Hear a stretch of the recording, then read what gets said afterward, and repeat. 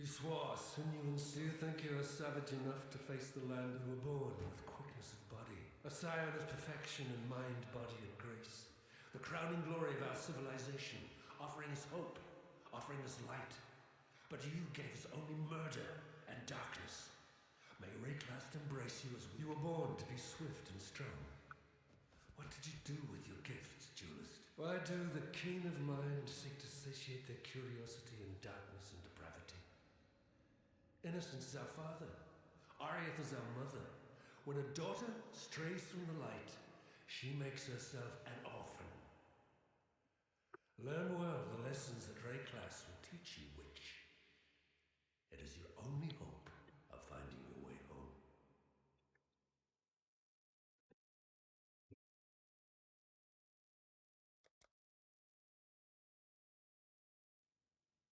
The Twilight Strap. Hold on. Let's fix.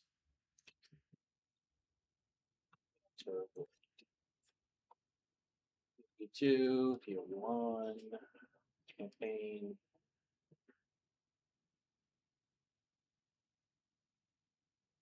Customize. Auto adjust build. Campaign. Spells and minions. No daggers. Just scepters and shields. We're gonna do energy shield only, minion focused.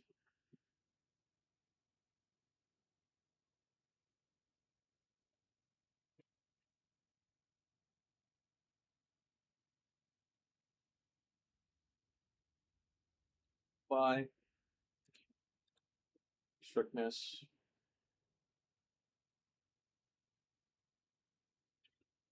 Alright, let's do semi-strict, softcore.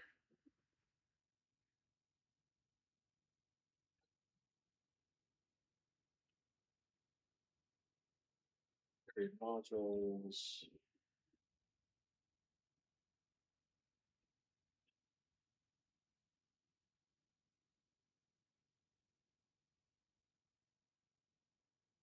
Control.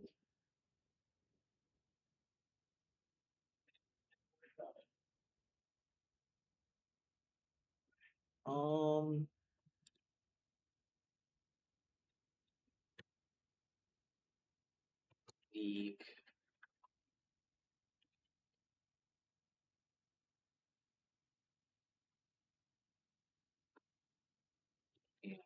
Campaign.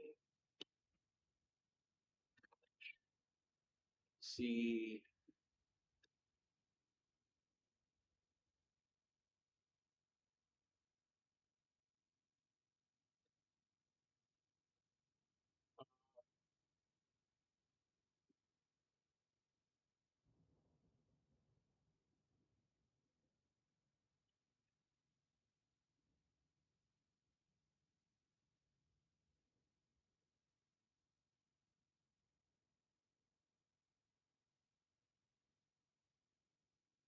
Go up to this filter. Auto update.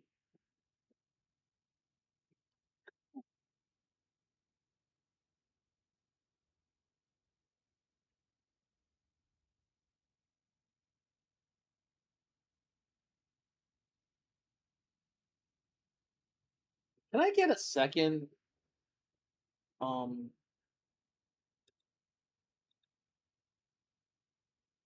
For that.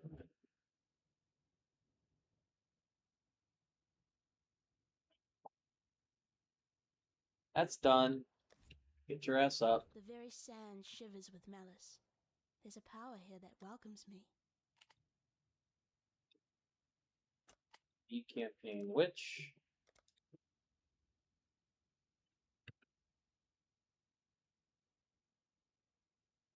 Alright, skip all tutorials. Save. Graphics.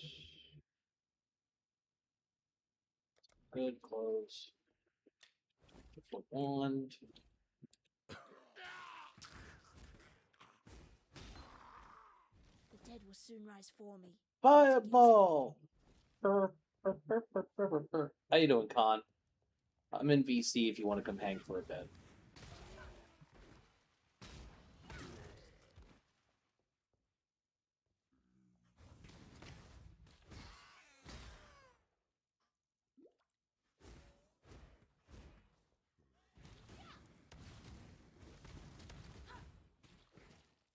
Hey, brother, what's going on? Oh, Lord. How you doing, brother? What the hell? The league. Hey, the new league started. If you want to come play PoE 1. I'm not at Dave's right now. Oh, okay. Yeah, I'm still at the camper. I had to go see my brother, Dog, and I went dog, to get some of my clothes from there. do you want me to send you my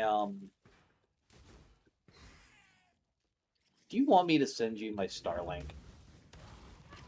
No, I doubt it would be even useful here because my phone service is shit. I doubt it would even be good. That's not how it works. Do you have a clear view of the sky where you are? Define clear. Like clear enough. Like it's like you don't have a bunch of overhanging trees. Like there's some, but it's like you can like get a pretty clear shot of the sky. For the past month and a half, we've had overhanging clouds. That doesn't matter. I'm talking about physical obstructions. No, I live out in the middle of nowhere, but no, I'm good, bro. Like I said. Well, I say that because like it doesn't matter. Like that, like it pulls from a satellite for a reason. So yeah, if you I know that. So you don't have to worry. Like I said, there's an easier way for me to get internet out here. It's just a bitch to do it. Like actually having to get an antenna and put it together. Yeah, you might want to. Honestly, you might want to do it at some point. Yeah, like they're not super expensive. Like the best one I found is like a full antenna you like put on the roof of your camper, and then it like you just wire it into your camper, and then you can uninstall it when you go to take it somewhere.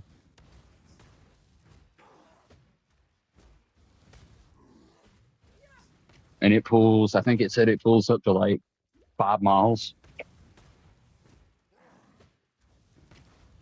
And I thought I'd be a dead woman by now.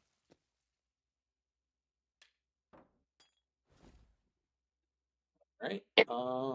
Sorry, I'm just playing the new league, and it's fun. I'm happy.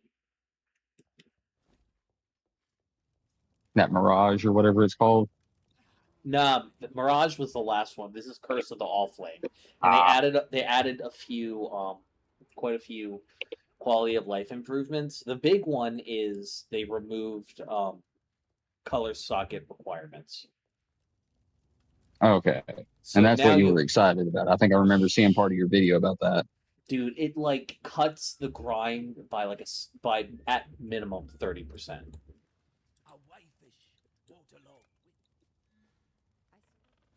I just think it's so freaking funny, man. Like, I started playing PoE 1 to like start playing with you. You're like, no, I'll get you PoE 2. Gets me PoE 2. PoE 1 fixes itself. You're like, fuck that. I don't want to play PoE 2. I'm gonna go play PoE 1. Hey, listen, in my defense, there is a lot more content and a lot better content in PoE 1. It's just not new player friendly. It's now significantly more new player friendly. But you know what I mean? No, I find that ironically funny, and I don't blame you. I don't mean. It's so funny, dude. Sorry if it like comes off as like mildly hypocritical, but them's the breaks. No, it's funny. I mean, I'm not blaming you or saying anything stupid. It's a jokey thing because, like, how are you to have foresight that they were gonna fix this shit? Literally. Hey, Fastfinger, what's going on? Hey, hey, how you doing, my mate from the UK? I'm sorry, I'm not gonna do a British accent. That's fucking terrible. I'm sorry. Welcome. Good to see you. How's y'all handling y'all's perpetual heat waves? You doing okay, my brother? Also, it is late where you are, my guy. I know that heat be fucking killer out there. Yeah, it'd be a lot. And this is coming from someone who's been suffering 114 degrees. Yeah, it ain't no fun. But I got AC. Yeah. It's 3.14. Is it?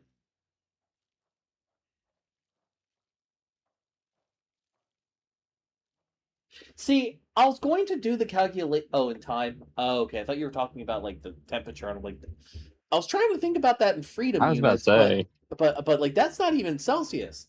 Oh, it's yeah, but it's three. It's almost 4 o'clock in the morning. Are you just up at this time, or like normally, or are you just dealing with a little insomnia and you found a quirked up white boy with a little bit of sauce playing PoE 1, and you decided to hang out over here? Damn, You 34 definitely made a good degrees. decision. That's rough. Mm. Because like 34 degrees Celsius is like, eesh. That's like 86, ain't it? Yeah, but you got to remember Something that. around that. Yeah, but you got to remember that these are people that are used to like. No. I'm not saying that. They're not used to that. That's what I'm saying. Yeah. 86 is crazy. I'm saying I'm fully agreeing with you. 86 is crazy. Yeah. Because like I think the hottest summers y'all used to get like 20 years ago would have been like 78 at the most. The summer of the summer of 76, it was perpetually like 80 some degrees, 90 some degrees. And people like and like old people still talk about like it was the worst summer. It was like the hottest summer ever, and it was terrible. And our house is built for the cold. Yeah, so it retains all that heat. Listen, all the windows gotta be open. Get some Y'all got box fans. brick walls. Get a box fan. Open all your windows. Get that Get shit two moving. box fans. Put Two one on box one fans. side of your house, one on the other. Let that shit suck air. Yup. Let that circulate. Exactly. And then get you a cooling humidifier. And listen, it might cost an arm and a leg. If you can get one, honestly, get a fucking air conditioner. I promise you, it's Yeah, gonna a be window AC something. It's gonna. I know it'll be a little pricey, and I know that's gonna suck. But I promise, if you can, if you got the money to get it, you will be in a much better It will save spot. your life.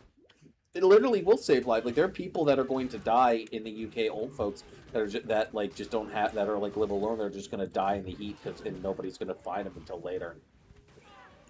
And it Yeah, sucks. no, that's the most fucked up part. Yeah, man. It's like I know we have our back and forth with the islands, but my man, like we all going through it. We all need to be feeling this together. Literally. We don't want y'all to be like in a bad way. You know what I mean? No, like that shit's in the past. There's only so much. Like, listen, like, we can joke about like I make my jokes about the UK and English and all that, obviously, but like at the end of the day, like no war. We're all human beings, and we're trying to work with each other. Yeah, there is no war but class war, basically. Oh boy. I think he left. And that just reminds me of Helsing. It's all good. Yeah, he probably had to get up early to go to work or something. Yeah, I get that, bro. I used to work at a hatchery. I had to be up at 2 in the morning every day.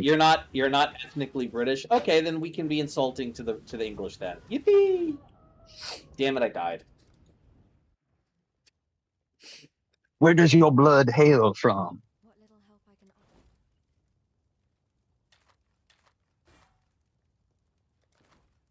offer. Somalia. Okay, cool. All right. So you understand. So you're currently suffering from the lack of fucking seasoning in that country. I'm so sorry, bro. That sucks ass, man. Because you know that the British don't know how to fucking season their goddamn food. They stole seasoning from all over the world, and they still don't know how to season their damn food. They invaded 3/4 of the fucking planet for spices, and they don't use any of them sons bitches. And then, what, like 150, 200 years later, they come over here, and they try to take our ranch? Yeah, they're gonna try and colonize America again, just so they can steal ranch. Chabara, die. You are going to the Shadow Realm. What happened? Bot. Ah.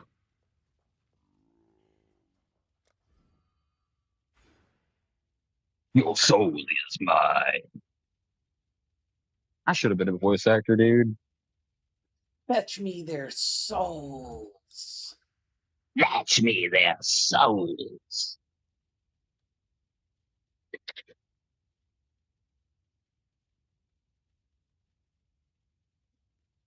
Yes, I will do anything for the master. God, like it's just the autism, man. Yeah, no, it's okay. I still love you. Any Somalians in the USA? Yep, there are. Oh yeah. A lot of right wing douchebags were making up conspiracy theories about him and shit in Minnesota or whatever. But you know, Yeah. the guy who discovered that I don't feel okay making fun of for ethical reasons because he genuinely is that fucking like mentally like diminished. Like I would call he like the only people I call fucking stupid like are people who like say dumb shit and all that. Like if I make fun of him for this, I think it's genuinely ableism. It makes me feel bad. So and they tripes that poor like guy out onto the fucking RNC stage. Really, they.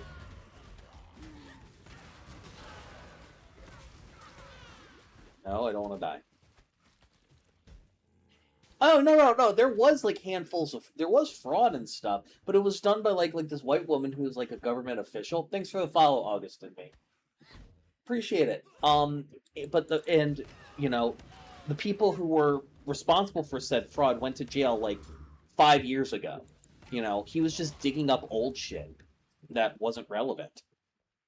And because of that, and because of that over exaggeration, ugh. Fucking white women, man. I love them, but damn, they be crazy. Yeah. Well, I don't know. I'm getting, I'm gonna be honest. I'm getting white fatigue living in, this area. Yo, did you see my schizo rant today? About the pizza parlor? Yeah. I saw it everywhere, dude. I saw it on YouTube. I saw it in Discord. I saw it in... I posted it originally. Discord? I posted it originally in the rant. In the rant because I was like. Did you see the one Lobo posted? Yeah. Did you see my response? No, I haven't yet. My dick is small part 2. I gotta go look at that. Hang on. And then he posted a picture of a Puerto Rican girl twerking in water. Been watching you rip and tear your way up the coast. You've a knack for carnage. Oh my god. That shit's so fucking funny. I also love your comment. I crashed out and then I realized it could be content. Oh my god, last night was so fucking funny, dude.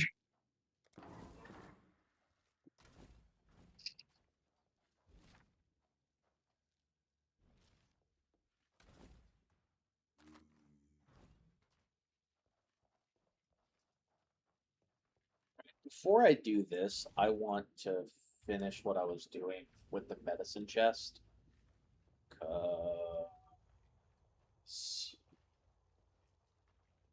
I want my summon raging spirits.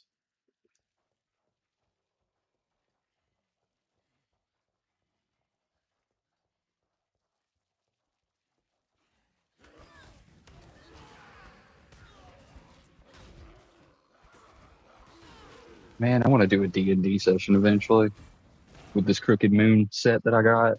Yeah, that was listen, D&D sessions are like on the list of things that are going to come back once I have a stable fucking schedule. The problem with working at a restaurant is I make a shit ton of money, but it's at the cost of like any level of stability in my life, which sucks.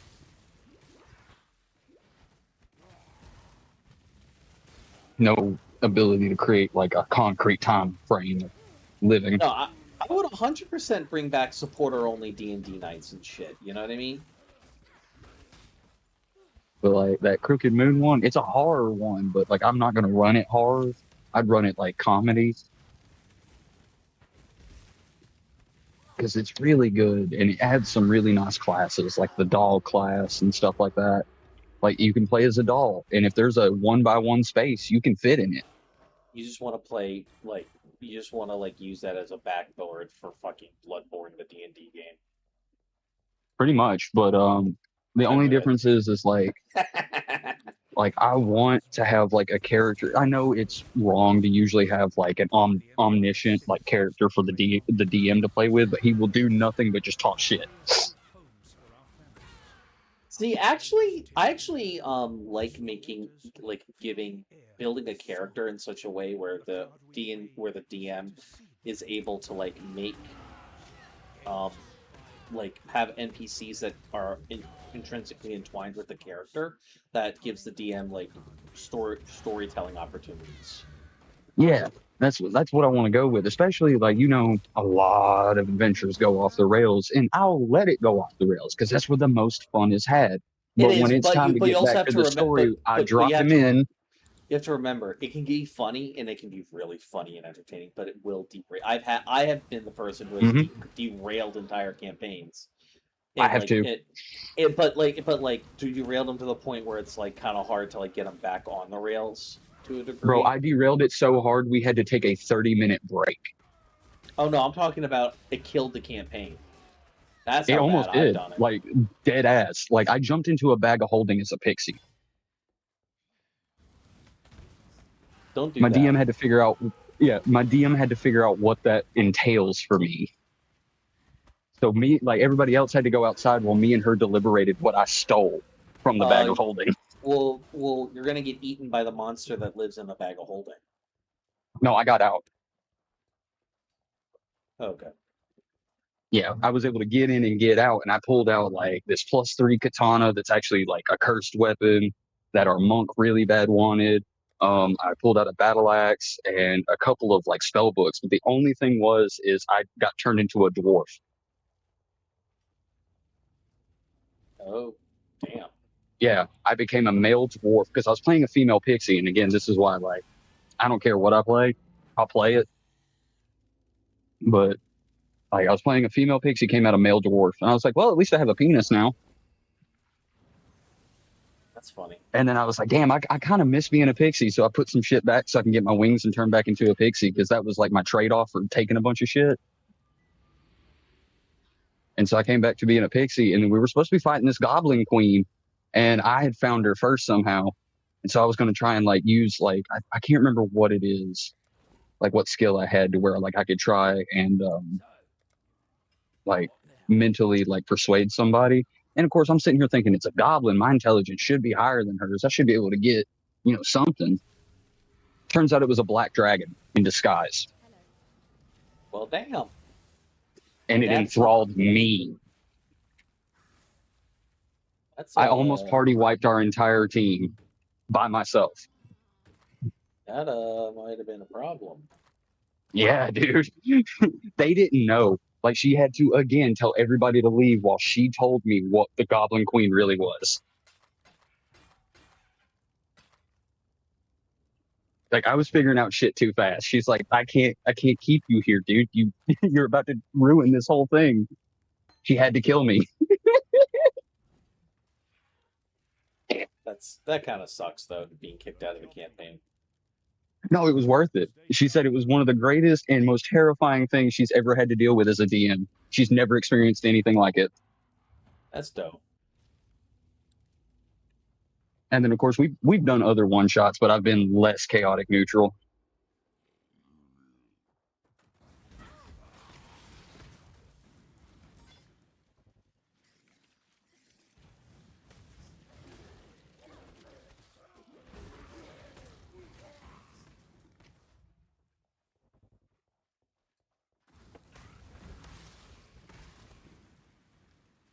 It feels good.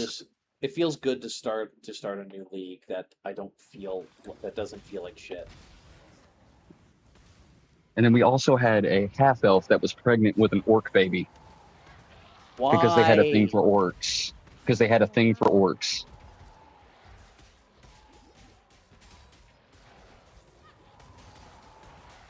That was their character.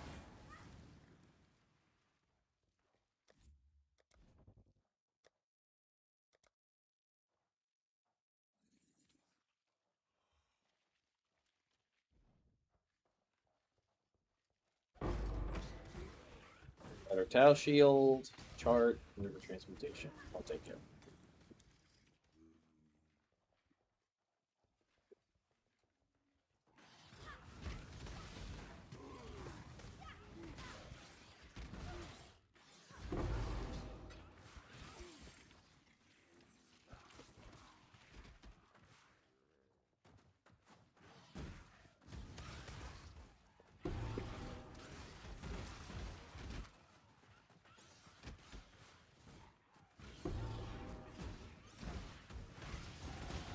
I think this red glass will serve.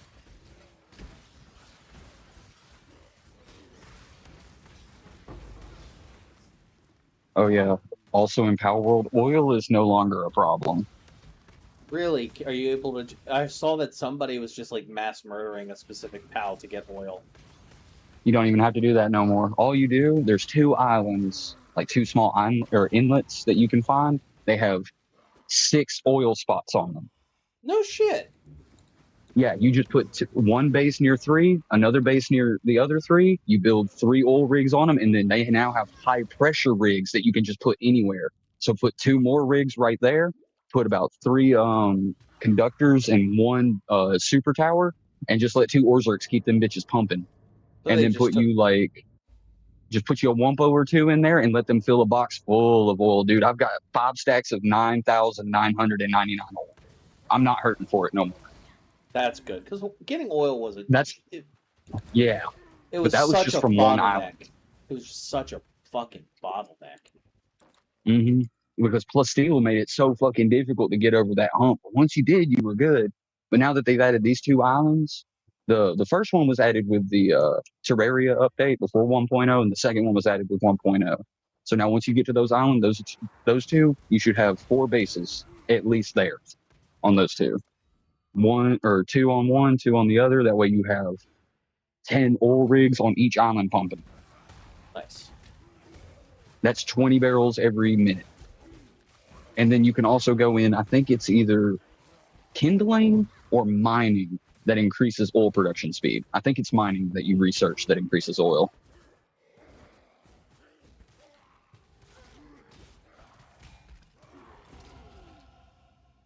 And there's another level up.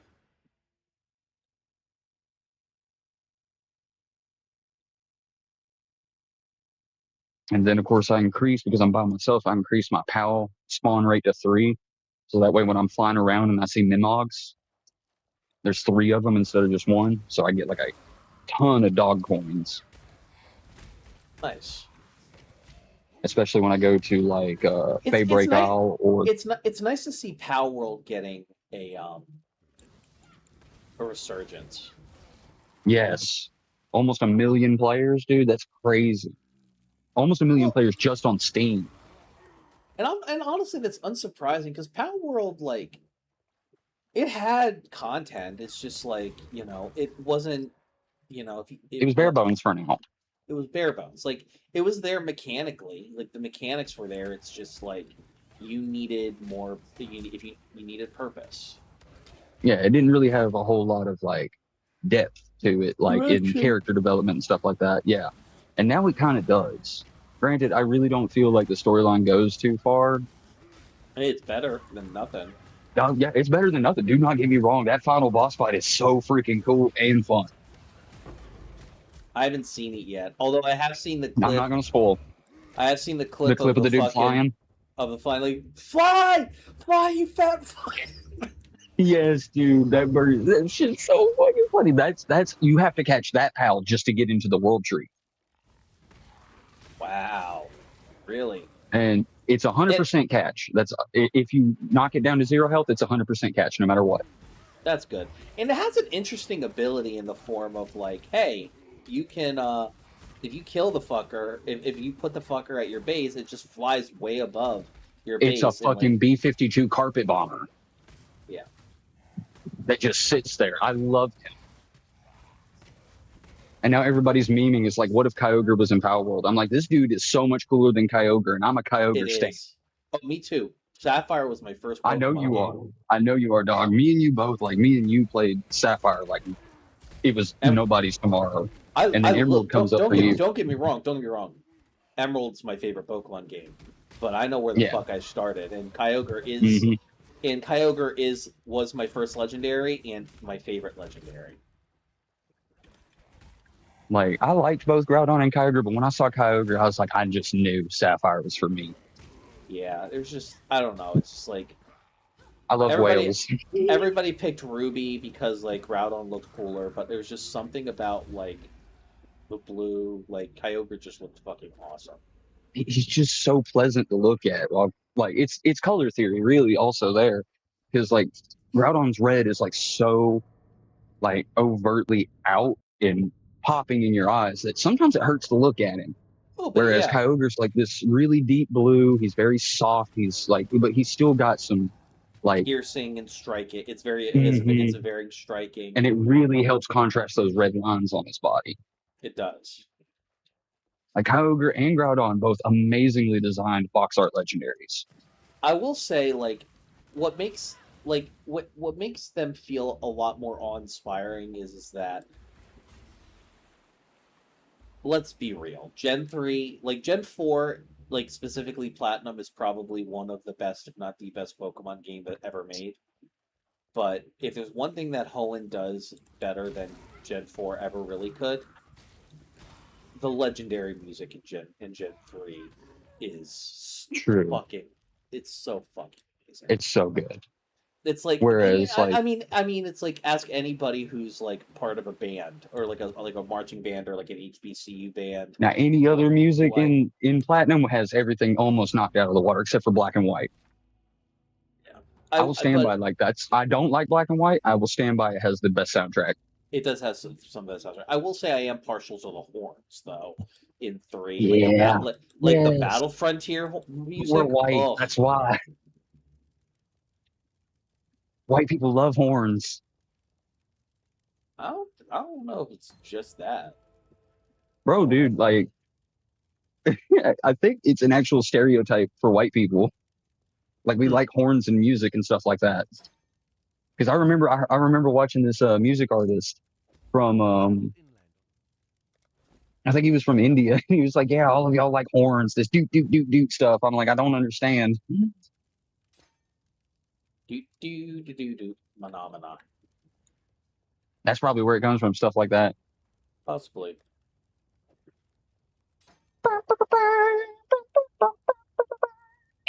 Stuff like that. Just constantly hearing them shrill brass sounds.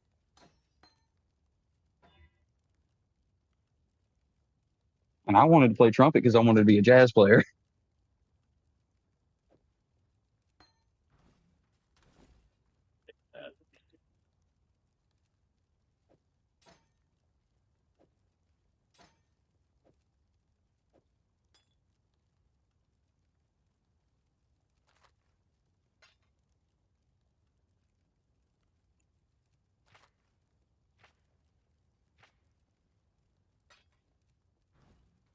What little help I can...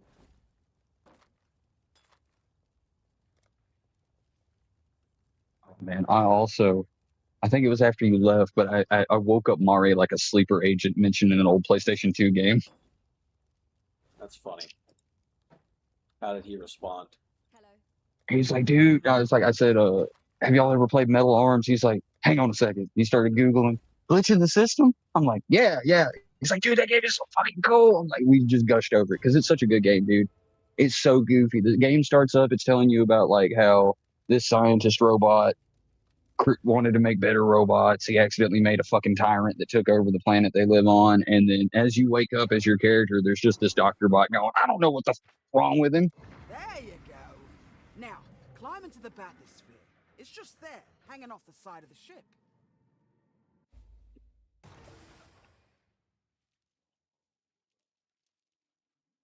See that ghostly light? It's holding back the sea. Thank Vesper's bag of tricks. Now we place the lanterns. Won't get any treasure without them. Just shout out where you want them.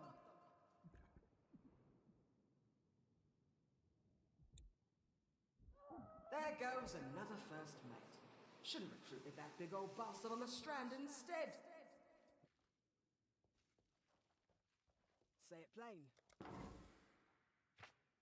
There I you did- go. Now, I didn't climb understand into the how it battle worked. sphere. I didn't understand how it worked. And then hell, Zero came back, told me straight to my face, I still don't know how Zalen works. I'm like, bro.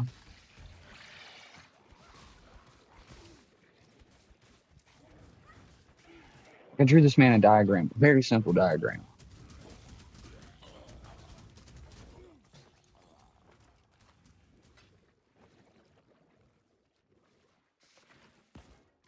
Too far. Look out below!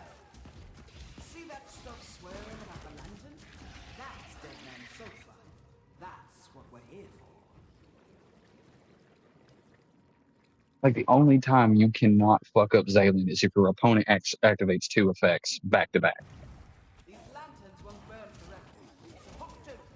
And make sure you place them all. Nice work. Just a few more.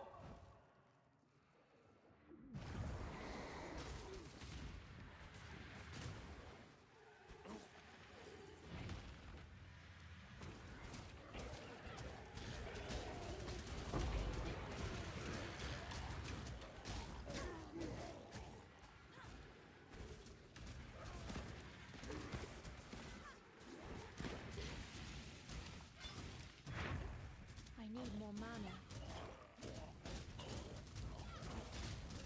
When I'm ready, and not before. Too much clutter. Shite! We're out of time! Get your ass to the battle.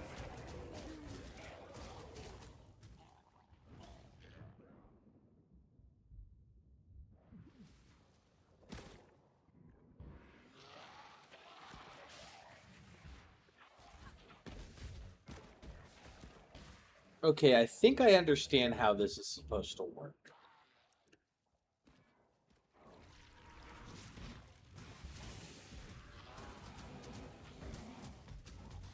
Finally, AI being used for an actual good purpose to collect fucking animal migration and habitat data like it's supposed to. And it's not probably not even going to do that shit well. No, they actually are saying it's doing really well, but it's also because Starlink's involved. Oh god. Hate everything. Yep. That one, and we'll be swimming in sulfur soon enough. I call it Project Too Sparrow. much clutter. Not all treasure is silver and gold, as they say. Dead Man Sulfur runs in this. Meet me below, say it plain. Yay, more Psychospora shit. Psychospora, no one cares. If I shit myself, I die. Oh well.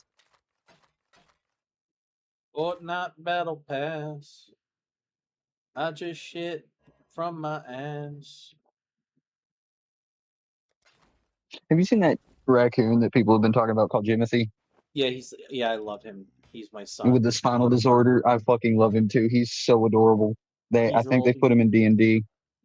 Yeah, they're also making a pet out of him in WoW. Yep, I heard about that too. People petitioned for it. Yeah, they made it. The model's ready to go. He's got an intelligence of 6, wisdom of 10, charisma of 14. This raccoon be fucking. Shut up. He's baby. Do not lewd the baby. I ain't doing it. D&D's doing it. He got a strength of 5, dex of 15, so he can fight. He got some scrapping, con of 10. And this is why I hate freaking. Oh, okay, good. Never mind. I can actually look at it. He's got a +4 to initiative, It's all right. armor, or Don't waste your strength. Well, I 12 think AC, explain, 17 but HP. he's, He indisposed. can move Right, 30 feet you and got climb 30 sulfur feet. here. That's crazy. Oh, and he's got a +2 mod to charisma, so he's got 16 charisma and +2 to his saves. Oof.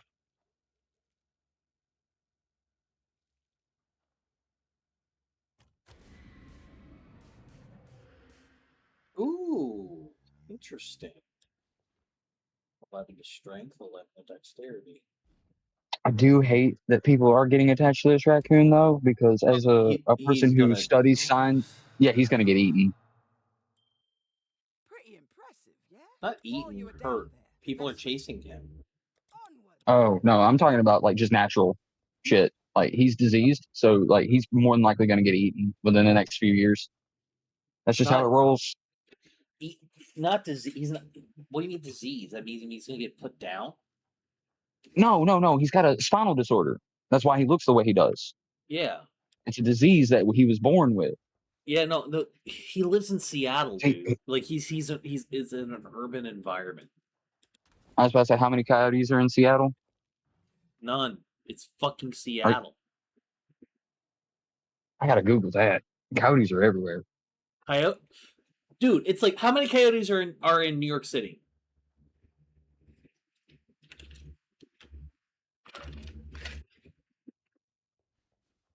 I know coyotes are everywhere. They're not in fucking Seattle.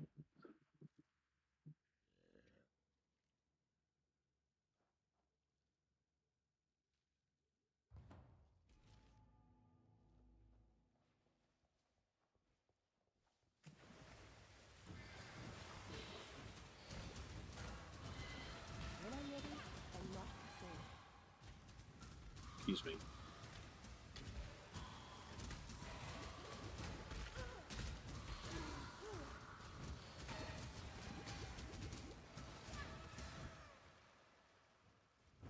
Substack, Washington Department of Fish and Wildlife. There we go. Damn, you're really looking too. Yeah, dude, I'm doing my research because they got about 50,000 total population for the state, and they say they're well developed within all of Seattle, the parks, waterways. They especially hang out around like the coast. Yeah, he's in the urban area where like all the houses and shit are, where like coyotes don't exist. Like the biggest thing Jimmy has to worry about is a mean cat, Or someone's pissed off dog, basically. and other people. Yeah, the big Because he's thing he has to basically a worry. person at this point. Yeah, basically the big thing he has to worry about is the fact that like people like be chasing him and shit, and because he's a celebrity. They're trying to get a hold of him. Yeah. Yeah, I mean honestly, like I would rather him like go into a zoo and like have a long, healthy life with like caretakers who want to make sure he's okay. With a nice like 800 by 800 enclosure. And I'll be honest with you, like, do you know how like much people would like love to go see Jimothy? Dude, we be getting people from all over the world to come see him. Yeah, literally. And he'd be a great like he could be a great ambassador for like animal like genetic defects and animal deformities. Exactly. I love Jimothy. He's such a good boy. Not, but I don't love him. He's like only Elsa. He's a good girl. Sorry, I love my cat.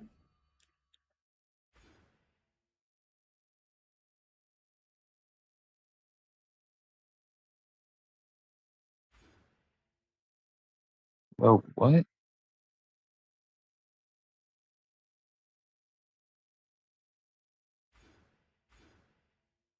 Oh, shit. When was this? Yesterday?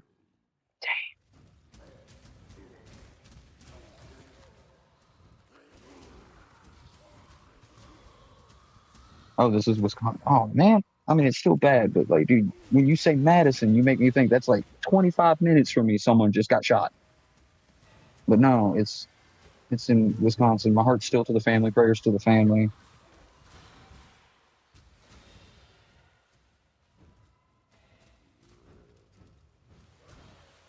When I'm ready. Inflatable e-scooter. No, I'm good. Really, just be making anything nowadays.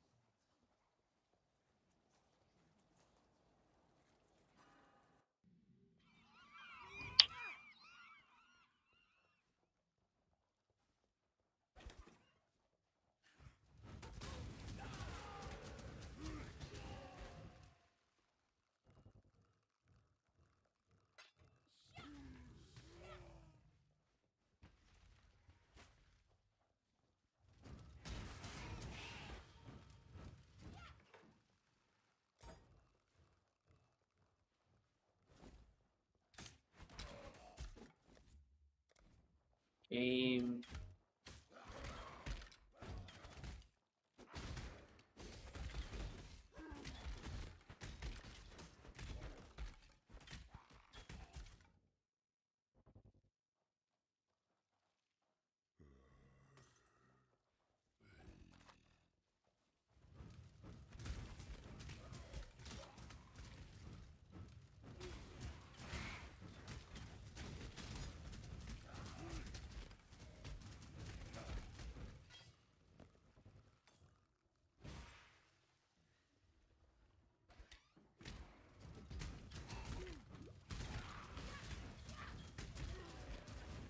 Oh Lord.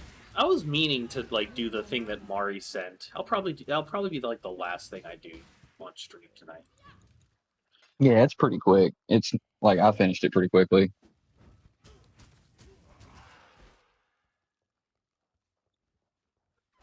Yes, I would like to read this Clarity Act.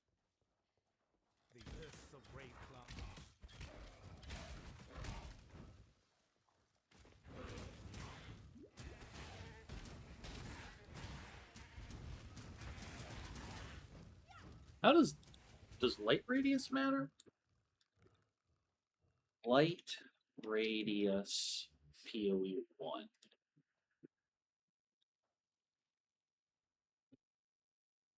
Light is restarted by a curve event.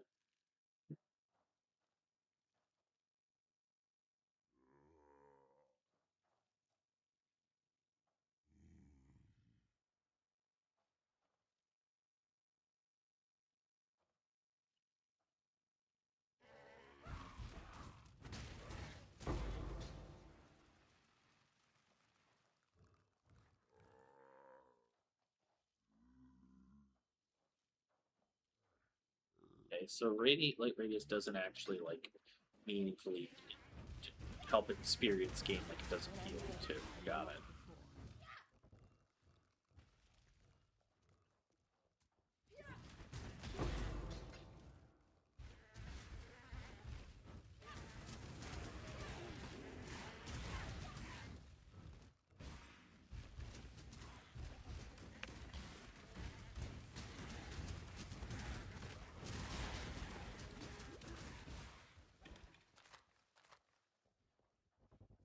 Me some portal scrolls. I like the I love a new league. It feels so fresh. I'm still happy. Yeah, I didn't get that far in the Mirage League. I just wasn't particularly fond of the mechanic. I mean, it was interesting, but like it wasn't my speed.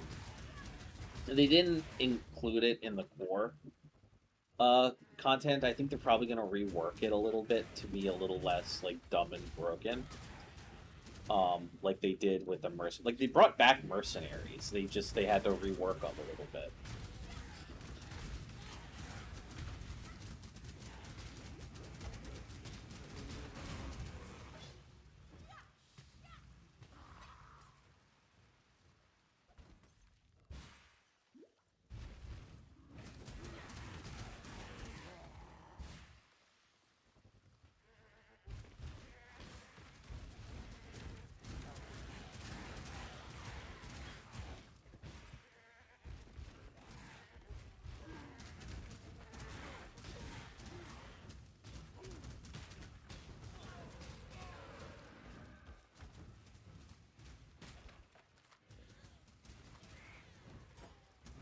I need more mana.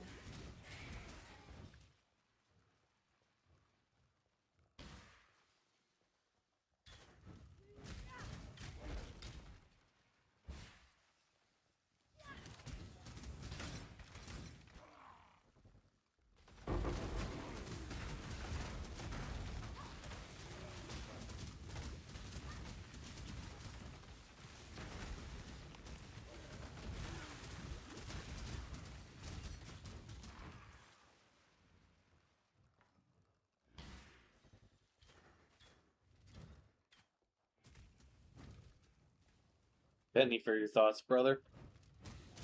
I'm just reading the Clarity Act. What's that about? It looks like banking reform so far, and it's mostly about like digital assets. let me guess. It's and they're probably gonna fucking kill it because corporate overlords. No, it's There. actually trying to protect it. What? Protect? It's trying to make it easier to keep a hold of coin or Bitcoin or anything like that. Like they're talking about, hang on, where is it? There's a part of it called Keep Your Coins. Yeah, the Keep Your Coins Act. I'm gonna be honest. I don't give a fuck about the crypto aspect, but I don't either. Will they? But are they gonna? Is it going to use that act as an inclusion for things like digitally purchased goods like books, video games, etc.? I think so. From what I was reading in one of these, I think it's going to be somewhere in Title 2. Where was it?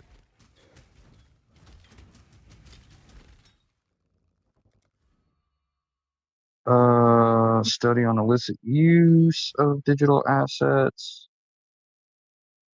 Digital asset examination standards. Treatment under the Bank Secrecy Act.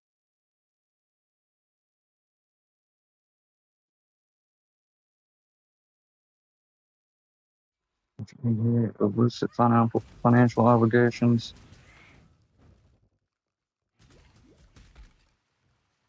Temporary hold for certain digital asset transactions.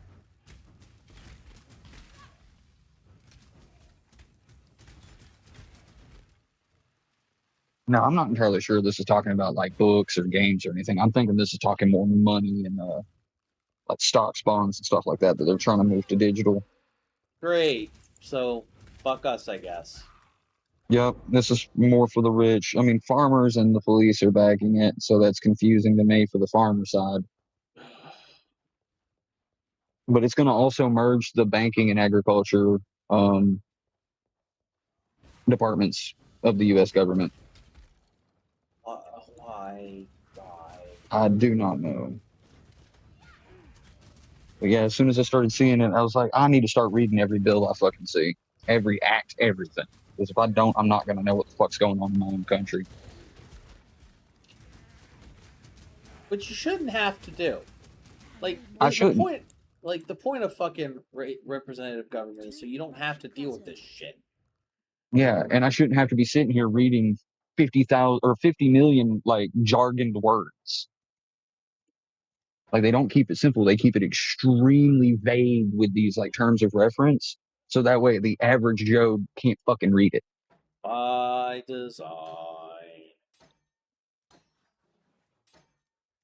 Like, where was this term? One of the terms I saw that. I have an idea. I don't actually have an idea. I just thought it was a fun. I think that was a funny thing, and I wanted to say it.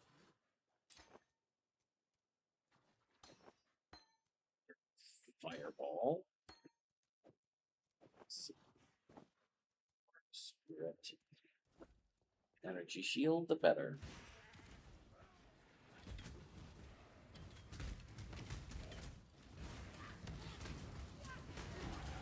So I'm still trying to wrap my head around this part. Where's the start of it? Oh, okay. Line 10, part 6, definitions. Decentralized governance system.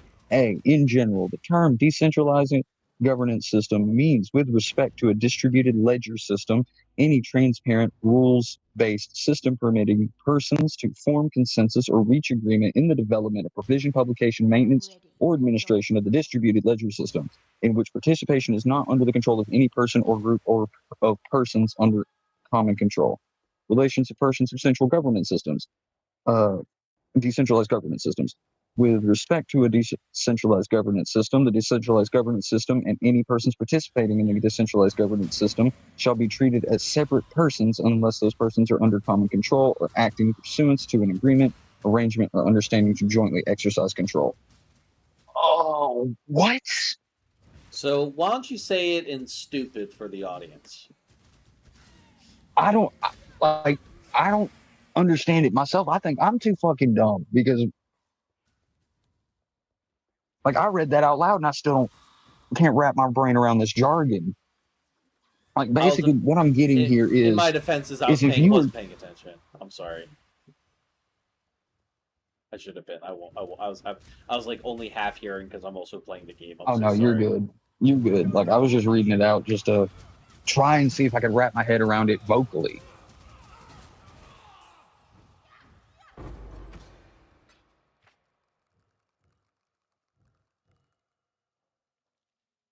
Okay, I see now.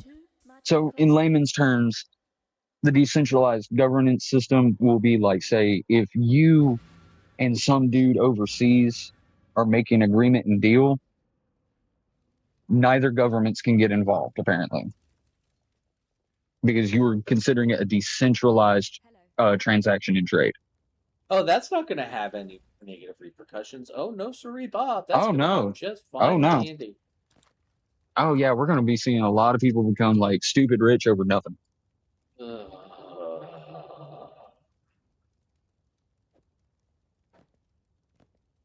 I hate this place. Oh, I didn't see this. Ban on certain digital asset transactions.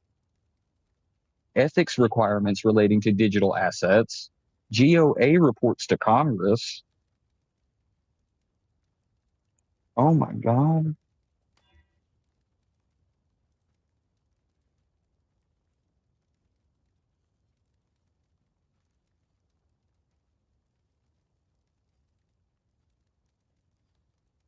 Guarding unprotected aging retirees from deception.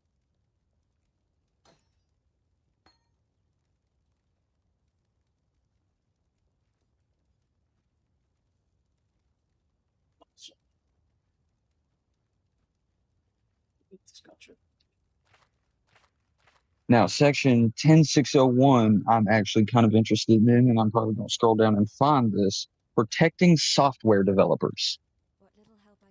Okay, when they say software developers, do they mean actually software developers, or do they mean the companies that employ software developers? That's probably what they mean, but let me see. That was Title 6.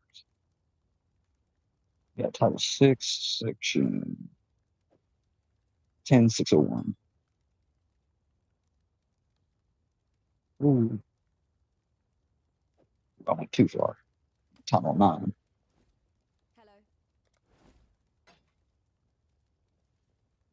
I'm at Title 4. What the fuck?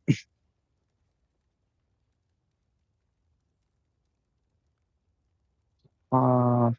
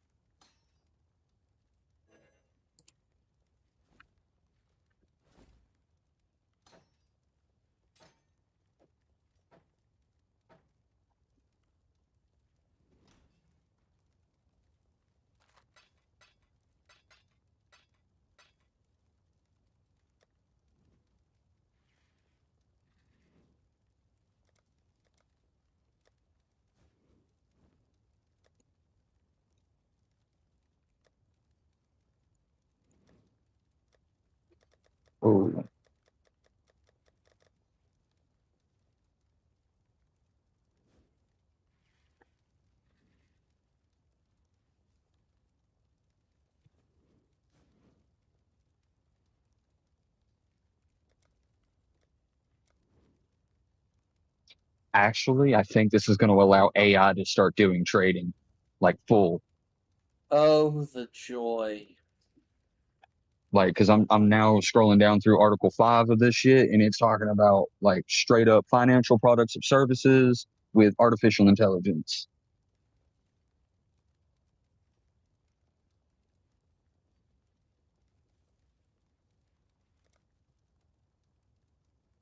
Oof, this is.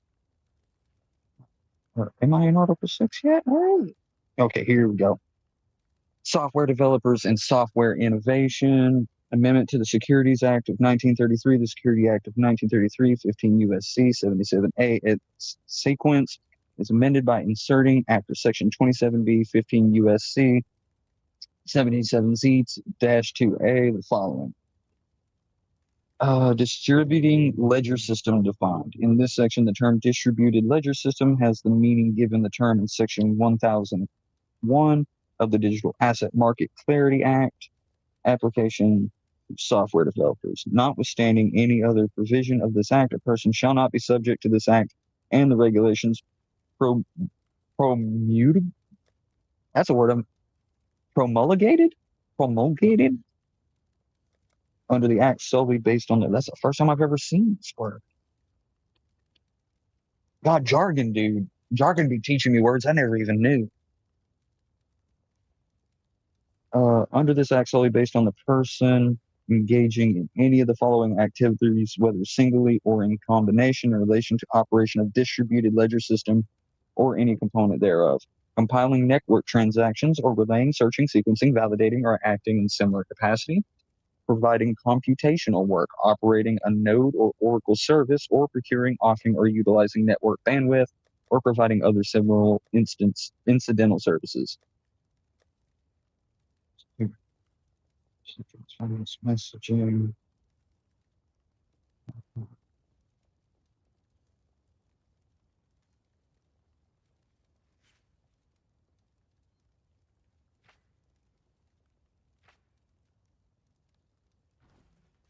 Hello.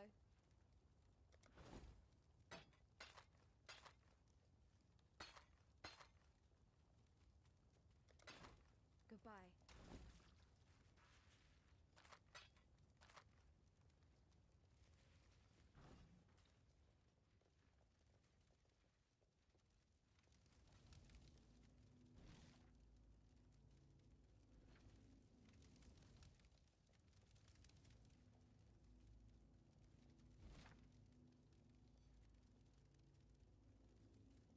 Oh, do I have to go really read another fucking act to understand this act?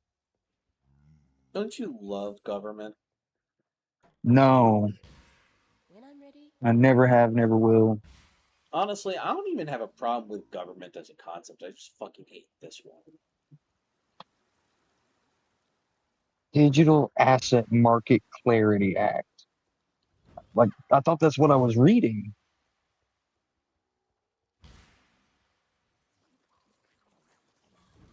1001. That's literally the top. The short title, yeah. Right.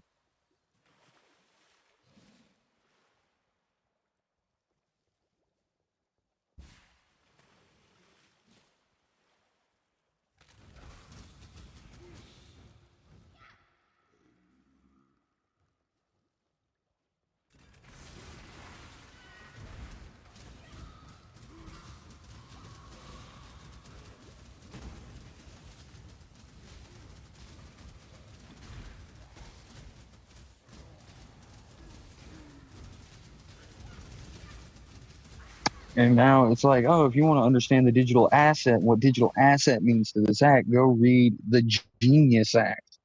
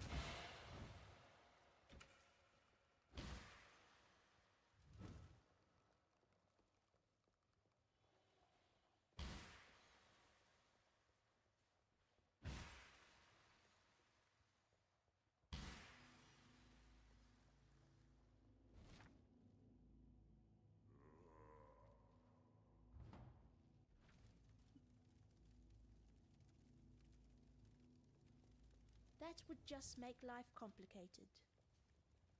Still working on it. Yes?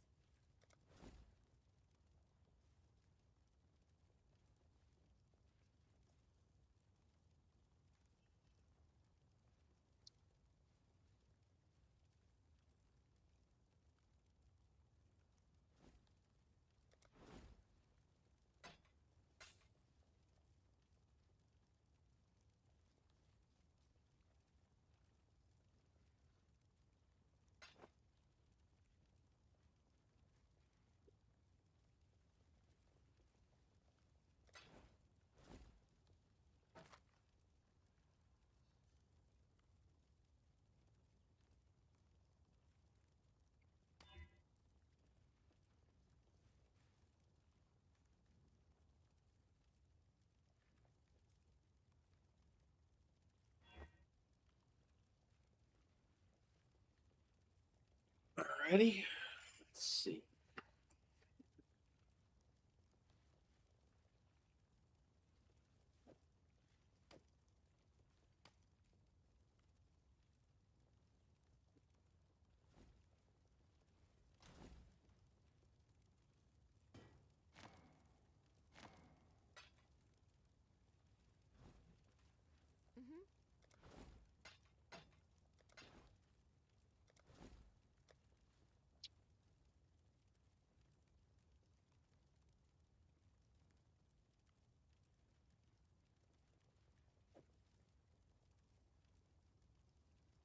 Yep, definitely need to stop looking at.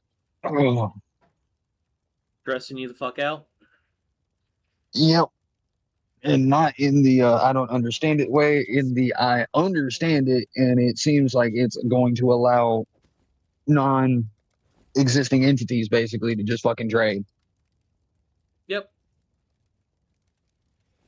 Yep, that sounds about right. But I did also read that it will help like keep a stable like funding for agriculture, at least. Like there's some like decency to keep our farmers going. Yeah, so But they're hiding a bunch of other shit in it. that's just like a giant fuck you. Mm-hmm. Like you can tell there's just a bunch of shit in there for like rich people to make more money. Yep. Yep. And that's usually how these laws go. They'll sit there and they'll wave, "Oh, look how nice this bill is for y'all. Look how nice it is. Let us get it passed in the law." And there's a bunch of fine print that allows people to fuck over the small dude in the long run. Yep. They think I'm dumb. Like I know they know that there is a dumb portion of this population, and that's because they were fed the bullshit that education is unnecessary to them, or they just didn't wanna. Like hell, I didn't even fucking pay attention in school, and I'm still smarter than most of these motherfuckers out here. Yeah. That's also because like most of the shit that I was being taught, I already learned. Like it was crazy. When I went to Addison, I was learning like apparently high school algebra. And then when we got into high school, I was relearning the same algebra that I already knew at the new school. And I was like, why am I even here, dude? This repetition's horseshit. It don't do nothing for me. Now, if my math teacher had said, have you ever heard of fractals? Bruh, he would have caught me into math so fast. Ah.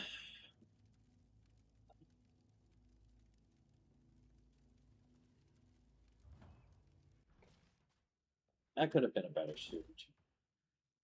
I could have too. I was a good science student, Me but it's too. bad when you know more I than was the a- teacher sometimes. I was a good science student. I was a good history student.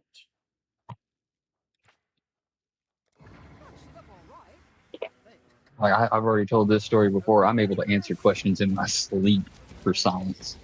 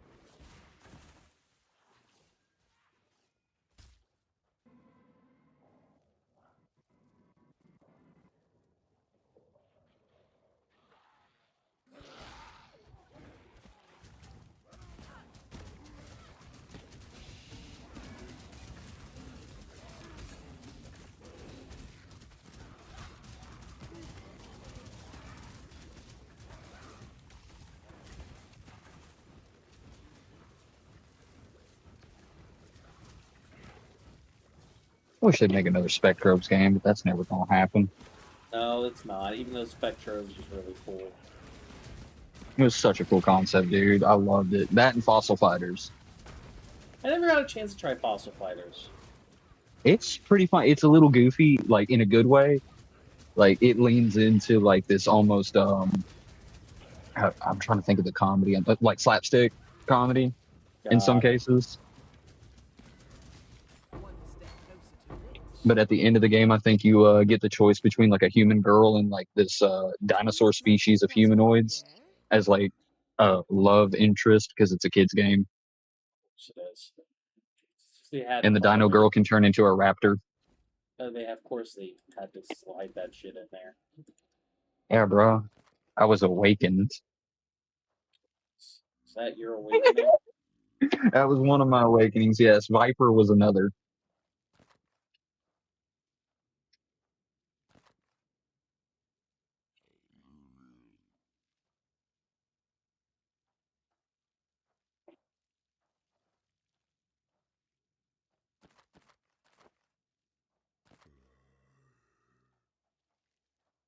And then Naga women from Magic the Gathering. That also, like when I got into Magic the Gathering, it was during the Kamigawa set, and I had a Naga deck, dude, and like I was like, damn, these snake women looking kind of bad, bro. I wouldn't mind getting constricted. I'm sorry. I just keep forgetting fucking people. Scaly.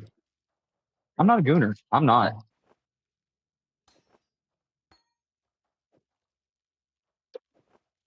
Like I'm not sitting there constantly looking at porn, dude. Like I can't do that. That's bad for my brain. I know. I used the wrong word. I apologize. I am a connoisseur. Are you,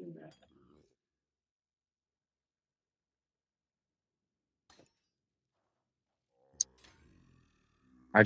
My taste I can't find on any plate.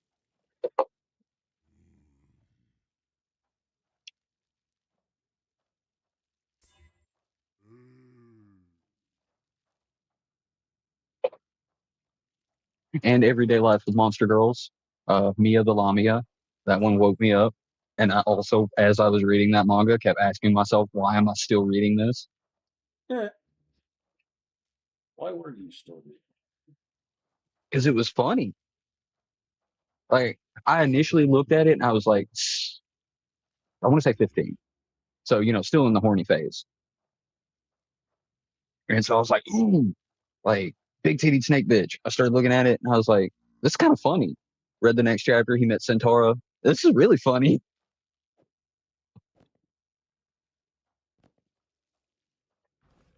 And then I related with the main character because then he meets Arane and she's like, why don't you think I'm ugly like everybody else? And he's like, because every man has a favorite dish in the buffet and mine is legs. Yeah, I'm not going to touch that exactly. Because she's spider. She got 8 legs, glossy black legs. And he literally told her that she's the most beautiful thing he's ever seen. Or he's ever seen. I was like, that's the first time he's ever said it to any of these girls. I was like, yo. He don't even say that shit to Mia, and Mia's like the home girl. Yeah, he was lucky he was by himself because he would have died that day.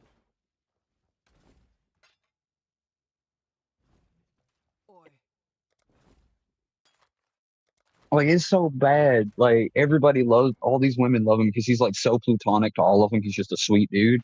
Like, even the agent that is like overseeing his case to make sure that he don't do anything funny with him is falling in love with him. Her whole team is falling in love with him, dude. I know exactly the one that you're talking about. And I was like, I got 10 to 15 chapters in, and I was like, all right, I'm done. But dude, the anime opening and the outro was a banger.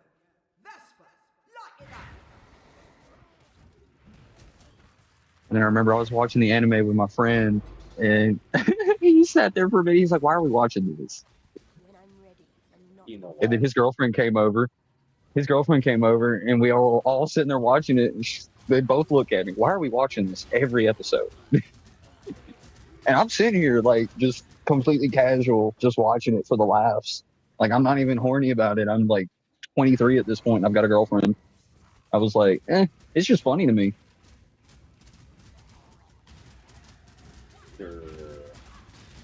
I mean, look, this big titty dragon bitch is pretending to be a dude to try and get Mia pregnant, even though she can't. It's kind of funny.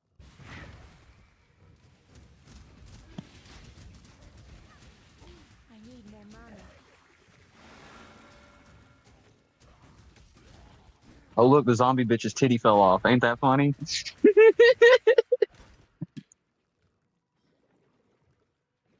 Like, I don't get how that fucking works in that. It's just like a fucking, I don't know.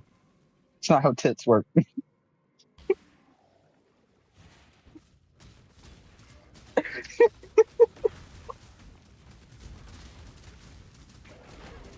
I'm sorry, brother. It's content. It's content. You're not sorry. I am sorry. I am sorry about this, talking about it. Like, I know I need to stop, but the autism is, like, talk about it. It's so funny. Come on, I need to stop. It's like the Green Goblin mask. Whisper it in my fucking ear, dude. Do it. For the content. Do it, Con.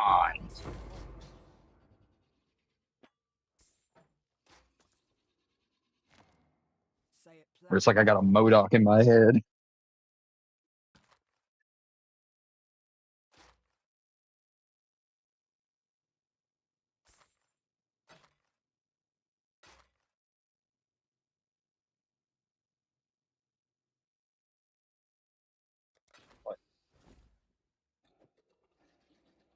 And speaking of MODOK, they did my boy MODOK dirty in that new movie. Like, you don't make him goofy until after his first fucking encounter with everybody. Like, he's supposed to be a serious threat, and then they realize he's not actually a serious threat. Yeah, it's like he's not a serious threat once you put him in his place. Yeah. This was their first time dealing with MODOK, so it'd be kind of hard to do that, and it would actually make for great content if they didn't make him seem so fucking goofy.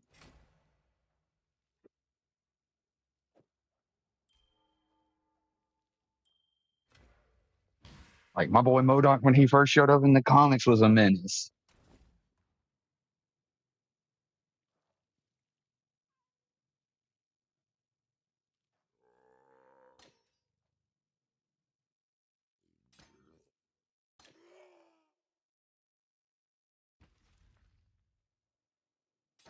I wonder. Last time on Dragon Ball Z. Nah, that's not good.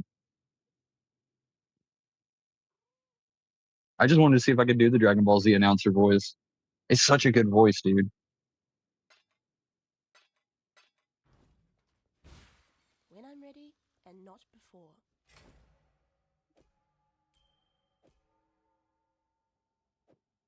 And also, I had to take a look back on my life. I was very nonverbal as a child. Like, I wouldn't talk to nobody when I was a kid.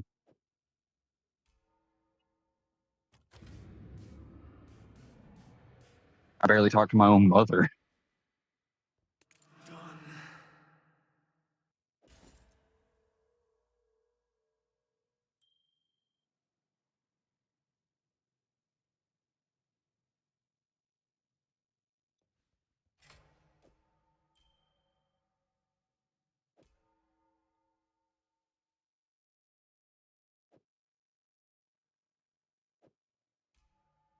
And you know how I feel about my mom. I do love her, but I just don't like the person she is or what she's become.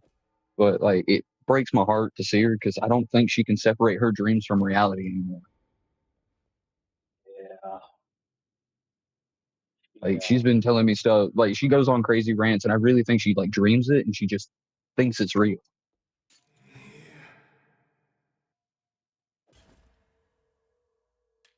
They should legalize cybacillin. That would actually help her a lot. Yeah, but you live in Alabama, dog. They ain't gonna do that shit. I know. And it pisses me off, dude, because it would fix not just like stroke victims, it would help PTSD victims. There's so much research behind cybacillin as like a chemical compound to help heal the human brain.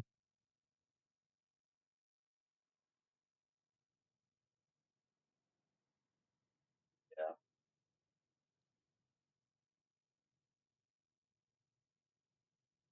And like the fact that cybacillin is in the same chemical structure as serotonin, which means it seems like it's almost perfectly fit to go into our brain. Or any brain for that matter, that produces serotonin. And in which case, I actually think that cybacillin might have been a precursor to serotonin. I doubt it, but it's a nice little thought experiment. In you go. Deep breaths. I wonder if I still have that piece of petrified wood somewhere, too. Since my grandmother passed away and the government can't come after her anymore, did you know my grandmother stole a piece of like a national forest? How the fuck you like? Huh? So out west, have you ever heard of the Petrified Forest National Forest? When I'm ready and not Vaguely, yeah. We went there, and my grandmother just happened to see pieces of the trees, and she said, "I'm gonna take that. Don't tell anybody." I'm like, "Okay, Grandma, that's a federal crime, but you do that." Back to the battlefield. I was 10, and I knew that was a crime.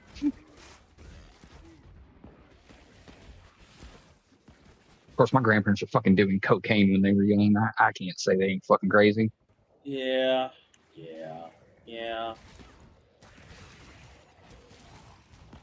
And I think it's so fucking funny. My grandfather used to give me so much shit about smoking pot, but he was a fucking pot dealer when he was in his 20s.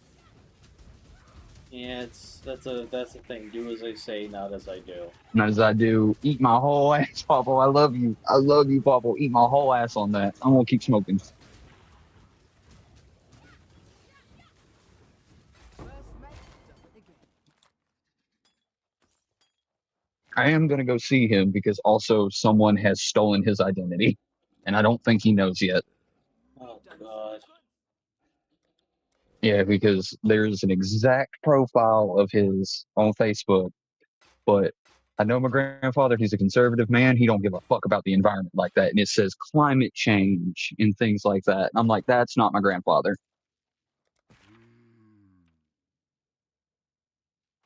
Don't message like he does. I'm like, this is fucking weird.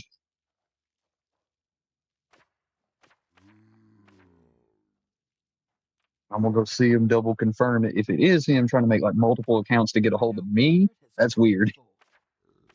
Because I don't use Facebook like that.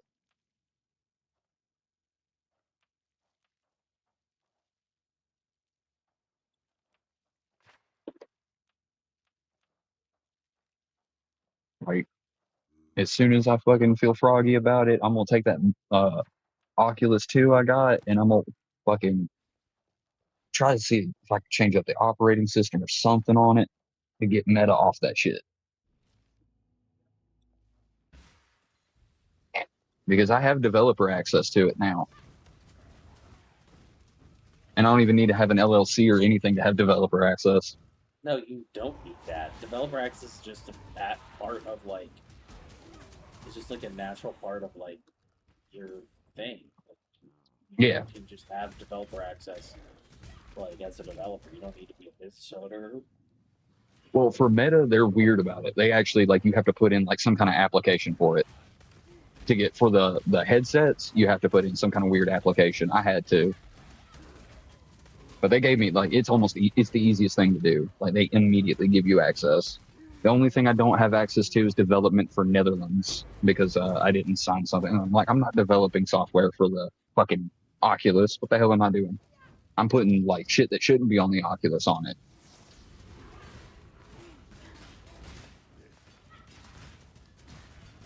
Like Steam Link and things like that, so I can actively play like Steam directly through it instead of doing it through Meta's actual applications because they don't work good.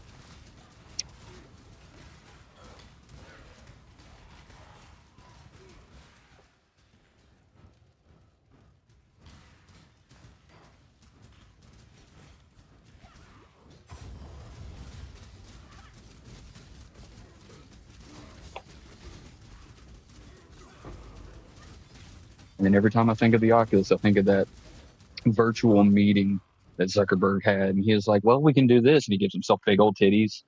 God, it's so fucking corny, dude. I know. That's pretty cool, huh? No, like, of course, Zuck. Of course, you sucky Zuck. You would do that stupid shit.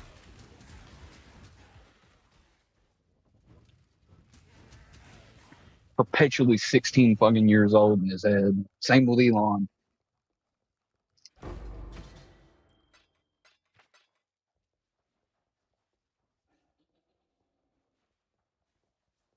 Part of the Like, we reason got Elon is so insecure is because he tried to get a dick enlargement surgery and it fucked up his shit up, so now he can't get hard anymore, which I think is really a perfect karmic poetic justice. I think it's also hilarious that he told Taylor Swift he's going to put a baby in him. I'm surprised they didn't string him up in the streets for that shit. Yeah, well, I don't know. Like, I was surprised the Swifties did not kill that man. Yeah, well, the Swifties leave a lot of deference to billionaires. They let billionaires get away with a lot of shit. Yeah, because they pay Swifty. Oh. Oh, shit.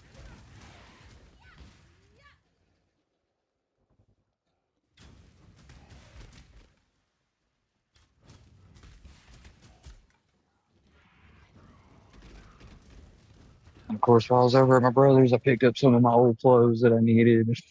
And then Amanda used to work for the Space and Rocket Center in Huntsville, and she left her jumpsuit there. And then I talked to her about it. She's like, "No, I don't want it no more. You know, it probably smells like cigarette smoke." And I still grabbed that bitch and brought it with me because I'm like, that's memories that you have fond, like, thoughts of. You should keep it, show it to our kids, stuff like that. Get them interested in space. Space. The one place unaffected by capitalism. Space. And you know, he loved that shit, dude. They had to do, I think, 12 takes of that. Those are the takes they kept. Mm-hmm. Like, he couldn't help but fucking laugh every time he said it. Like, you can see it when he goes to say it in the take they kept. He's like, his face twitching hard. He was having so much fun with that shit. It's so dumb and campy. And that's his whole acting style. Like, that's his favorite form of acting, is campy. I mean, he's fucking Frankenfurter, for Christ's sake.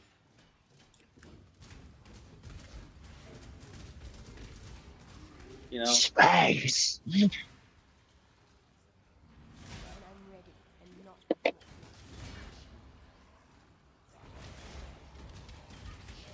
Also love how that is still relevant until Elon gets out there, and then capitalism will be in space, and then we can no longer use the meme.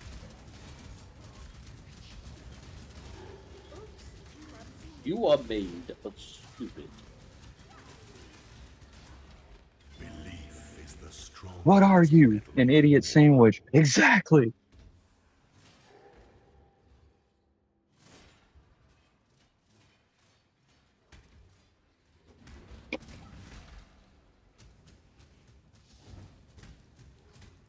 You fucking donkey.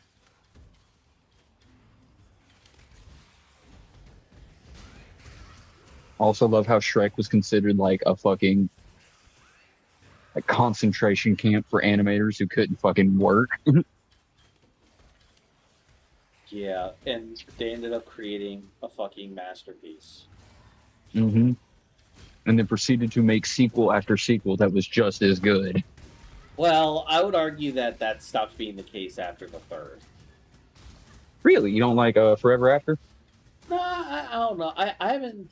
I'll be honest. I haven't sat through a whole thing of it, so maybe I should run my mouth. But you know, I will say that like timey-wimey, like manipulate time. Going back in time stuff, yeah. That's usually the hallmark that like motherfuckers have run out of ideas. Yeah, but it's fine because like I don't think they made another movie after that, did they? Until they're trying to make this new one. Yeah, there wasn't a Shrek 5, was there? No, there wasn't. Yeah, like that would have been the perfect cutoff point because you jumped the shark.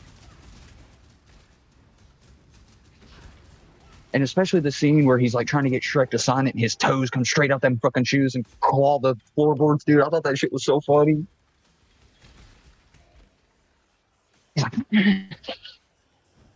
like a fucking crackhead.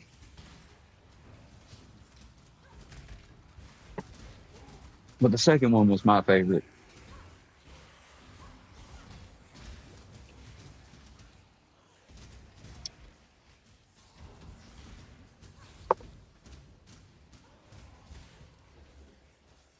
I just want to say for the record that, like,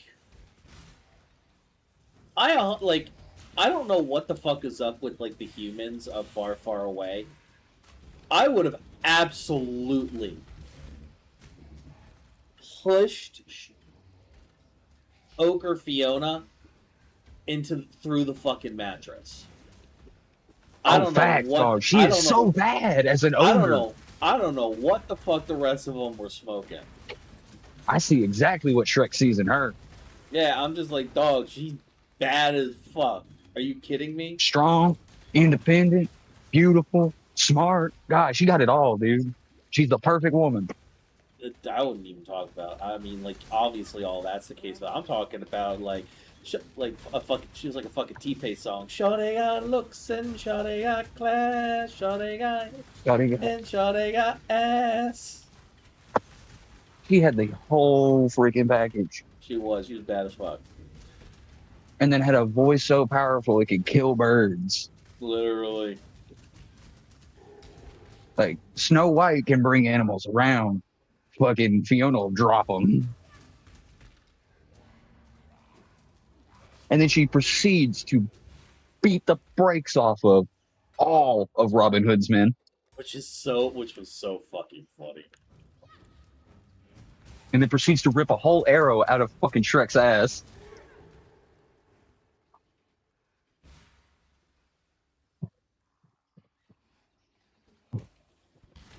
This is starting to bug me. That means my toilet's leaking.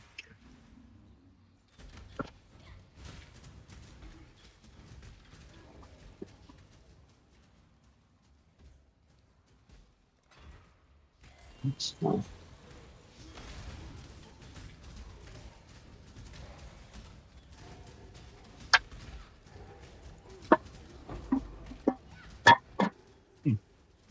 Weird. Might be a volumetric pressure change within some of the pipes. It's sucking water down.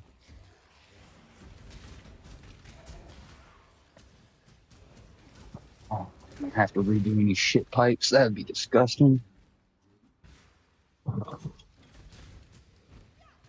And I am dreading having to replace a fucking seal valve for my septic.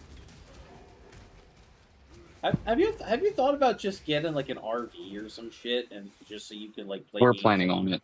And hanging out with like homegirl with Amanda while she's like on the fucking road and shit. Well, that's the thing. Like, we're gonna try and get an RV, a drivable one, because I told her that's the only way she's gonna get me out on the road to go work with her. Because I'm not leaving her animals and I'm not giving them up. I get it. I have invested too much and too much love into these animals. My heart is literally inside each and every one of them.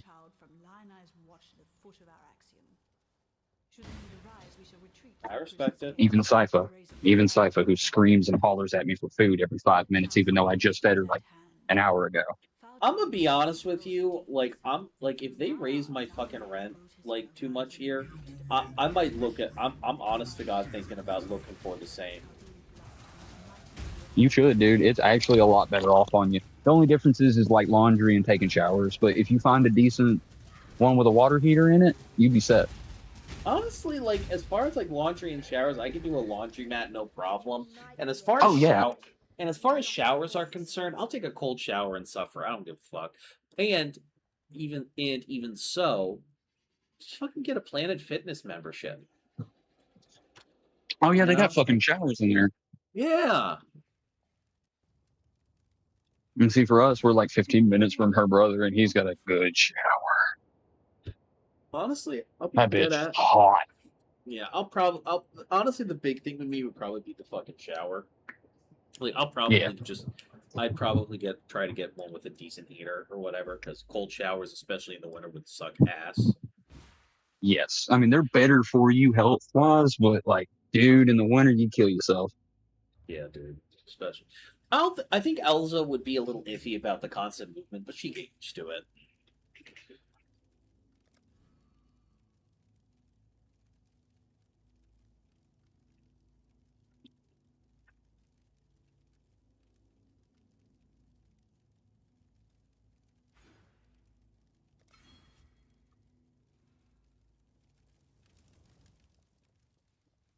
For some,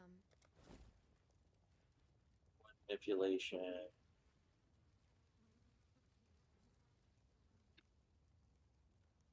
Life. Support.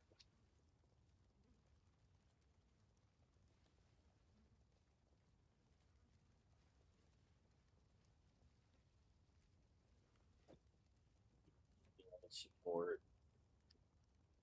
Yeah, the whole motion thing is what's going to have me worried because Stormy in particular does not like riding in a car. Well, she's gonna have to get used to it. Yep. She will puke and shit herself immediately after so much. Like, she gets bad motion sickness. Now, my snake's atrium, on the other hand, will be perfectly fine. Like, I ain't even got to do anything with it because it weighs over 150 pounds by itself with about 30 pounds of dirt in it.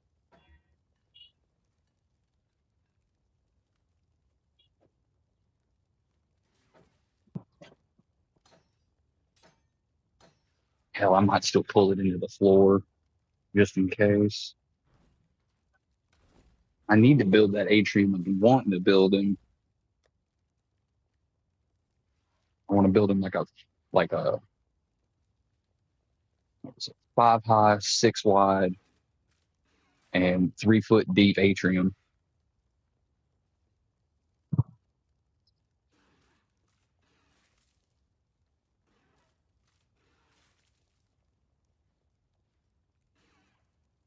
And see if I can figure out an artificial rain system and things like that.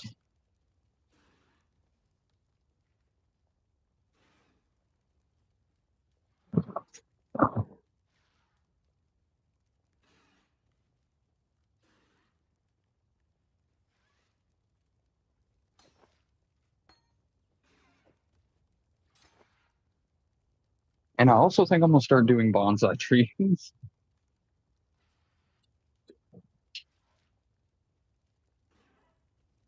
Like, my brother has grown over 200 red oaks, and he don't know what to do with them. I told him he should do bonsai, like, because if you can get a red oak to a decent size, like decent maturity, they run from anywhere $3,000 to $5,000 a piece. And he's got 200 of them.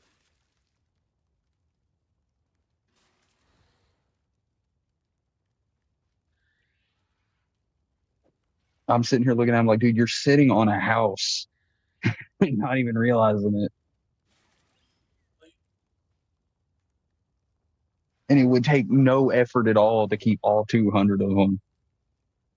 take care.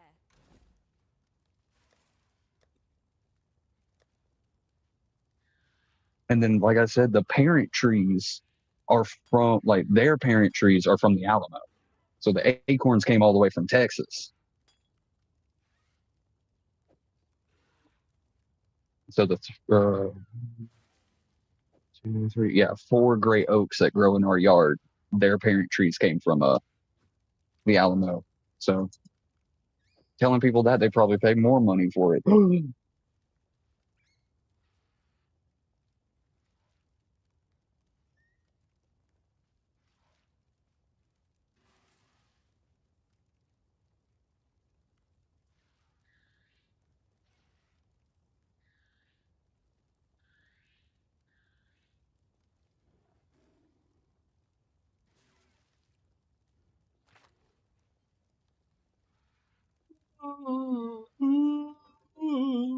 Excuse me. God, man. Jeez, Oh, midnight already? Shit. They rediscovered a species of frog in India called the galaxy frog. That's cool. It's a very beautiful frog too. So,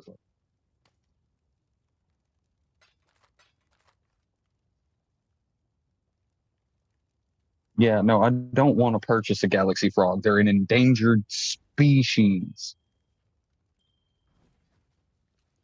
Yes? Oh, not camera.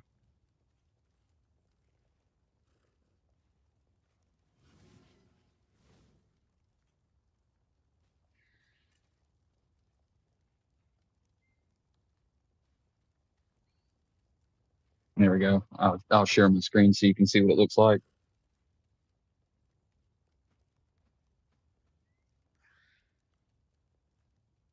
Oh, that's a pretty little boy.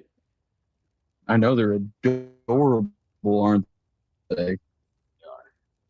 But we appreciate them from afar. Yes, if I'm correct, they are poisonous.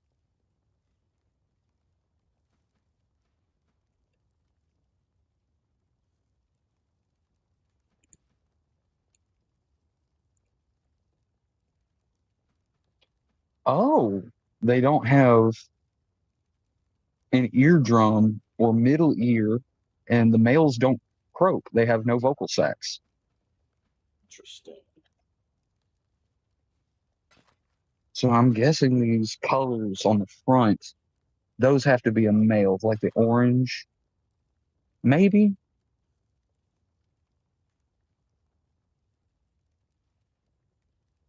Because how else would they attract a mate?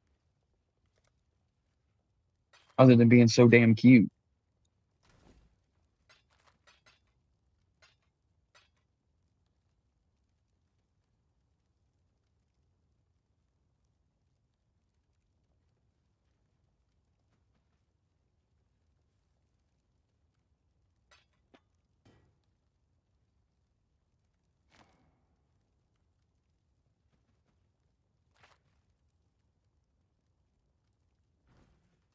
That would just make life complicated.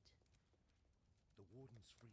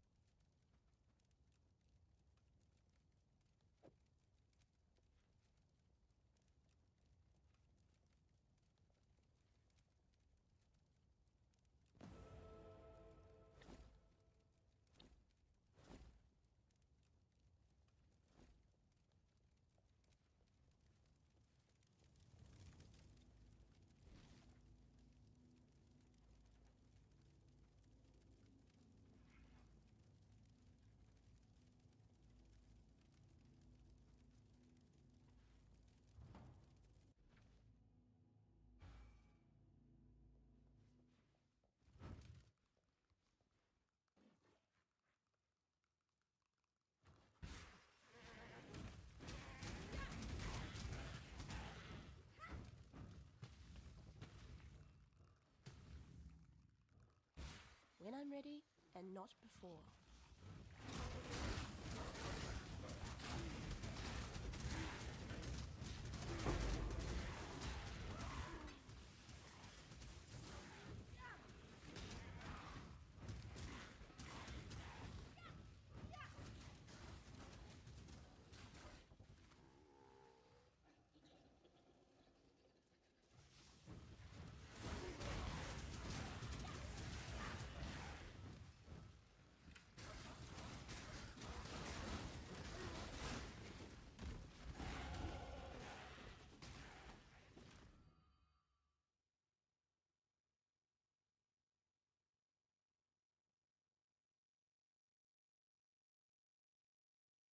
Okay, so both male and female have the orange.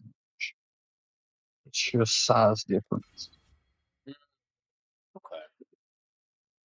The females are a little bit bigger, as usual in frog species. How much is a portal gem going for right now to start? Damn! A whole fucking chaos orb for the fucking portal spell? These people are smoking crack. Shit, I'll wait a week. Probably. God damn. God damn. Look at this. Like, I will pull the PoE trade. They're asking for a fucking Chaos Orb? For a portal gem? Motherfucker, what is wrong with you? Isn't that like a paid item? No, there's no paid items. It's just a fucking Oh. rare. It's just like, to be fair, we are like, what, 8 hours into the fucking new league? So everybody's at 0, but like, really? Who the fuck has a Chaos Orb? Shit.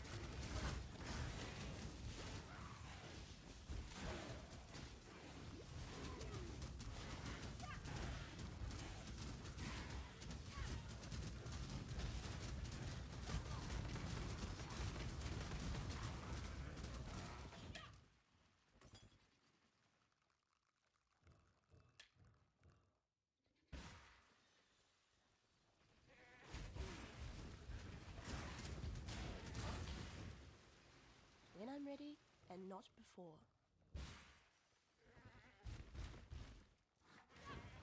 You know what's crazy? What? I hate to say this, but I think both of those were scammers, dude. Who? The two Somali dudes that were in here, what's his name? Fast Food? No, wait, that's a different dude. Okay, good. The Cabra dude, and then like August to me was like, I blocked him from the restream chat. I honestly can't be honest. Okay. Like, there's a part of me that's just kind of wants to like I still have the YouTube stream up, but it feels like nobody ever watches them. like on YouTube, Yeah, other than you. except for me. Yeah. Like, I sometimes wonder if it's even worth like multi-streaming at this point. I mean, I'll do it. I mean, it'd probably save you on RAM. No, I use Restream. I use free Restream, so it's not even an issue. It costs me nothing. Oh, okay.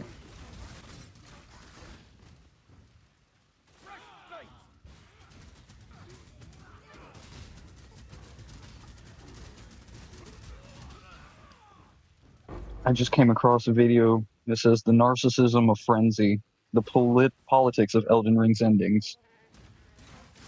Send that to me. That sounds interesting. I shall. It's either that sounds either like it's really smart or like fucking out of their damn mind. Yeah, like just recently, I've been seeing. Here we go. What's this dude? Dr. Skipper been talking mad shit about the legendary Godzilla, like, you know, because I'm in the Godzilla fandom. Yeah. And this dude just be talking mad out his ass. And the entire Godzilla community, like, of content creators were ripping this dude apart for months. Was he? Yeah, because he was sitting there saying, like, oh, you know, legendary 2014 Godzilla, it's all about America attacking the Japanese invader, talking about the Muto, which started in the Philippines, and then one of them went to Japan, the other one went to fucking America. Like, this dude is trying to make it so fucking political about a Monster Bash movie, dude. And listen, Godzilla is inherently political. Godzilla started, as you know, and yeah, viewers might know, but like this one's not meant to be like that critique of anti like nuclear warfare, but like to your point, it was more like just a representation of nuclear power as it is and what devastating power it could have on humanity if left unchecked. Yeah, it adds it you know, gives a more scary face to the concept. Exactly. Something more physical you can actually see instead of gamma radiation, which is impossible, imperceptible to the human body through our own senses, other than the fact that we know something's wrong with us now. Like with the Demon Core, one blue flash and you're dead. Yep. You don't even know it yet. Whew. Days later, skin fall. I'm almost stop there. Oof. Ah, God, I still feel bad for all the people at Chernobyl who did not deserve that shit. Yeah. All the people outside in Pripyat who lost their babies, lost family members to cancers, like, and then the Kremlin tried to sweep that shit under the rug because we can't make the Union look weak. Think of Stalin. Fuck them. Fuck the Kremlin, dude. And that's how you die properly, sailor boy. No Trying to save face, they let tens of thousands die, and then they left thousands out on the outskirts of fucking Chernobyl. They can never leave their homes. They can never leave. They're only given like 3,000 rubles a month to live off of. And they have to basically spend it right then and there. Yeah, no, it's still today. They're still getting only 3,000 rubles. There's people still living there today. And what happens is the truck shows up with their checks, food, and vodka. And they have to spend basically that entire check right there, so they don't have no money. Or else they won't eat. There's actually a YouTuber my brother watched for the longest time. Dude would go out to those like exclusion zones. He had permission, and he would like bring them like food, vodka, money, try to help out people out there. Because other than the bare minimum, the Russian government abandoned them.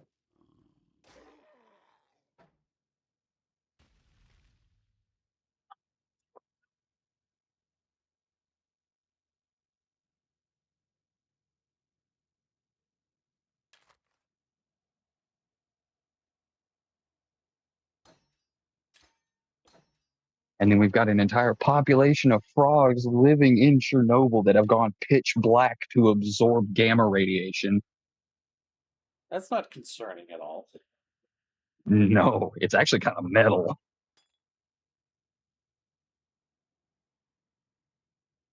The dogs have adapted darker fur and darker skin to absorb it. Like every animal that is living in the exclusion zone has adapted to the point where they just can live in the gamma radiation and not worry about it. Yeah. That's oh dear. That was generations of animals Come on then.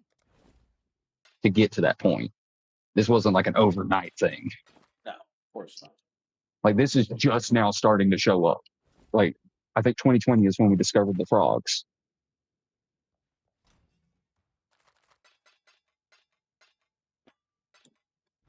And they were in the cooling tanks.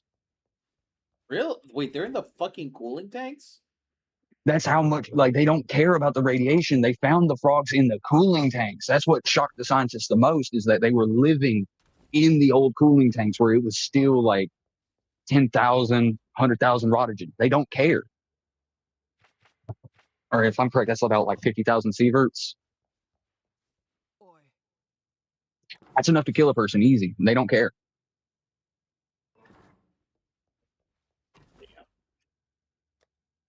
Like, we have produced super frogs. And I'm here for it. I love frogs. Come on then. And they stayed the same size. Like, they didn't get bigger. They didn't get smaller. They stayed the same exact size. They just turned completely black. Here we go. Because melanin is the, like, only pigmentation. Like, dark skin absorbs all radiation. Just about.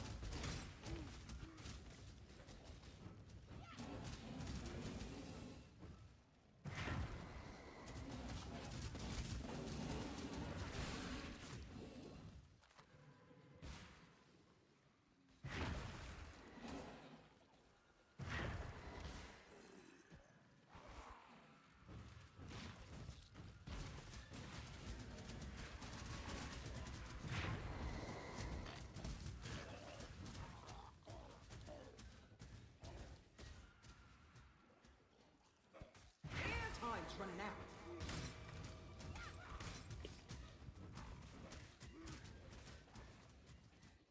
Oh, yeah. Did I ever tell you that my mom has a 7.5 foot tall monster of a dog? No, you didn't. She has a Irish wolfhound, and he ain't even okay. fully grown yet. Okay, yeah, no, you told me actually. Yeah, big old yeah. He tried to bite me once. I said, "No, you're gonna find out what a frontal lobe is good for and opposable thumbs." Let me guess, your mom ain't trained the fucker properly at all, is she? Well, actually, she is doing pretty good. He just didn't know me. He had never met me before up until that point, so he didn't know my scent, didn't know me from some Joe Schmo on the street. He didn't know I was family. I bet he could pick it up eventually off smell. The But night like, he went to go calls for bite my thee. hand once. Hey, Mari, what's up? bro, what's going on? Poppin', gentlemen. This all flame stuff we're seeking. I'm pretty sure we had some Somali scammers in here earlier. Oh, nah. Yeah, no, I I hate don't to say that, but they were like dropping Discord and stuff like that. Hey, let's make this a daily thing. And I was like, oh. Here goes. Yeah, it sounds a little sketchy if you ask me. Oh no, absolutely. Rich. It's really you, right? I can see my hands. Oh yeah, Mari, have you seen the Galaxy Frog? I can think a shade better. The Galaxy Frog. What the hell? Is that a phone? It is a legitimate frog in the western part of the Ghat in India, or Ghat Ghat, yeah. As captain, I declare it. And they have just rediscovered it. They thought it was extinct, but it's like this little bumpy frog. But it is beautiful. Just if you ever get the chance, look it up. It's a gorgeous little thing. Alright, man, hold on. Let me see. Got something in mind. Galaxy. And they don't have like a vocal chamber, so they don't croak. We don't even know how they breathe or how they like do mating rituals. We don't know their mating ritual. Oh, that looks crazy. Hold on. Yeah, God was cooking in the kitchen with that one. Enhance the image. Hold on. What do you need? And he just looks happy to be alive. They look happy to be alive, unlike the sand frogs. And the sand frogs are going extinct, aren't they? Yep. The little... Yeah, that Just like looks all beautiful, actually. frogs, natural habitat destruction in the pet trade is killing them. I hate that. I hate that. I hate the spell. I hate cat people so. Like the only reason I'd have sand frogs is if I was doing conservation. Like I love them to death, but I'd never go and buy one. Like I couldn't. I'd probably beat the fuck out of anybody selling them too. Like I can't stand the pet trade. Like I understand I've got pets. Like I understand I love animals. I love my pets, but the pet trade is just fucking terrible. Like I've seen so many videos of people going to pet shows and shit where like if an animal don't get sold, they just throw it the fuck away. It ain't even dead. Fuck you mean throw it away? Like just toss it in a trash can? Yeah, underneath no, in a bag under the table. They don't even give it the common courtesy of putting it in the fucking trash can. And then they take it and throw it out in the fucking dumpster. I'm talking live snakes worth thousands. Oh nah. Just because it didn't sell. That shit makes me sick, dude. Nah, we need to band together and like kill these people. Like, Peter don't know I'm the true conservationist here, motherfucker. Y'all kill animals. I've saved snakes. I've saved fucking salamanders, spiders, scorpions. I've saved every fucking animal under this sun if I can get my hands on it to save it. Butterflies, birds, cats. Evan, would you agree that we need to kill these people? Indubitably. I believe they should die in the way most befitting of their fucking stature, to sit there and throw them in a pit of Komodo dragons.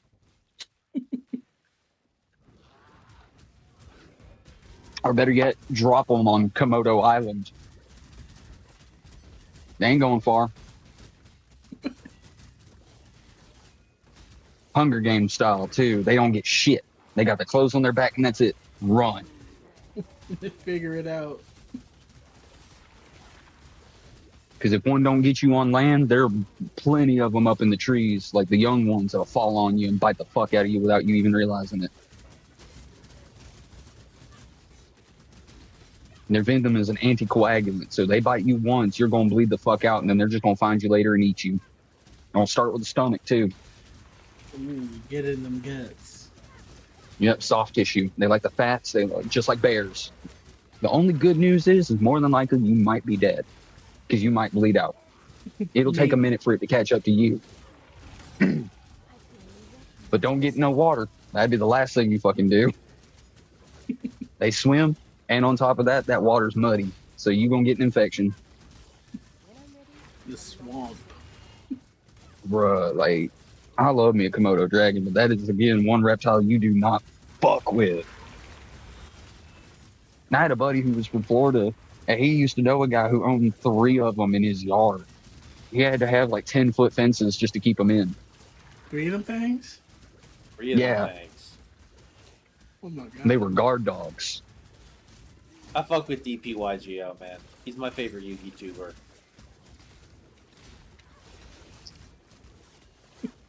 Even though he don't fuck with the game like that, I fuck with him. Yeah, I love his usage of battle rap clips. I think that's why I like him so much. Yeah, it's funny as fuck. Oh yeah, I'm glad you'd like that magic cylinder video. Oh man, I was rolling. Yeah. Oh. Dude, I knew if I had set magic cylinder in the center, because most people pop center cards first, Yeah, I would have been fucked. That's why I put it on the left. I have my shit set to manual, so I can set my cards wherever I want. It's in our nature. We fear the center row. We fear it. Mm-hmm. That's usually where player, like the average player, will put their best card. I put my shit on the left. I be putting my shit wherever. Like when I play Radiant Typhoon and like I don't get to set the trap with the link, and I have to like search that shit. I be putting that shit in like the 4th row, the most left corner. I'm like, I can't put it in the middle because they gonna pop that. Oh yeah.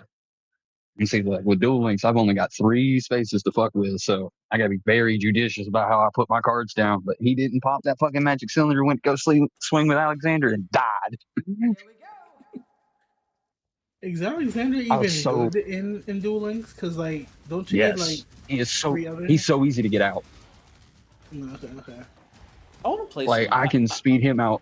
Oh, sorry. I want to play a little bit more fucking Duel Links, man. It's been a hot minute since I last hopped on. I haven't touched it in a minute too. Because shitals are actually playable in that shit. And I fuck with my shitals. Oh, we know. In fact, if I can get my Ill Swarm deck working again, I can actually get that shit going. I was like surprised that Ill Swarm even fucking worked in Duel Links. I'm just glad my phone can't run Duel Links. Otherwise, I'd have a second Yu-Gi-Oh addiction, and I don't need that in my life. You don't need that. Damn, how You gotta is your pick phone- one. How the fuck is your phone able to run Master Duel but not Duel Links? My phone can't run Master Duel either. I use my Switch when I'm not home. Ah.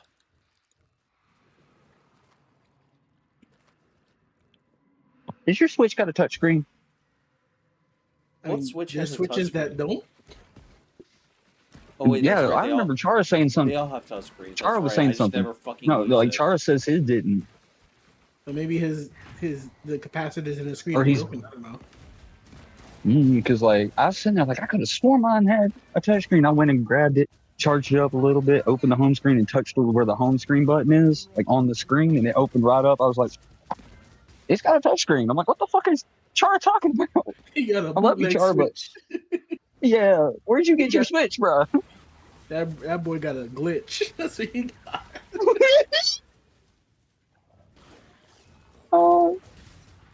Oh yeah, I recently downloaded Glitch in the System, dude. Like after we talked about that shit, I went and downloaded that shit so fast. Let's go. I gotta stream that again one of these days. It's been too long. Bruh, and then I forgot you could make your own rule sets for multiplayer and shit. Oh yeah. If only I could figure out how to get it to work with like a LAN or like a wireless system instead of having to do like controller ports. And that way we could like stream a multiplayer match. That'd be so sick.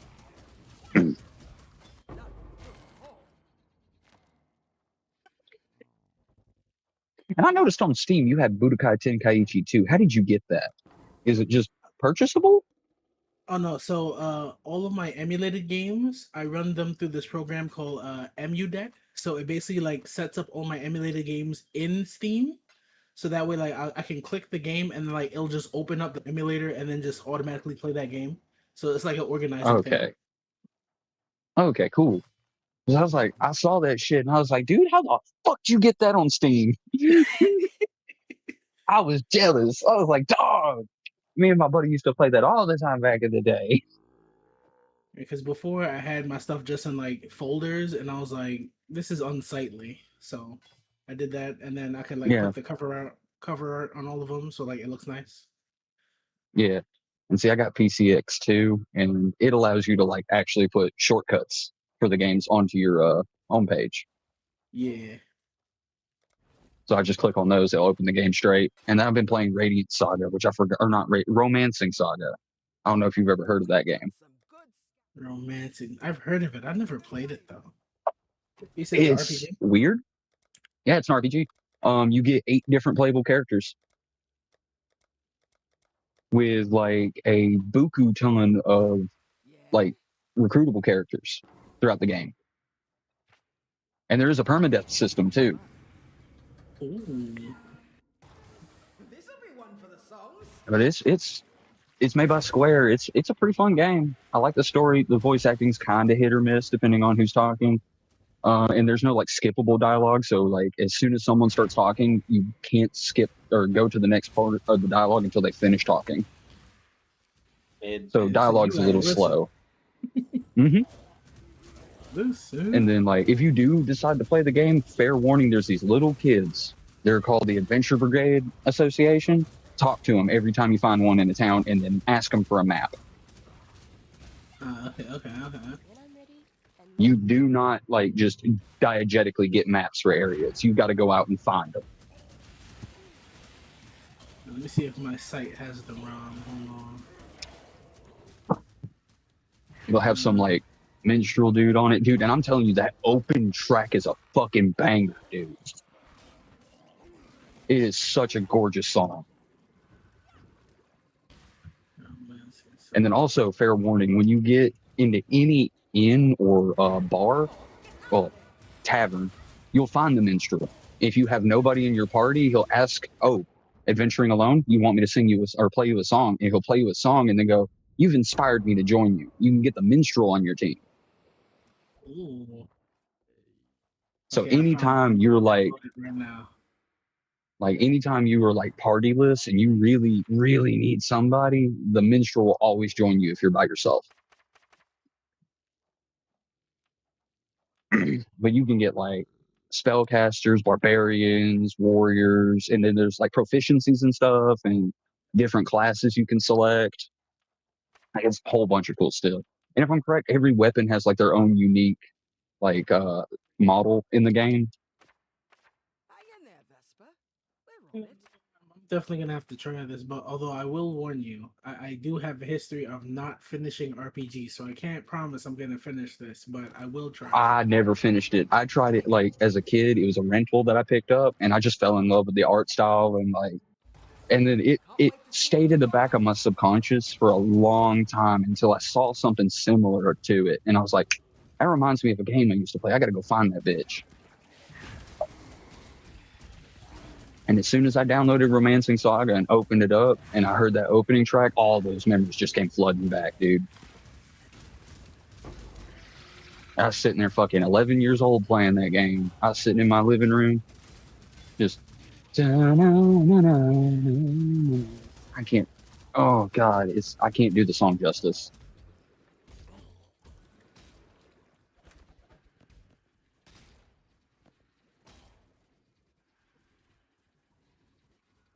And then I got Star Wars Force Unleashed. Had to have that.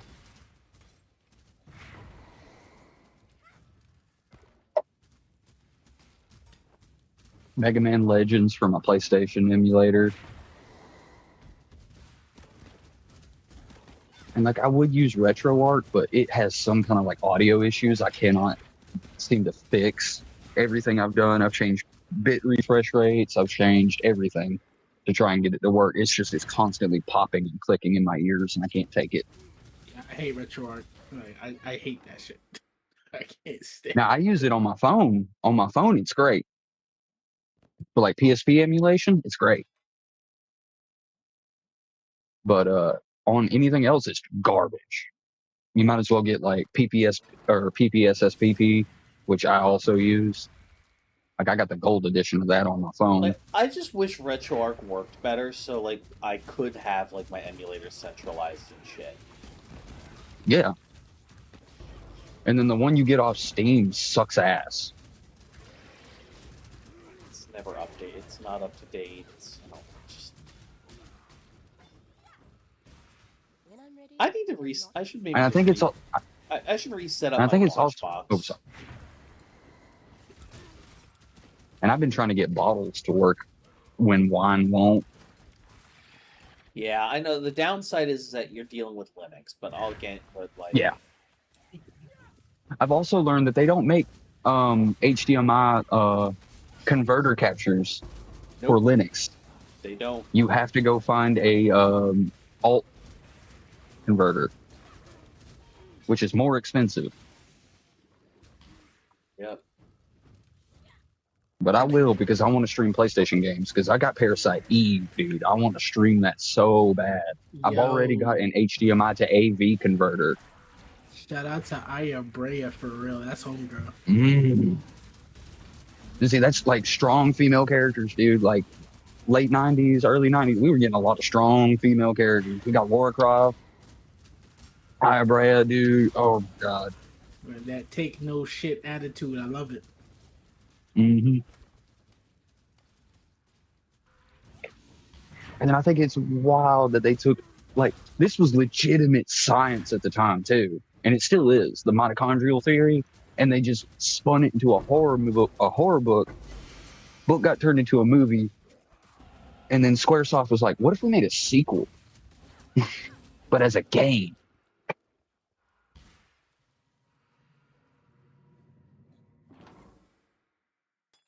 Only Third Birthday was actually good.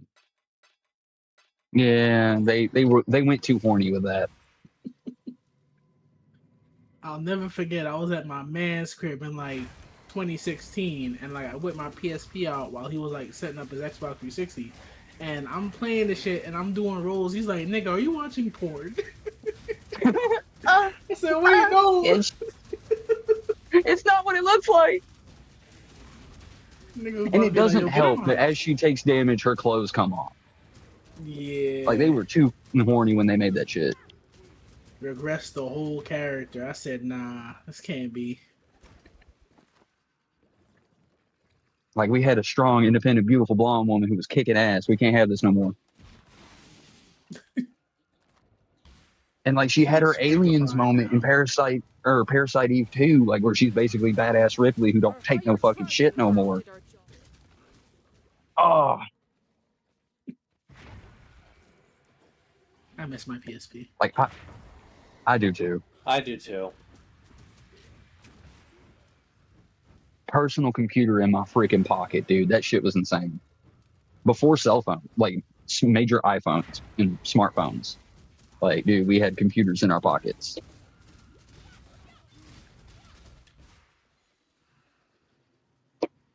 I remember I go to Subway, hide in the bathroom, start getting on Pornhub, start downloading porn. You feel me? Like I was in Target doing that. For real? On the Target Wi-Fi. I'm like, let me download some fucking what's her name? Fuck that, Angela White. Yeah, Angela White. I'm like, Man. what's her fucking name? Oh, Angela White's wild to me because if I'm correct, she only ever fucked white dudes, didn't she? And she like, and like she had, and if I know, like she's like the one white porn star chick with a fat ass that I know, like every black dude I've talked to is like, man, I wish. she's a pog. But I I would love to disappoint her in bed. But I understand. But I understand y'all's like feeling that because I'm a gigantic fan of Cherokee DS, and she's only done like 2 scenes with a white dude, and it makes me so sad. See, what's funny is I was a Dakota Sky guy. until she died. R.I.P. Rest in peace, girl. Shout If I'm out correct, to she was August murdered. Amy's, bro. I was big into August Amy's. Like her lesbian scenes. Oh my god, turned me out. But you know she ain't want to be here no more. So R.I.P. to her. And then who am I thinking of? Dylan Harper. Ooh. Her early babysitter stuff. Ooh. Ooh. There's one in particular. The mom and dad comes home and takes her. I'm like, oh.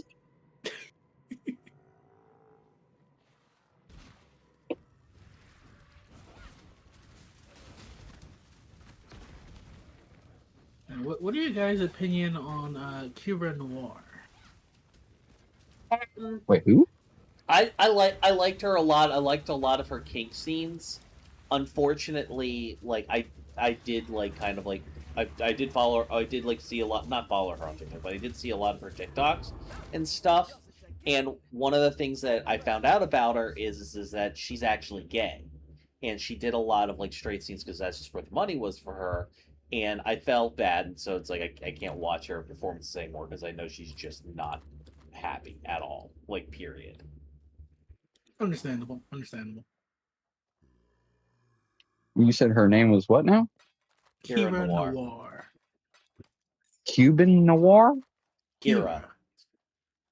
Kira. Ah, that's why I ain't fine. I could have swore you said Cuban. I'm like, well, that's a wild name. Kira. I like Kira. Oh yeah, I like her. She's pretty bad. Right? Oh, goddamn. There's this one chick who's wilding out now that I'm really fond of. Her name is Little Puck. I don't know if y'all know who that is. I'll be honest with you, man. Like, I've kind of gotten past the point where like I've memorized like new ones. I'm just right now. I've gotten like I just find a video I like on Twitter and I just scroll through that shit and I just scroll like through the auto scroll like thing like it's fucking TikTok. Twitter got the good porn, so I feel you. Oh my god, she's in Goku's gi. Ooh. She could roadhouse me any day. Sorry, Amanda, no. Turn away. Turn the icon. Don't look. Yo, why? Like, I'm not this much of a gooner. Why the fuck am I talking about this shit with y'all? Because it's men you're a shit. man. Like, is this what we talk about? We talk about everything, and eventually the conversation's gonna come around to like sexual shit. Eventually, like it always does. But does it need to?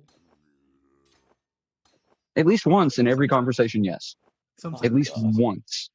It doesn't have to stay there, but at least once everything has to be brought up. That way, women feel validated when they make the assumption that's all we talk about is ass and titties. Like, see, we're talking about porn stars, ladies. You see, we're freaked out. Yeah, we be doing exactly what you be saying. It's okay. You're right. Women are always right. That's a fact. Big facts. Big facts. And I'm not even saying that like fucking conceited. I'm being dead serious. Women are always right. Yo, and if they're wrong, no, they weren't. Clip that shit, bro. Oh, Christ.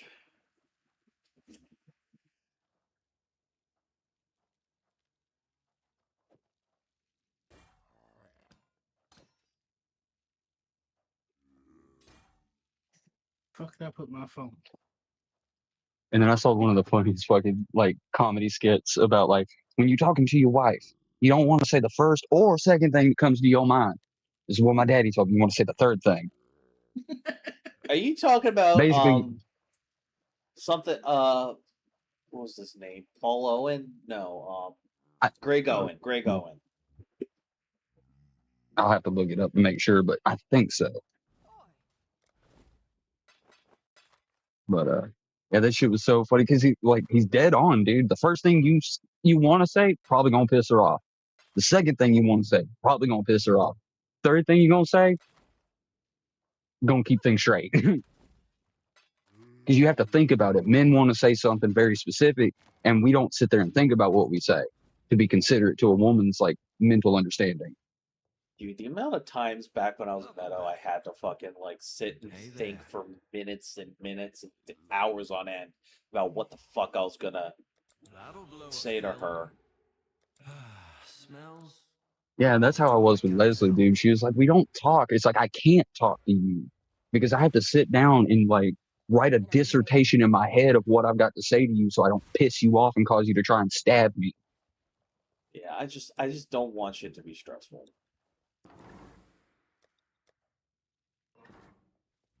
Yeah.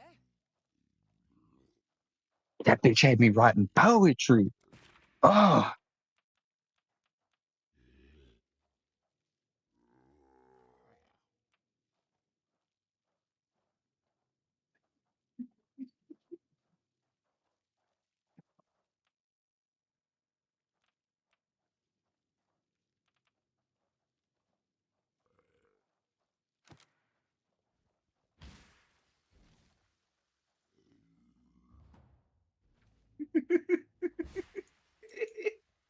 I just what are want to you say, giggling about over there? So I had just come back from Jabroni's house like not too long ago, and he just posted in our group chat because one of our other friends left his whole phone there. He's like, how is he gonna see this message? His phone is at my house. is wait in the Insta? No, it's our Facebook Messenger group chat. Okay, don't worry about that. I'm not part of that one. He tagged him too. Like, how's he gonna see it? You Brody, quit hitting the bowl for 5 seconds. I think he's preemptively tagging him so he can think about it later. He'll have to hop on his laptop. Like, oh shit, did I leave my phone over there? Think about what you did wrong.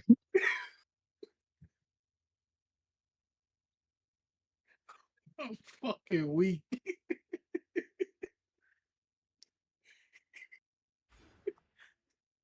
Also, I enjoyed those dudes, but I will not be playing Yu-Gi-Oh for money. That's fine. I think they're. I will be like, the announcer. I will be announcer and a spectator. Yeah, no, you can. I need. I'm not participating myself. I was gonna be. Commentator. Yeah. I don't know. I think they're a cool group of guys, and I knew the moment y'all like Mari's group and their group met, like it was gonna click. Well, like, was I wrong? No. And the funniest thing is like that whole crash out dude was so fucking fun. Yo, legendary moment. Bro was supercharged. He was not playing. Yeah, I was. He was mad at me. I'm ready. You talking all that good shit. It was so funny, dude. Wasn't even that serious. I mean, Oh man, that's when peak comedy is made, though. I mean, I was right. Like, if I paid attention and actually played instead of like half-assing it because I presumed I was playing against a fucking hero structure, I actually would have. I was right. I said I will fight you again next time, and I will 2-0 you. Same deck. I don't gotta change shit. I just gotta change how I was playing. The deck is fine. I wasn't. Yeah, that's the one thing I did notice. Yeah, you were kind of off your game a little bit, but Yeah, like I think it's also extremely funny that Ace said that first game is how y'all figure each other out. After that, it's going to get real. And I was like, oh my god, he doesn't know. The foresight on this man was insane. A summoner has reconnected. Oh god, hey Chara, what's up? Oh, I like that. That is cool, Chara. What? I was like, A summoner has reconnected, dude. That sounded so fucking cool. Yeah, it's Alright. League. We haven't seen you in many a moon, my friend. How are you? They saw me last night. I terrorized Mari. Yeah, you left, and a little bit after that, and Chara joined. Nice. And then I terrorized Mari. What'd you think of the new crew Like a of good folks? 30 minutes just made my life hell. I appreciate that. Evan, it's your turn. Now I'm playing Path of Exile. And turned my newly- name to Prince of Fairies and shit. The new league came out and people are actually watching, so I'm very happy. Oh, you're streaming right now? Yeah, been stream. Why do you think I'm in the live channel? I'd be in Hangout otherwise. You can't say that. Yeah, I don't know if you can say that. I didn't even hear anything. Yeah, I know you do that bit a lot, Chara, but it'd be a little bit much. What the fuck is the exit? Oh, you're on the wrong Path of Exile. I'm on PoE 1. They changed it so you can slot whatever you want into into gear now. You don't have to. It doesn't have to match color. Chara, roast this man for buying me PoE 2 and then swapping back to PoE 1. I'm gonna go back to PoE 1 once I get bored of this shit. I always fucking do. I want you to be roasted just for fun. I love you to death, brother. It's not a big thing. How do I roast you? Wait a minute. By the way, the game I'm streaming right now, Mario, was the one I told you that like you should pick up if you like Diablo. Don't do it, Mari. Serious? No, dude, it's fun. It's fine. Shut up, Chara. It's not that. Feed your inner loot goblin. Nah, I might do it for real. Because it looks cool. Mari, don't do it.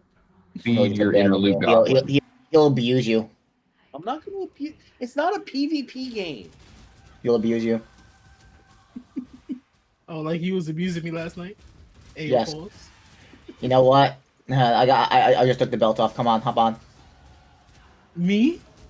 Hey, you. Chara, what'd you think of the new folks I brought in? What new folks? I didn't see any of them. All I saw was the fucking clip. Talk shit, get hit.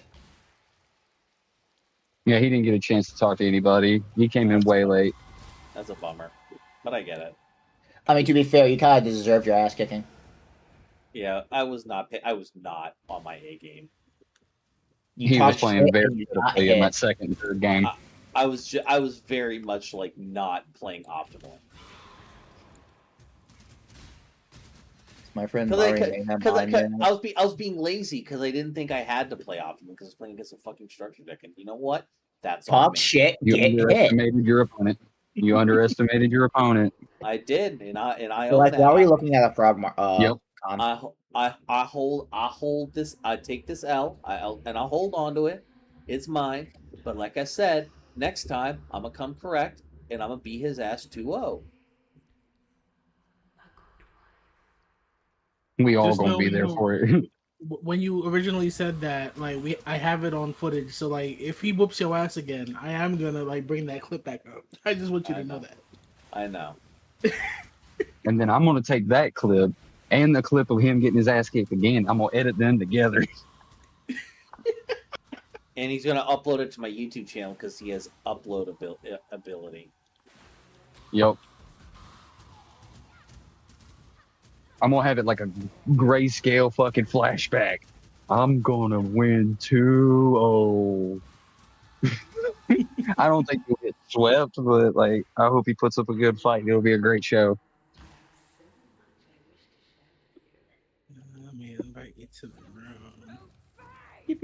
Cause like I was talking good shit. Cause I was sitting there like, oh, Mitsurugi's got this. The fucking Mitzi and fucking To be fair, the Mitsurugi did have it. The problem was that that third turn, all I could do was go into the Fiendsmith shit, and it was not enough.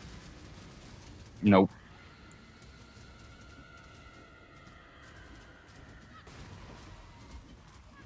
Mission failed. We'll get him next time. Snake.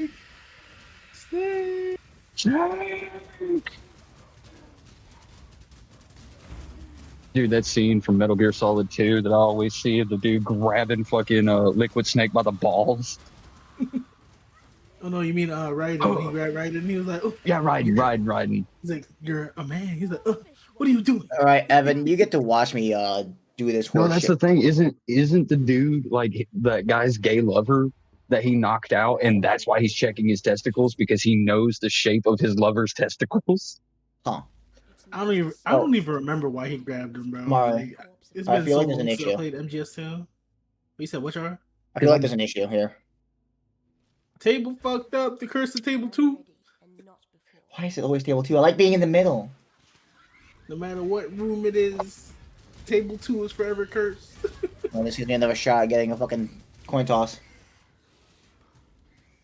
You see, it all worked out. I also love how Yeah, Jabroni thought Zombie World was going to stop me from doing anything last night. Okay, just to fuck with Jabroni, should I make a zombie deck? You should. Yeah.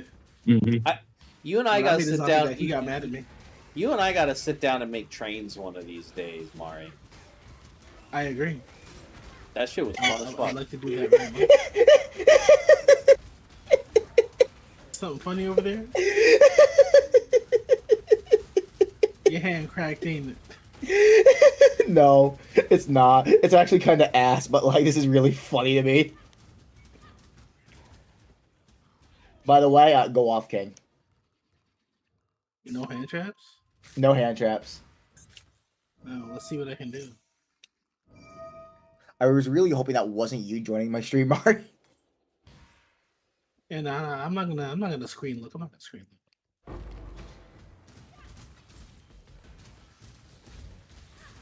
Whatever your hand is, I want it to be a surprise. Oh, you'll be surprised. Oh dear. And if you make a guess, I might confirm it. It's up to you. Oh, you're a Nah, bad I person, also hate that. Chara. You'll see it when Also, I I hate every time I duel Jabroni, he somehow has an imperm in hand, like turn 1. Why does that motherfucker run Imperm?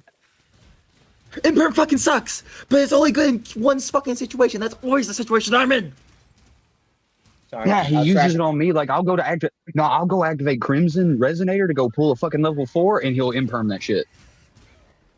Cause like I'm sorry, but Imperm is the reason I dismantled Lunalight because I always ran into it, and that Imperm's the one good hand trap against looking Lunalight.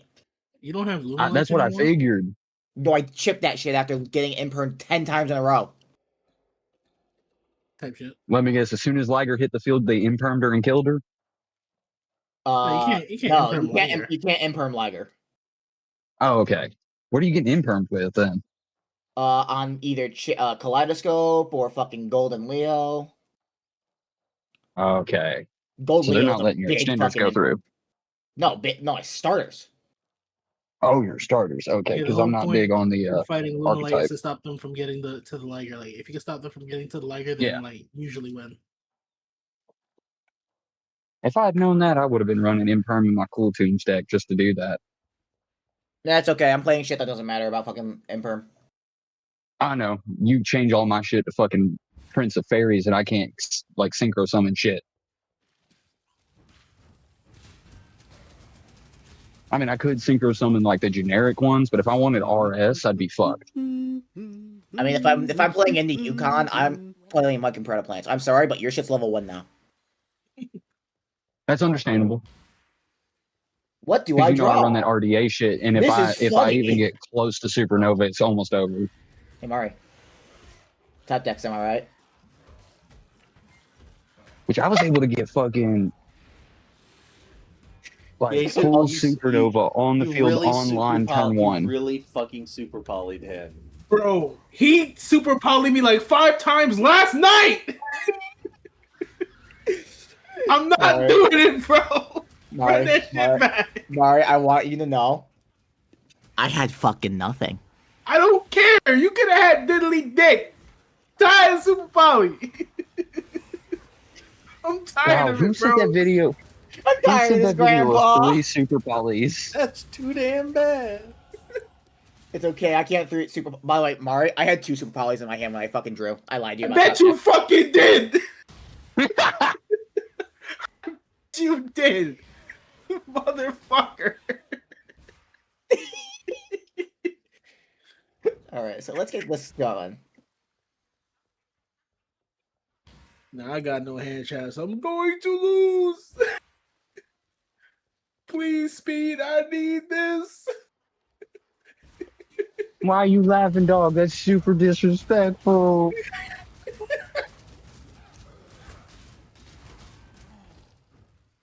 Please, sir, speed. I need this. Why are you laughing, Lord? That is extremely disrespectful.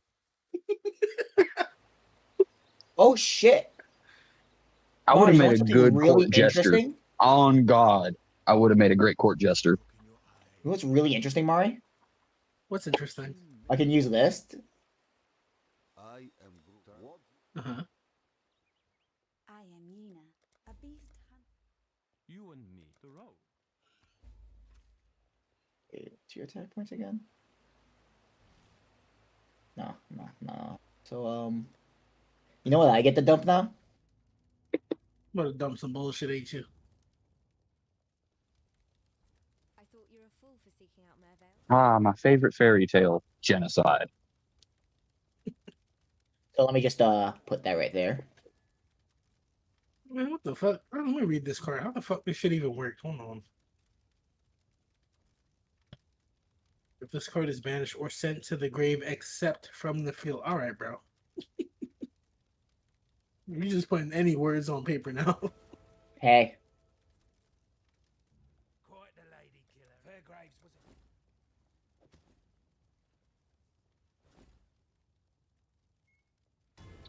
a... Ooh, I never thought of that. Let me go.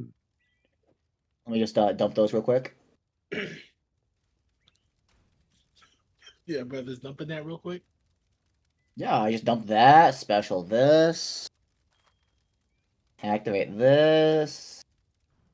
Add this. Activate that. Grab this little lady. Activate this. Evan, you should play this deck. This deck's a lot of fucking fun. Which one is it? The Fairy Tale Magistus one? Yeah? Yeah. He's having a blast, can't you tell? Yeah. Hey, alright, Mario, look who's Oh, the one of snow. I love being able to search snow whenever the fuck I want. Hello. Remember when you had to just open with that shit? Right? Bad days.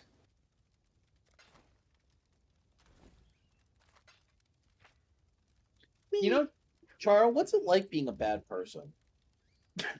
Erotic.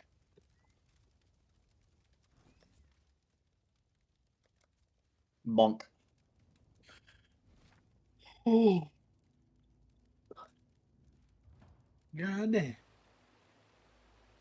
What am I gonna do? I was only supposed to stream for like an hour and then go to bed. What the fuck?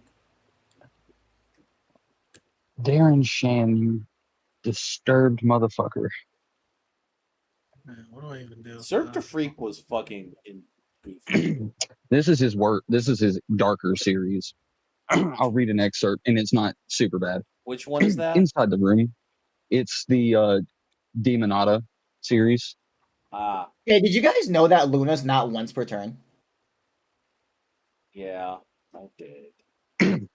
So anyways, that's a Inside the Prince of Room. Fairies now.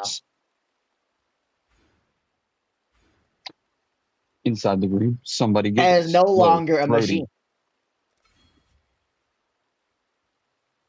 They turned. You turned. I mean, I have to do it now since I have the availability to. Hey, look, I opened the Super Poly. Bro, what the fuck? Life complicated. That shit is at 2. How do you have it every game? Don't you remember the key card system from that one Yu-Gi-Oh game? Oh my, I'm switching my deck. Hold on. No, you're good. I'm done. I'm being summoned for Valorant now. You're free of me. The demon is gone. I am free now. Jesus Master has Christ, given my Dobby friend a is gun. Dobby is free. Alright, have a good one. God damn Go it, fuck Charo. yourself. Literally. Okay, now I can read this. He's such a dickhead. I love him, but he's a dickhead. He's out. Inside the room, somebody giggles. Low, He is throaty, indeed. sadistic. Not mom, not dad, or Gret. There's a ripping sound following by snaps and crunches. My hand turns, the door opens. I don't want that. Hell is revealed. That is all I'm saying. That's the end of chapter 1. That's all I wanted to read. Gotta give a nigga nightmares, bro. Remember, this is the same dude who wrote Cirque du Freak. Which is like had such a wild fucking ending.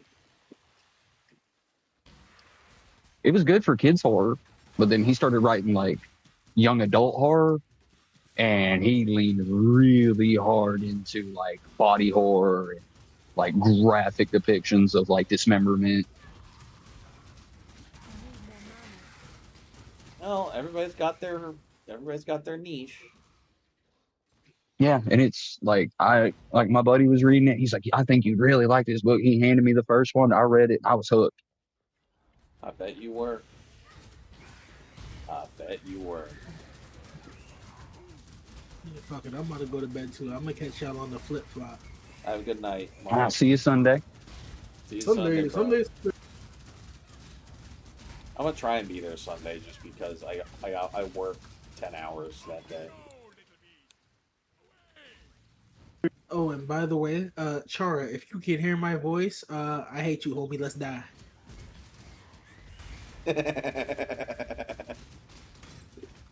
And honestly, like, I feel bad because, like, I feel like I should stop showing up so much so that way Sentry can show up. I know he's not showing up because of not just you but also me. I feel like it's more me though, No, because I say some of the stupidest shit. He gets pissed. He really doesn't like me because after I made fun of his hairline.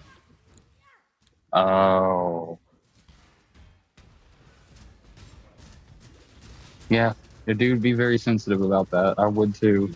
Yo, when you roasted his appearance and that nigga got mad upset, bro. That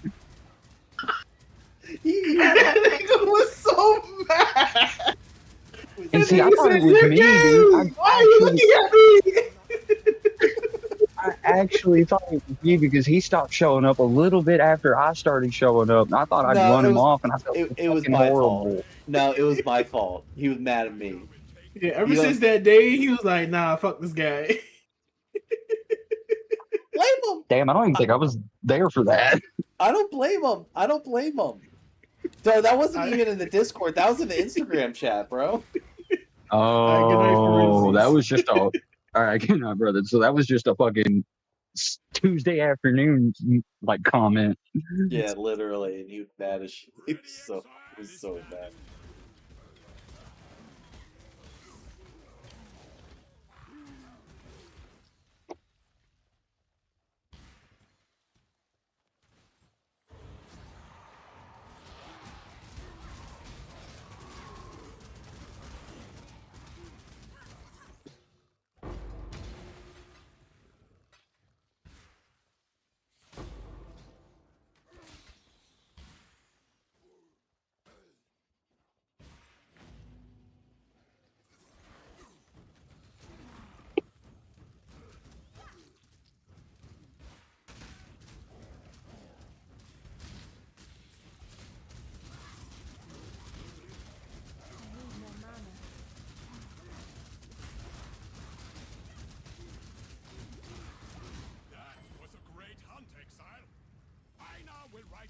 It will surprise you to learn that I am not popular. The others here are ignorant.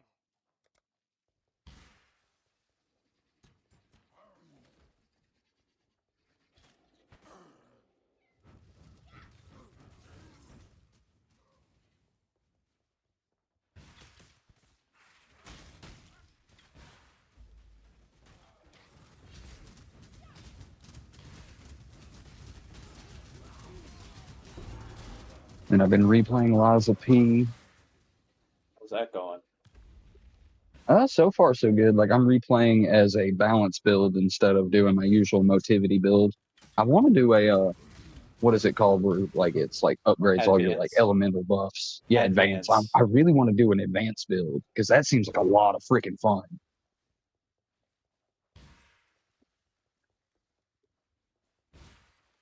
But I think I'm also on my motivity specifically. I'm at 50 motivity, I think.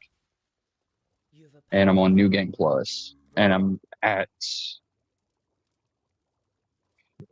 I just killed what's her face, the screamy bitch that has the cleaver that comes up and smacks the crap out of you before you go to the Alchemist Island.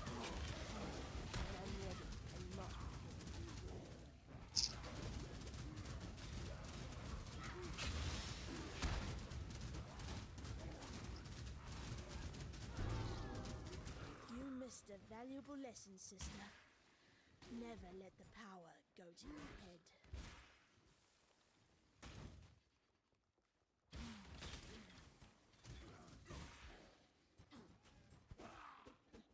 And then I can't wait for him to make the second game. It's supposed to be like Wizard of Oz. Something like that. Yeah, Dorothy is supposed to be the next one. I don't know. Yeah. I would hope that like even if like you're not going to be playing as a puppet, like they're going to have like What if you're the Tin Man that could work, but or the no, Scarecrow, and Dorothy's more like your maiden? I guess the problem though is that we saw Dorothy. You know what I mean? Yeah, we saw her, but we didn't see her do much. We just saw her standing there with the ruby slippers, and then she clicked her heel 3 times, and it went to black. Yeah, I don't know. We'll see. I So don't know. I can't wait. I know they're working on it. You know. Oh yeah, like I'm not gonna rush them, dude. Liza P was Liza Peak. Yeah, Liza P is Liza Peak, and it's like I look forward like that studio as far as I'm concerned is the same caliber of like while the world wasn't as like interesting and engrossing as like a FromSoft game, they I would argue that they made choices mechanically that were better than a FromSoft game, personally. Oh, facts. Like instant like durability repair. Charged attacks that actively change depending on weapon customization. But that all like leveling up and like mattering like meaning something. Yes. Sense of that. Okay. Actually my Being able to take like for instance a fucking advanced hilt and turn it into a motivity hilt. Yeah, they really did do a good job at making the shit compelling. Mm-hmm. Character designs were great, voice acting was great, music was great.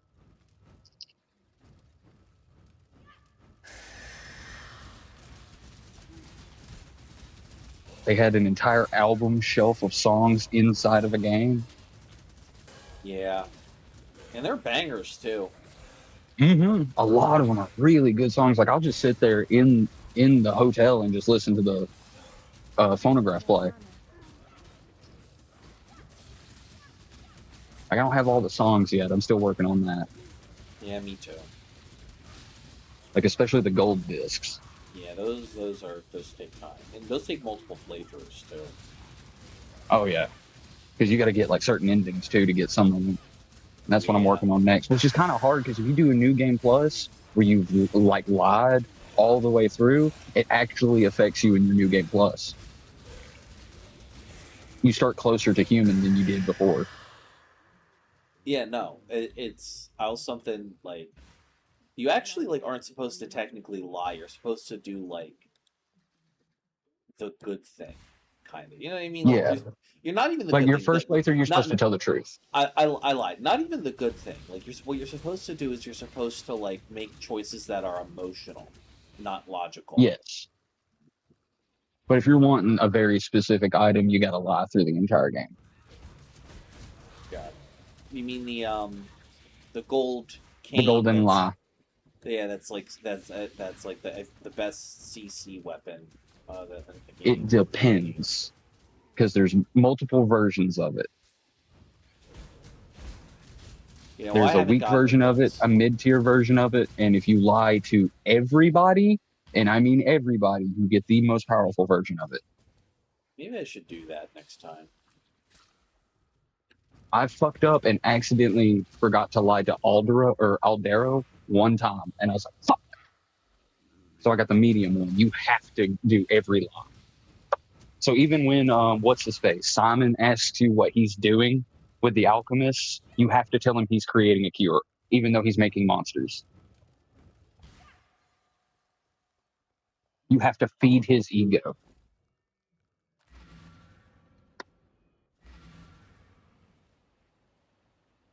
Which I think is a nice little touch. You have to stroke this man's ego just to fucking get a special weapon. That would just make life complicated.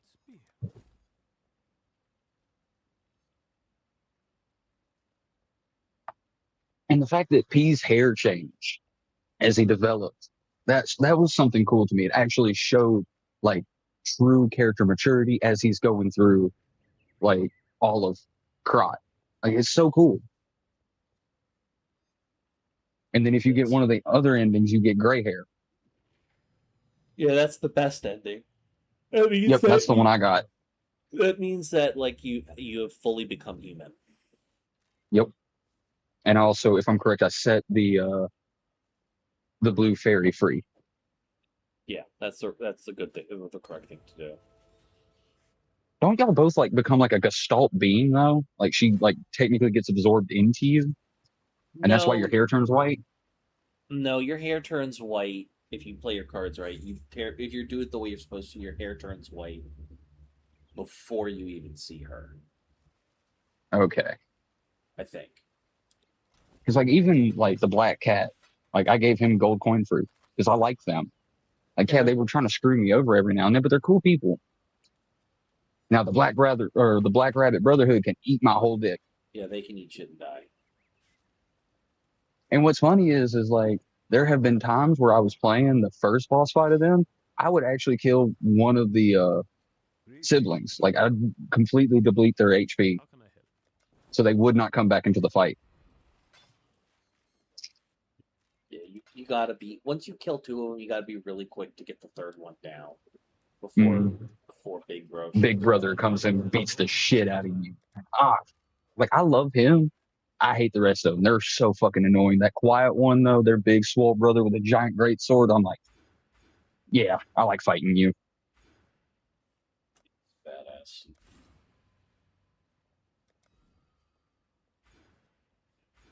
The dude with the spear can eat straight grave gravel, dude. Like that dude pisses me off so much. He's a pain. Because you be sitting there focusing on somebody, all of a sudden you're poked. Yeah. And then his little sister comes in with her dual fucking swords and stabs the shit out of you, does a backflip, kicks you in the face, and then he pokes you again. I'm like, stop. That's why I love the saw, dude. That saw swings wide and they can't get near me. Oh.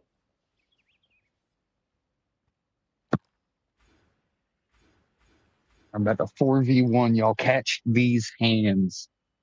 And that's a crazy thing too, is like I played my first playthrough without any summons. I wanted to see if you could do it. Oh, you can. It depends on the boss. Sometimes if I really don't want to fucking struggle, I'll do it.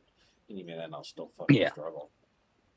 Like on New Game Plus, I'm summoning that. Because like there are times where I need somebody else to take that fucking heat off me or I'm gonna die. Yeah, literally.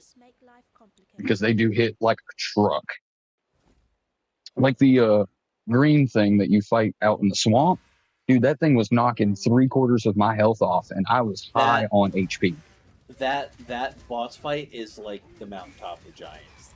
The swamp monster is the skill check of the game. Yeah, for me, immediate fire on my weapon, nothing but heavy charged attacks when I can. Honestly, it's like the boss that like genuinely teaches you like if you don't learn how to like parry properly, you're not gonna fucking get through the rest of the game.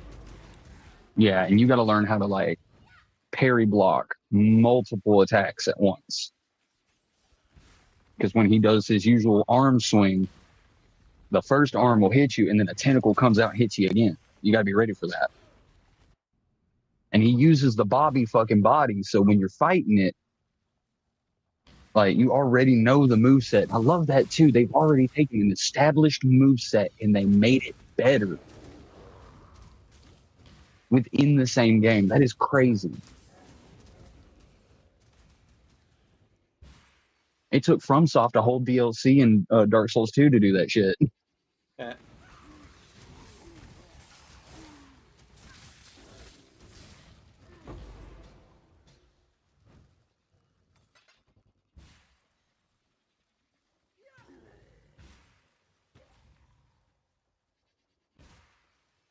And then I'm dreading that bitch in armor to fight her on New Game Plus because I already I actually lied. I did summon for her. Because she when she hits phase 2, she's just so freaking fast, dude. Well, honestly, the speed isn't that much of an issue. You can get a good chunk of damage off of her by parrying the projectile she shoots at you at the beginning of the phase. Oh yeah, that. But when she starts teleporting and stuff, dude, I'm like, ah. Like Amanda watched me lose my mind a little bit in that boss fight. Yeah.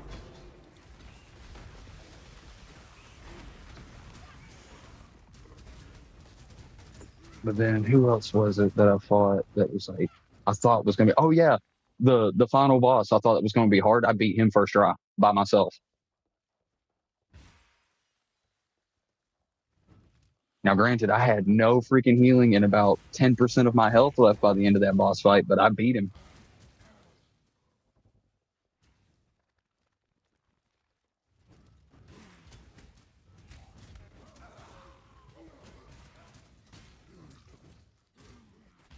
And I had watched a podcast. Now, granted, I don't like watching podcasts because most people who have podcasts are uninformed, just spitting opinion. But Is that why you don't listen to mine? no, I listen to yours. I'm fucking with you. I was about to say, because you're fucking informed, dude. I wouldn't be here if you weren't. I appreciate that. You actually have the fucking head on your shoulders. Most of these motherfuckers walking around just acting like they can be like a Theo Vaughn and just talk stupid shit and think they're gonna make money. Instead of pissing people off. You know what? I think the one thing I'm kind of missing is exposure to a degree. Just getting out there. Yeah, the algorithm ain't doing its will do its thing for me sometimes, but not often. But honestly, I'm a firm believer in the longer you're consistent with it, eventually the spotlight will hit on you, and as long as you're continuously preparing to be ready for that, I'll be able to meet the moment. Yeah. And what sucks for me is there's a channel I just recently found called Mo Hates Media, and he just he talks about, the stupid parts of people's fandoms and stuff. And I understand that and respect that. You need to have that kind of lens. But because the algorithm fucks him so hard, there is a video he had out that's completely white now. It wasn't like that. The whole video is just a white screen.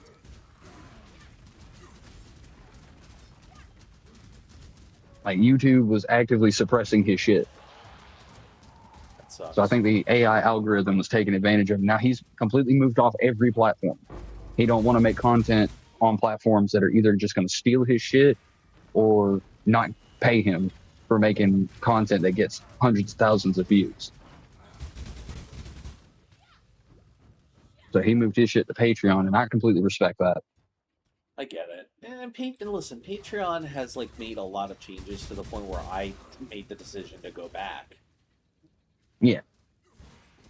I post on Patreon regularly now. Every time I post a video on YouTube, it's simultaneously posted on Patreon.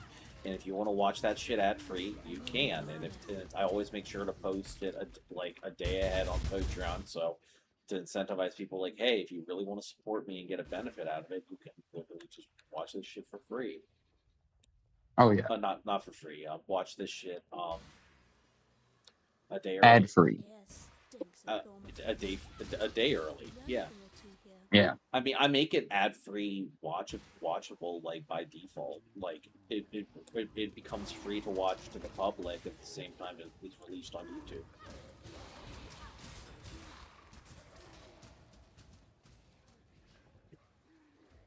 Yeah, I'm trying to think. Did I ever get ads watching back stream VODs and everything? Because I do watch back a lot of shit we do, dude. Yeah. And I watch a lot of your stuff, dude. I really try to help you out with them views. But I'm also sitting here trying to learn stuff and read stuff on my fandom. It's so difficult. I don't know if you've ever seen the movie Serenity. There's a character in there. He's got 50 TV screens and he just watches them all. I feel like that's going to end up being me one day.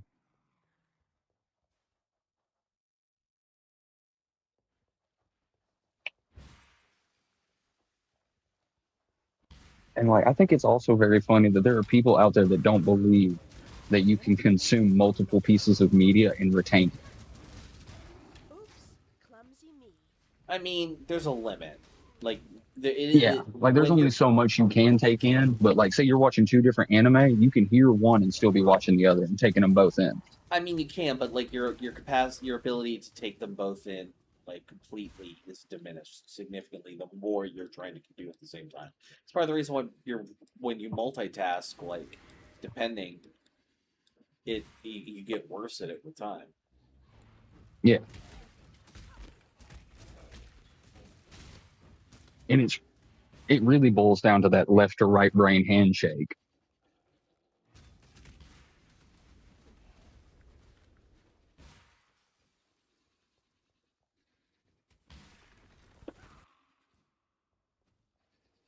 And I think it's wild that we have two different hemispheres of the brain that actively have to handshake to freaking make us work. Yeah. Like if they like just like a Jaeger. Yeah, not a good point. I mean, that's kind of that's the principle behind the Jaegers, right? Like it's that's what I just said. That's I just now put that together. You were the hemispheres of a fucking brain. Oh my god, I'm a fucking idiot, dude. Guillermo del Toro, you're a fucking genius. Fuck the second movie though. You ripped Evangelion too much that time. Yeah, fair enough. Like that fucking ending, dude. Like as soon as I saw the drone versions of the Jaegers, I was like, that looks like Evangelion. And then they became monsters. I was like, that is Evangelion.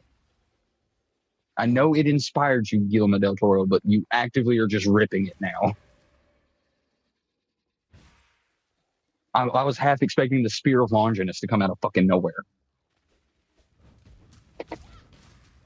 Yeah, but it's fucking Evangelion. Like, pedophile shit aside, it is, like, a foundational piece of, like, you know, that type of, like, like form of monster movie. Yeah, other than fucking, you know, the whole Shinji, like, hospital scene with Asuka. Like, that whole scene still fucks me up every time.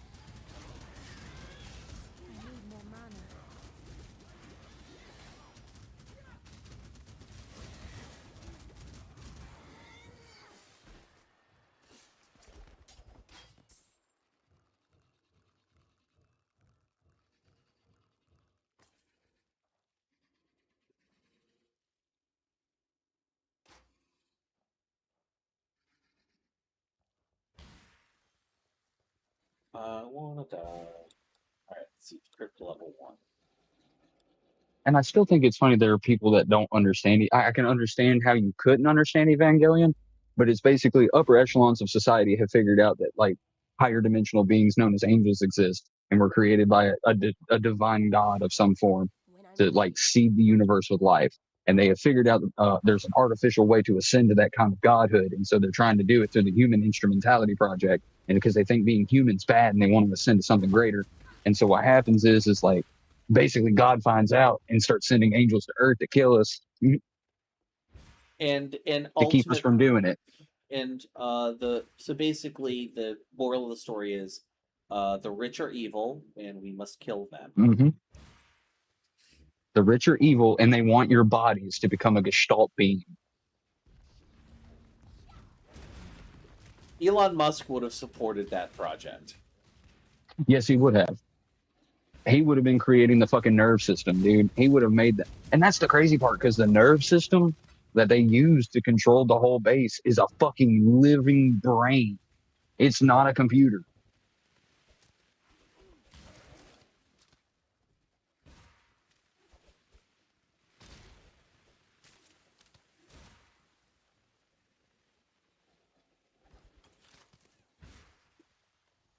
And see, I know I'm going back to Godzilla here, but one of my favorite Godzillas is Godzilla's Singular Point. And the reason is it goes into quantum physics hard. Like some people say you need a PhD to watch that.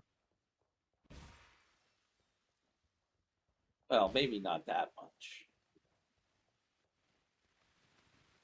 In some cases, it actually is. Like they go into like AI sentience theory with, God, I can't remember. Why can't I not remember? It's not Leopard.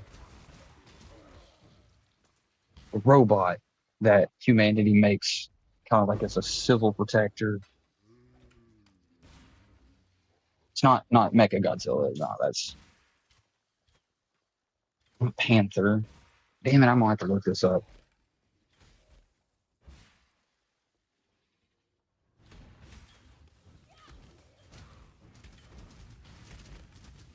And I call myself a Godzilla fan. Oh, hush. Don't be that hard on yourself.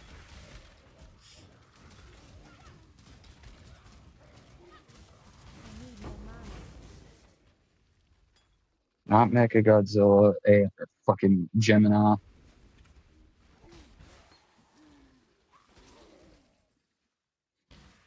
Gemini's whack. AI is whack. Jet Jaguar. But yeah, like Jet Jaguar, like through some kind of quantum entanglement, becomes like hypersentient, almost prescient, and is able to like calculate within like petaseconds, like almost instantaneously calculate how to deal with Godzilla and all these other things, and basically just disappears. I'm like, what? Oh, it's so good, dude.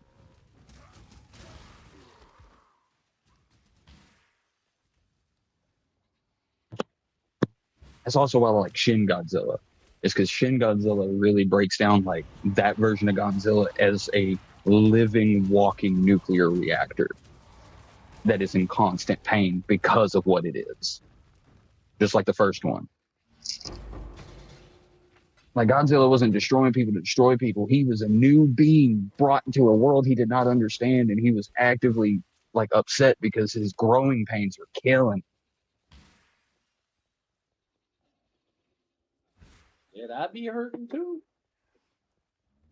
And see, like, even though he was like the monster in the movie, like they even at the very end, the original Gojira, not Battle of the Monsters that we got in America, but Gojira in 1986, like at the end when he dies, like you see people actually sympathetically feeling bad for him because he's just a living being too.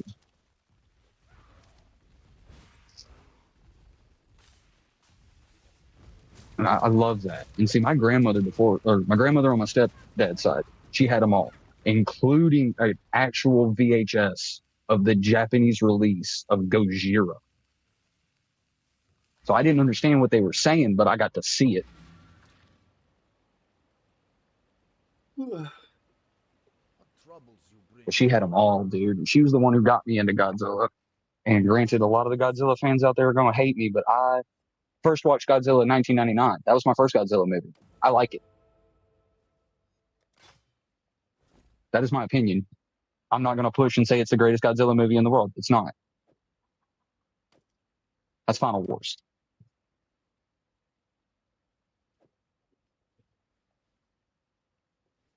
Because that's where my boy Kaiser Ghidorah comes in. How be you, exile? The spirit hunts with And Monster X. Oh, Monster X, dude. Literally wrist breaks Godzilla, lifts him off the ground, and just slams him down. I'm like, oh, that is sad, Goji. Don't let him do you like that. And you know, they actually have expanded on the Godzilla universe from that Toho timeline where Junior is now fully grown. I have no idea what you're talking about, brother. I love Okay, you with all my so heart. I'm Godzilla, Godzilla has a son named Junior. It's, He used to look it's goofy. 2 o'clock in the morning. I'm not gonna hold on to any of this. It's just real quick. All right, But he had a kid. He's fully grown, and he's fighting monsters that his dad have never fought before. And it's so good, dude. Because they actually do a callback to when Godzilla did a flying drop kick. And it made no sense, but the way they did it is like Junior Godzilla, as far as we know, it's Junior. was on his back, and he used the exhaust off of his fucking dorsal fins to kick himself up and kick the monster he was fighting in the chest, which was Megalon. Megalon, dude. It was so cool. And then like he also like was going to punch Megalon, and like I've never seen a Godzilla do this, dude. He took the fucking radioactive energy, put it into his fist, and gave him a burning punch, dude. Ooh. You were having a great time, I bet. Oh, dude, I was like, yo, he's got hands. What do you need? And this is like official Toho shit, so it's like canon.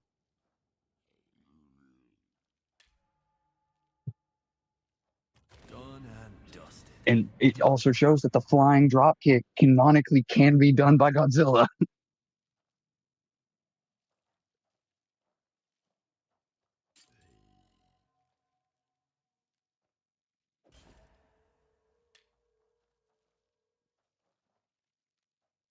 Right. Is that?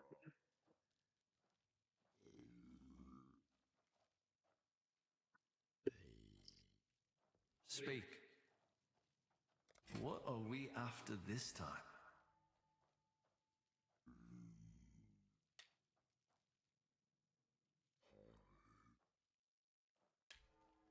I think I'm definitely going to do like a lot of talking about Godzilla on my channel. For real, because I love Godzilla, dude.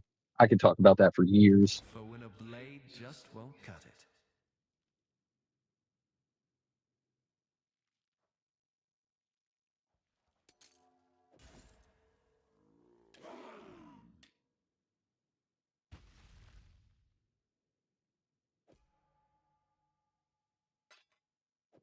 And God, which one? I think it was Goblet of Fire. Yeah. Okay, so I used to play the Harry Potter PlayStation games. The Goblet of Fire one was pretty fucking good. It was a fun little map-based puzzler.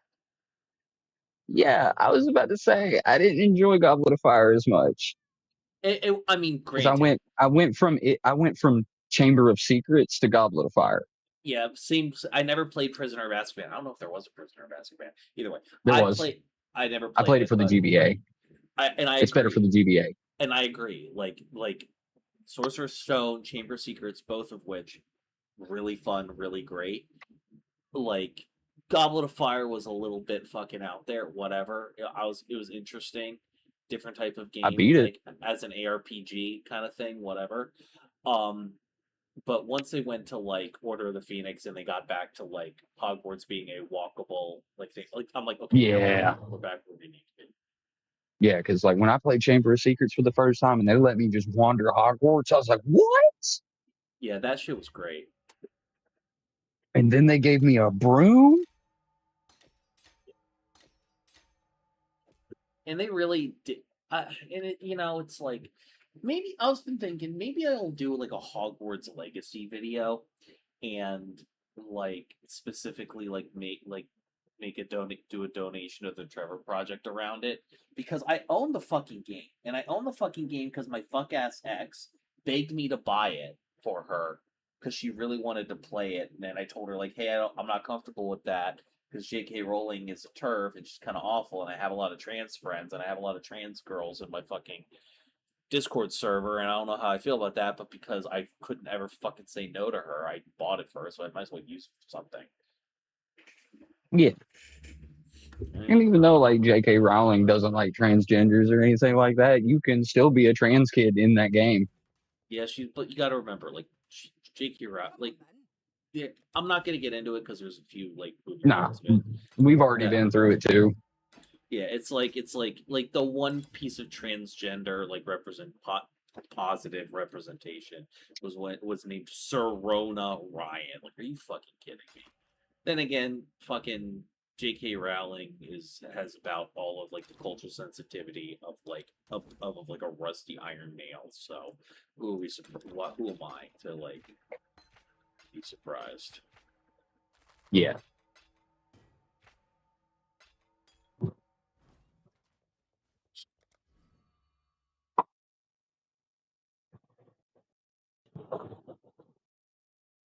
I want to start plotting. So,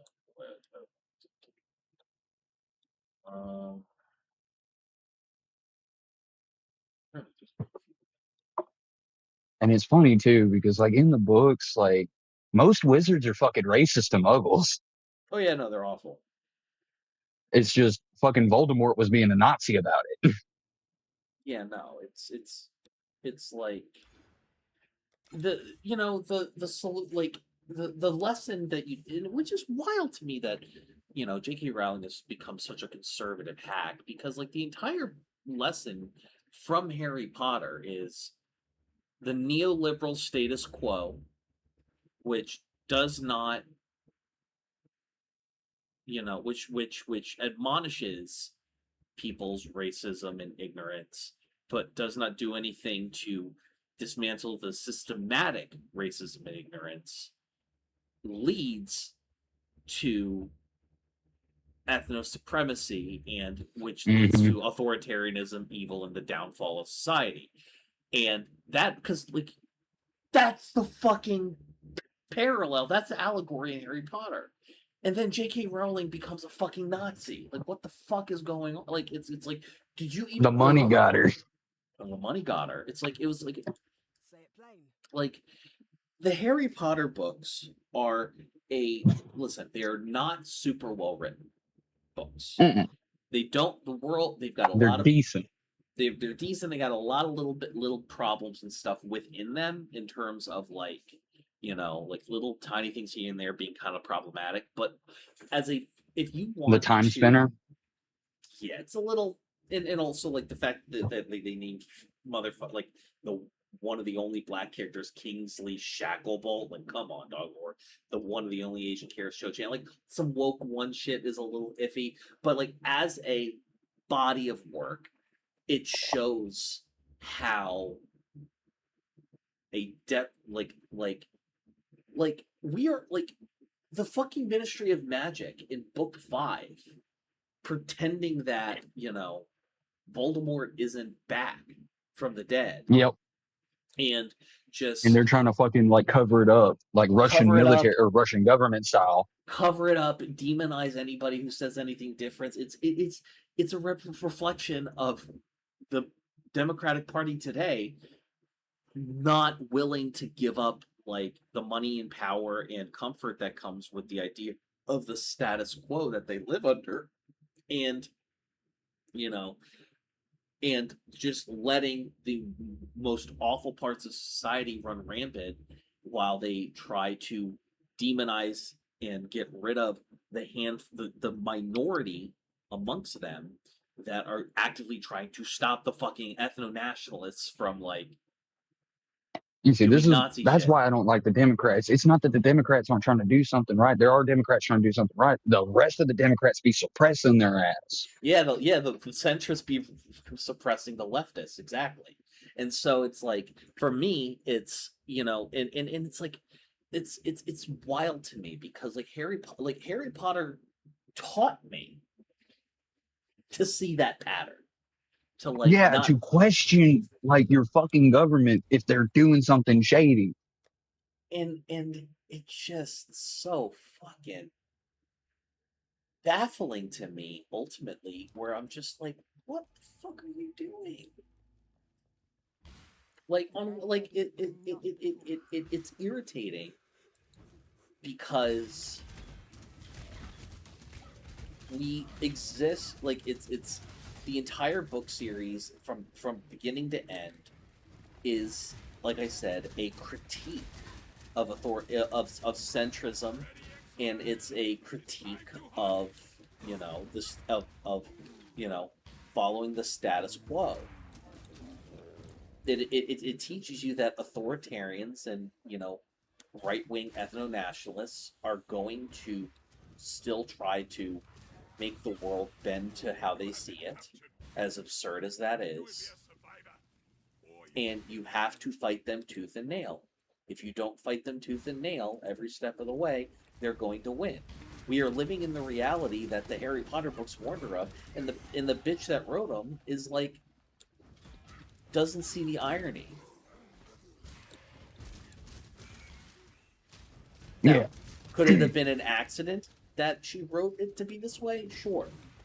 Like, does it like is her neoliberal tendencies and J.K. Rowling's like liberal like neo shit lib tendencies, you know, present in it? I was like, yeah. What person who had been through everything that Harry Potter had been through decides all right, I just stopped, you know, ethno-nationalists using authoritarianism to basically murder and oppress people. Now that all of that is done and I had to spend my entire adolescence dealing with that, I am going to go be a cop for the government. You know, so, like, obviously some things don't, like, square. Like, some circles don't square. But, like, regardless.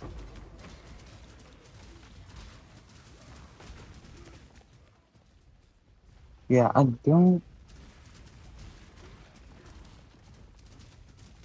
think Justine Musk is the author I'm thinking of.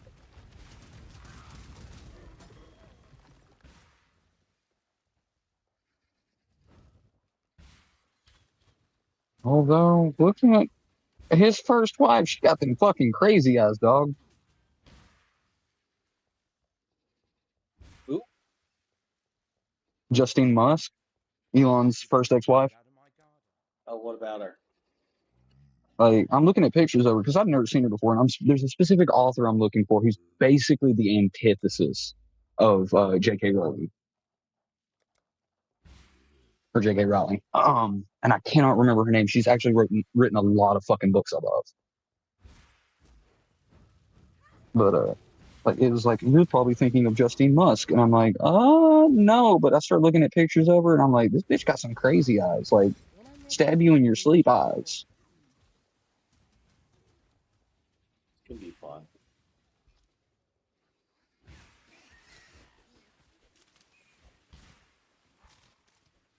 Like, she's got this picture of her standing in front of like what I can assume is a $35 million house with a tricycle and a fucking like little dog beside her. She looking like she's trying to be all Billy Badass, but I feel like I just drop kick her into the pool behind her and pump that dog.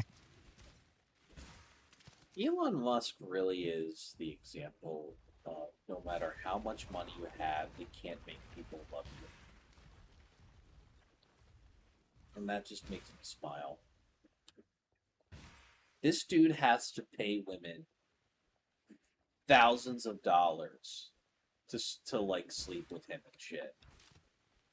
Yeah. Every fucking time. And I'm just like, I have a nice personality and women do it with me for free. It's insane. Like I just And it's crazy what being a decent human being will get you. Yeah, it's like trying to make connections on a human level with a person and establish trust and, you know, affection. You know, it's like, oh, fucking don't get, you know.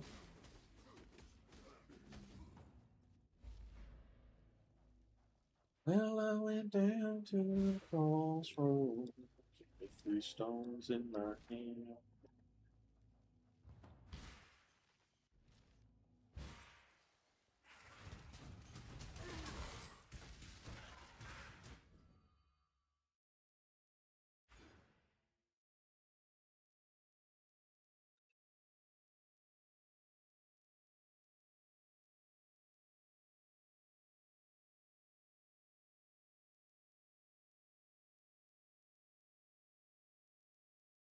That's another book series. Hunger Games was so wild to me, dude.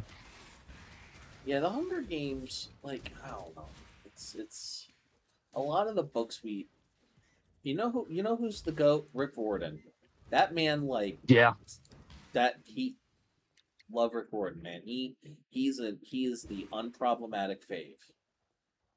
I mean, he has done some. He's like some of his shit used to be a little problematic. Who gives a fuck? He's on his shit, and like he changes, he evolves. Like he's, you know, he didn't forget his shit. And then on top of that, his books matured next to his audience. Yeah, he has. And like every new book series that came out was for that next audience. Like, for instance, like, yeah, I read all of the Olympus Chronicles, but then I went into the Pyramid Chronicles too, and I realized, oh yeah, this is definitely for the newer generation of kids who are now just getting into his books. so that they like he was constantly writing great books for a generation of kids who were just coming into reading, dude. Like, it's crazy. I used to care about read. I used to read so much. Maybe I need to like just throw a book in my bag and like start again. That's what I started doing. I've got one I've been trying to read. It's called A God in the Shed. It's about a skinwalker, I think. Some kind of like eldritch being that lives in a cave outside. Give me 1 second.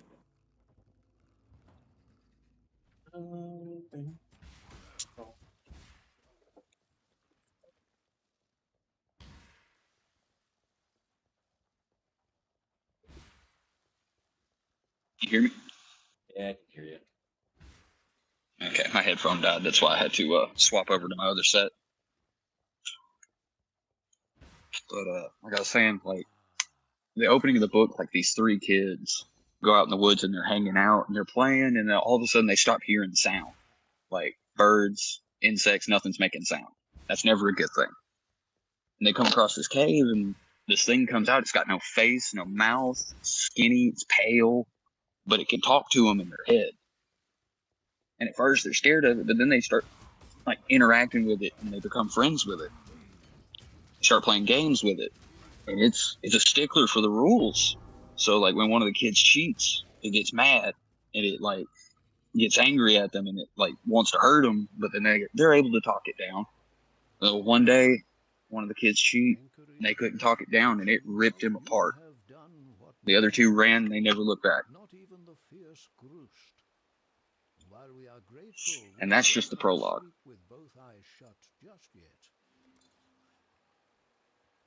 There's also a cult in the town that a lot of the older heads in the town they know a lot of shit that they're not letting on. I'm still reading. That would just make life complicated. Will you quit clawing at that box? Get out of there. That cat loves stressing you the fuck out. Serious. You're supposed to be a good little battle sister. Do not turn to chaos now. Do not fall. Do not falter from your emperor. I'm trying without hurting you because you're back here and I can't get to you. Ah! That would just make life complicated. God, why do orange cats get so fat? Yeah, that's why I didn't get an orange cat, my guy. And we got her fixed too, so that she gonna get extra fat. When I'm ready and not. But thankfully, she has actually learned some decorum and manners, though.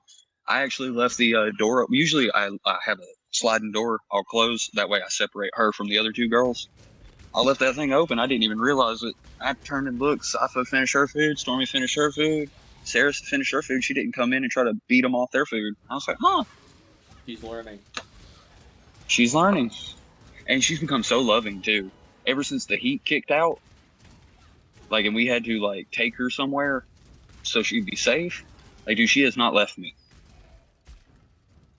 That's nice. Like, we sat her in the bathroom, and, like, her, Sypha, and Stormy, we all had to keep her in Dave's bathroom for a little bit so we could get the capacitor for our AC. And, like, I'd go and sit in there with him. She'd crawl right into my lap. Wouldn't leave.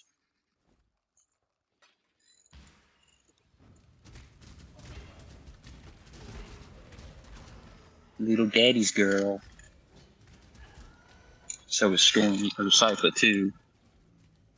I don't know what it is. Like, Sypha's Amanda's cat, but she loves me to death. Nah, that is no, I'd be like that. Like, she even does the affectionate cat crap that I don't expect cats to do, like nibble on my nose and ear. Yeah. Elsa like will boot my like nose and my like upper lip. Yeah. And That's how Stormy does me. Yeah, and she'll lick my cheek and shit. You know what I mean? When I'm in bed and sleep. For me, this one, Sypha steals my oxygen. Yeah. Like cat's eye.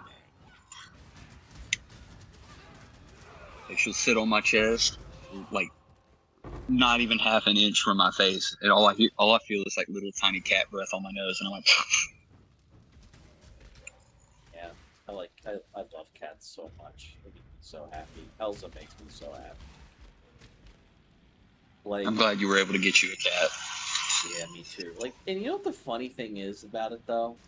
Like, dead ass, I was like, so much of it for me was really like with Elsa is like, oh, I love X, Y, or Z, and I like going on dates and fooling around with women and all this stuff, and that's all well and good and fine. Like, whatever. Like, I ain't gonna yuck my own yum or some shit.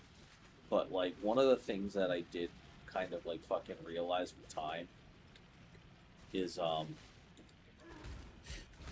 only really like want the touch of a woman like twice a day. Once it'll randomly during the day, like at 3, and like the other at like 11 p.m. Otherwise, I'm just like, Kitty, and Elsa's the only like my life I need as far as like a woman, like a lady's concerned. She's the best little woman. She's my old queenie. When I'm ready and not I don't know. It's That's just so freaking adorable, dude. like, dating is a pain in the ass. I love women. I love sharing a bed with a woman. Like, I sleep better when I have a partner in bed with me. But like, you know, and I would love to have somebody who's like my right hand, who's like my best friend, and you know, my partner. But yeah, that's hard to find somebody on the same wavelength. Yeah, and honestly, I feel like I do better finding that person back down in the DMV. I need to get the fuck out of the Hudson Valley. I hate this shit.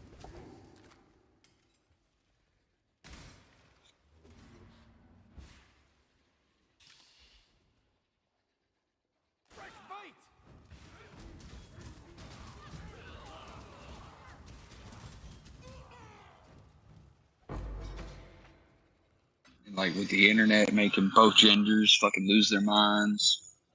Dude, both sexes, I'll say that. Like the binary. You can say a better way of saying it is the binary, because if you want to talk about like fucking dating, well, like I always see it as like the biological thing. Like I'm not even. I don't push it past that. No, there's levels to that. That's not even what I'm talking about. Yeah. I'm talking about just like straight cisgender dating on like in the discourse around that shit, man. Like, I've realized that there are people that just talk about that shit. Man, there's women and dating and this and that and what's it and all that shit. There's an entire sphere of like people on the side of the internet that talk about this shit. That I went on, like, for some reason, like Threads is like that by default. I don't know why. It's on the level of like Vogue magazine tabloid snippets. Dude, it's bad, dude. Like, I opened like one of my daily tasks, like one of the daily tasks that I'm supposed to do, like it's just like a thing, like enrichment work, helping with the business of like social media and stuff, is I engage on multiple platforms. Twitter, Threads, Blue Sky, I do them all. And, you know, Threads is routinely the hardest fucking platform to engage with other random people on and try and, you know, like engage in other people's conversations, quote tweet things, repost things, comment on things of that nature, right? Like to like get engagement and like actually, and not just be like a glorified like spam bot of just posting my own shit. Yeah. The problem is that I'm gonna be real. On Threads specifically, these people are just it's like 80 IQ takes of it's like it's not straight cheats. And if it's not even 80 IQ takes, do you know what it's like? People having the most surface level conversation and pretending it's deep as shit. It's absurd. It's so fucking goofy.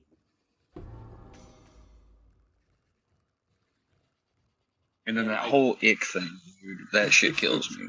it just icks me the fuck out, dude. It's so fucking wild, dude. It's just like these people are Like, I don't talking even about like that. Like, it's a dumb term to me. Like, but there's like, nothing. oh my god, something makes you feel weird. Wow, you're a human being feeling your emotions. Feel No, them. no.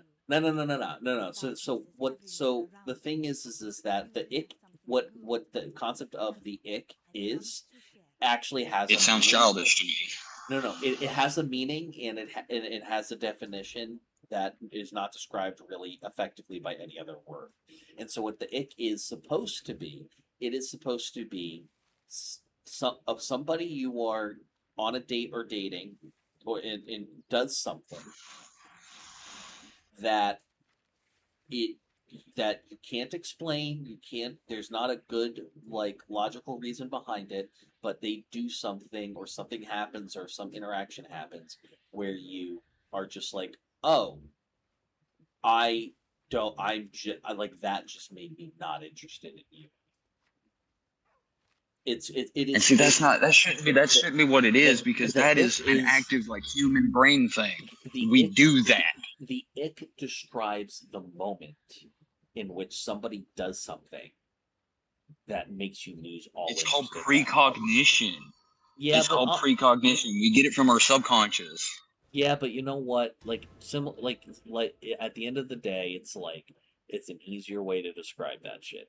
That's the beauty of the English language. We can have big words for large philosophical conversations, and then we have abbreviated terms like ick or the ick to make it like easier in lighter conversation. Because listen, some people just don't do big words. Yeah, true. But like, you're using one of a human that's one of our superpowers, dude, as a human species, to be able to look at something, like consciously not realize it, but our subconscious is flicking something in the back of our brain, like, hey, something's wrong. You shouldn't be here. Yeah, but ultimately, because your subconscious is picking up on those minute human details that no one else thinks they're doing, like eye movements, hand movements, twitchiness, things like that. The minutia of human motion. It's so cool. Like, I did a lot of research back in the day. Like, again, I've already told you, my mom had a stroke. I had to understand psychology, neurology, and a lot of like how brain chemistry works. Hello.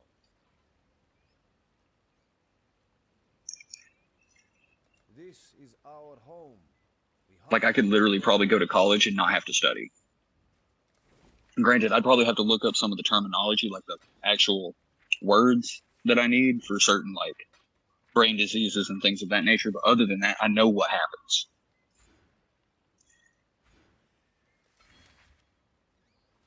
Because I'll admit, I don't use big words all the time. There's a lot of big words that I know, but just don't want to use because no one wants to hear that. Because that's like Jimmy Neutron levels of pretentious. Yeah.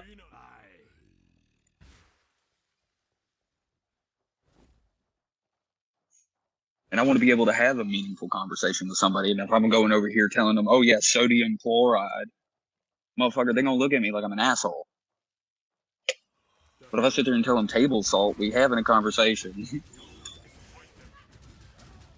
And that's what Jimmy Neutron taught me as a kid, because I was a really smart kid, but like watching him act smart to people and no one really liking that, I was like, I shouldn't do what he does. I should keep my mouth shut and stay humble. Helps. So Jimmy Neutron taught me a deep lesson, dude.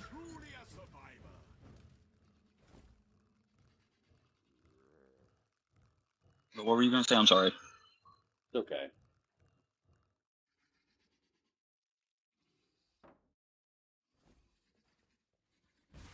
When I'm ready, And of course, Fairly Odd Parents is just, the lesson there is unchecked power in the hands of someone who is too ignorant to understand how to wield it will always backfire.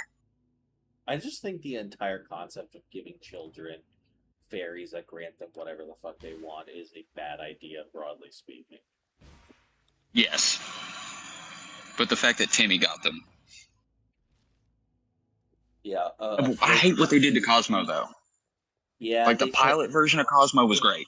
Yeah, the first season of Cosmo was great. The problem is that they flanderized him. I mean, like the pilot one, he was smart, but after that they made him dumb. I mean, he was like the whole purpose of the Fairly Odd Parents originally was that Cosmo and Wanda are two halves of the same brain cell.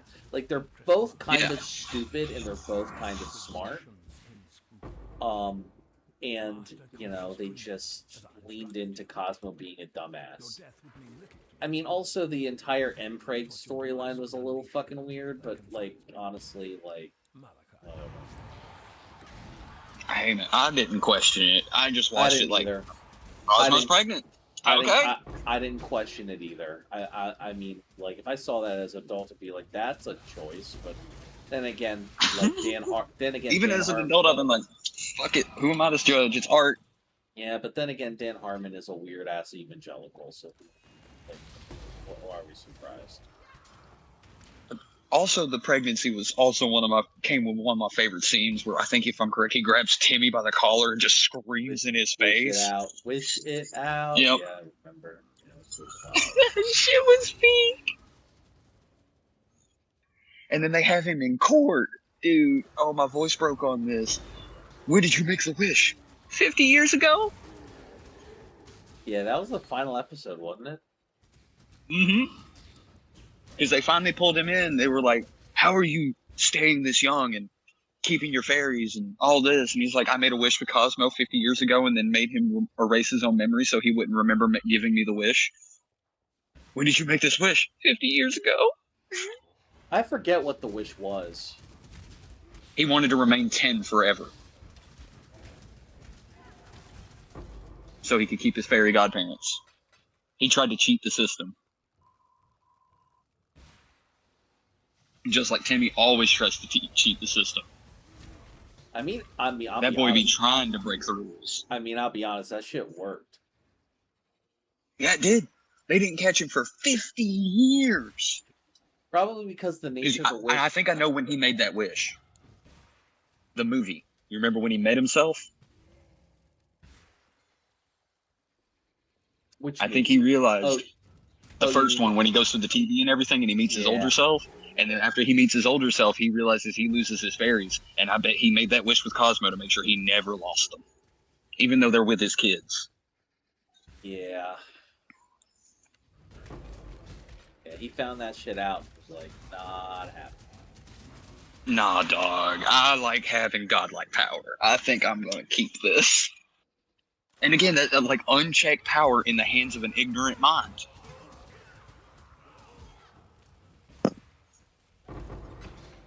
Like, on God, like, having time loop for 50 years straight, who knows what kind of fucking strain you've put on, like, the temporal crystalline structure that is your life. He's some weirder shit, honestly. I will say, though, like, having, like, honestly, like, I actually don't know, like, how, like the time on the timey-wimey bullshit, like, how, did he just have everybody after a certain amount of time just like forget how much time has passed? They basically don't ever realize it's happening. No one ever questions it because they never notice anything. It's like a cognito hazard for everybody else, and for Timmy, he's the only one that knows. So technically, if he was 10 when he made the wish, he's a 60-year-old man inside a 10-year-old's body. Yeah. But, like, also, I will say, like, how much of that is also, like, he never experienced any, like, he also didn't, like, a big part of, like, the mental change between being a 10-year-old boy and, like, being a 15 or a 20-year-old person is, you know, is the hormonal changes and the changes in size and changes in societal expectations and all that stuff that comes with it. And this may actually explain a lot of his later wishes. Like, he might have been suffering from, like, some kind of mental degradation, like, psychologically, because he wasn't able to grow up. Yeah, and I mean, he experienced what being an adult was like with that one wish of his, you know? Yeah. But also, like, imagine the body technically never aging, but mentally you're aging. Like, what kind of effect does that have on you psychologically and physically?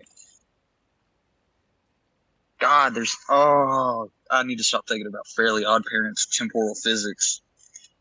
It's never gonna make any sense. It's a fucking kid's cartoon. Nope, it's never gonna make any sense. Just make life I gave the Ebony Legion. That's also why I like Ed and Eddie, dude. They never fuck with time. Keep your light. They were just three dudes trying to make quarters to get jawbreakers. Yeah. And they had a bopping PlayStation 2 game. Now that I've reminded myself, I need to go download that too.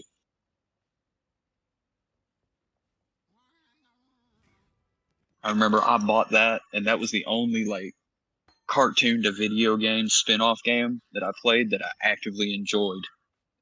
Like I was not disappointed with the $20 I spent.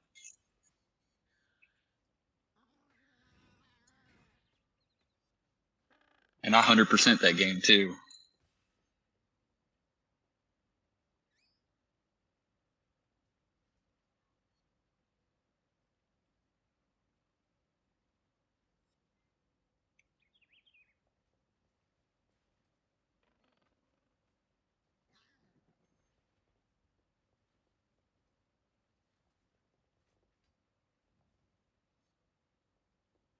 And that's like when Rogue Galaxy came out. That's one of my favorite level 5 RPGs. And when it came out, like as a kid, when you're poor and a kid, you got one game, 100+ hour game, dude. That's your life. Yeah. That game was my life. There's a reason, like on Steam, my name is Jaster309. Jaster's the main character of Rogue Galaxy. That makes sense. He's one of my favorite characters, the Star God. So cool.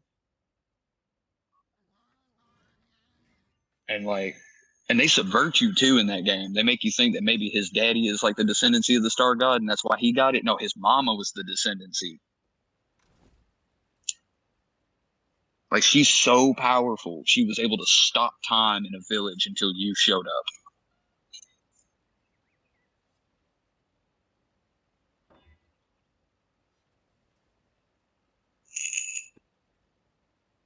And then you meet her, and she tells you about your ancestry and how you were actually like the descendancy of this being called the Star God, who like helped create balance within the galaxy against the rune and the creature known as Mother, which is like this evil deity bitch.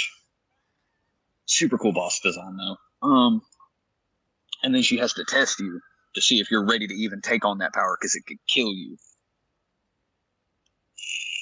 Or you could lose it and like kill everybody around you, because it's like literal galaxy level power.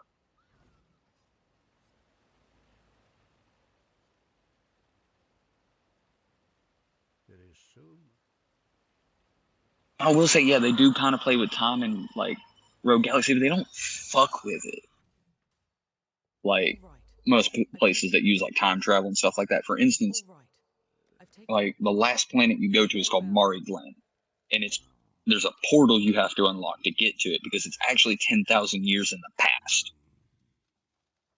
And that's how they kept the rune locked on that planet for so long and kept it off. Rune is basically like this bioorganic slop that if it touches any biological matter, it mutates it into monsters. Where is this? So kind of like the mist from Final Fantasy IX. Makes sense.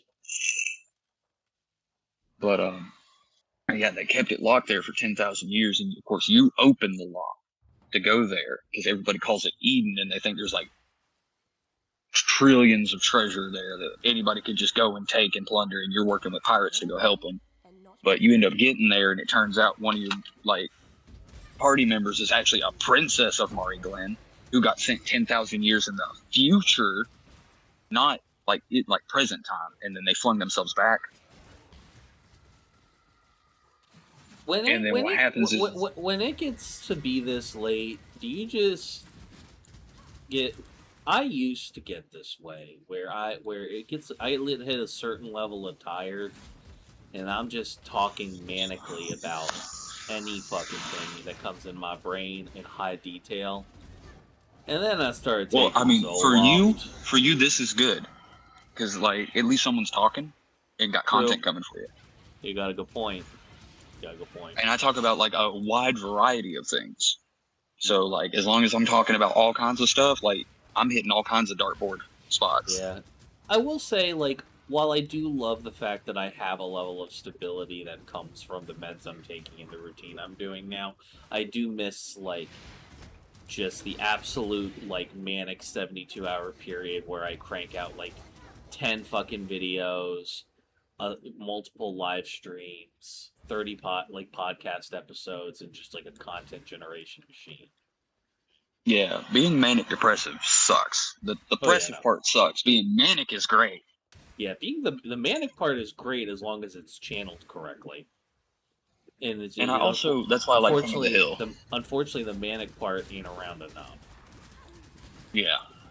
That's also why I like King of the Hill, because they actually aptly described what manic depressive looks like with Khan.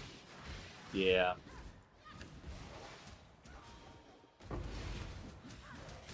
They were like, why is he acting like this? He ain't on his meds. Oh, that's why he ain't being a dick. I find it wild that Cotton, like, in King of the Hill is, like, a notorious racist, but, like, if he's going to be a racist, he's going to be accurate about it. Yeah, you got to give him that. Even though you have to hate on him for his racism, like, at least he's accurate with it. Fuck that knock-kneed old man. I'd kick his fucking legs out from underneath him. He said some cross shit to me.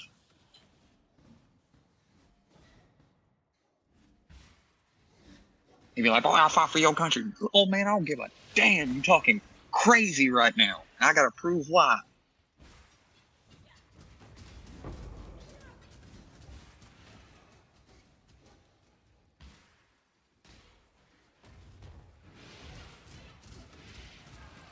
And see, like, Cotton was an apt description of what fathers were like growing up in that time period, too. Like, older fathers. Yeah. Crotchety old men, didn't want to touch their fucking kids, fucking hug them, nothing. I couldn't imagine being a father like that. Like, and that's the thing, it's like, and that's the thing about King of the Hill, right? Like, Hank Hill was, like, a lot of people's dads. Like, they were somebody who was nervous and unsure about new things, but would accept it with, like, things that made sense within reason. And, you know, was like, knew what they didn't know, but and all that stuff. And then all of those men who were like that started watching Fox News and Rush Limbaugh, and it got worse and worse towards the time of the age of Trump finally. And then, like, all of, like, I think that's part of the reason why King of the Hill is such, like, a darling show of, like, liberals and millennials and stuff. It's because, like, this is the dad from their childhood. This is their dad when they were a kid, when they were a girl, when they were a little boy. Like, this was their dad before. This was an authority figure we actually could respect. Well, this is somebody who, yeah, like, they're set in their ways, but, like, they weren't going to, like, they weren't going to completely disregard new information 100% of the time, or choose non-reality, like, and be hateful. Like, it's... And this is propane. Hank Hill is the idea of what a lot of people thought their dads and granddads and uncles and stuff were, when in reality, like, that was ultimately a facade. I think a lot of the people that did end up, like, falling into the Trump MAGA cult do believe a lot of the awful things that Trump had espoused, is that immigrants are the problem and all this other shit. And have you seen how he swapped from Russia rigging the election to China rigging the 2020 election? Yep. I'm like, can you make up your mind? Nope. Like, now we know you lying.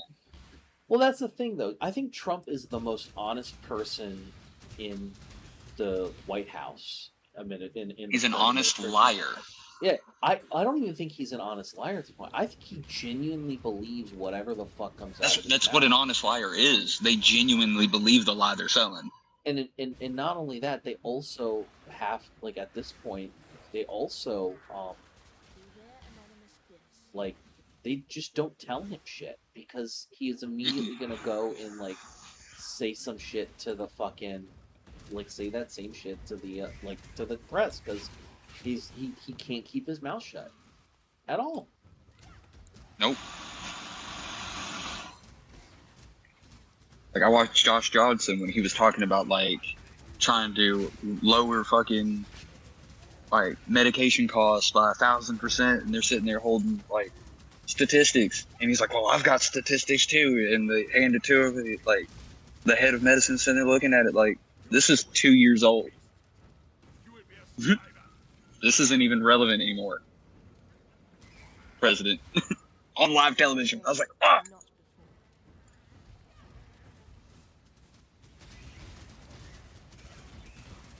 Like, why do you go so hard to make yourself look so stupid?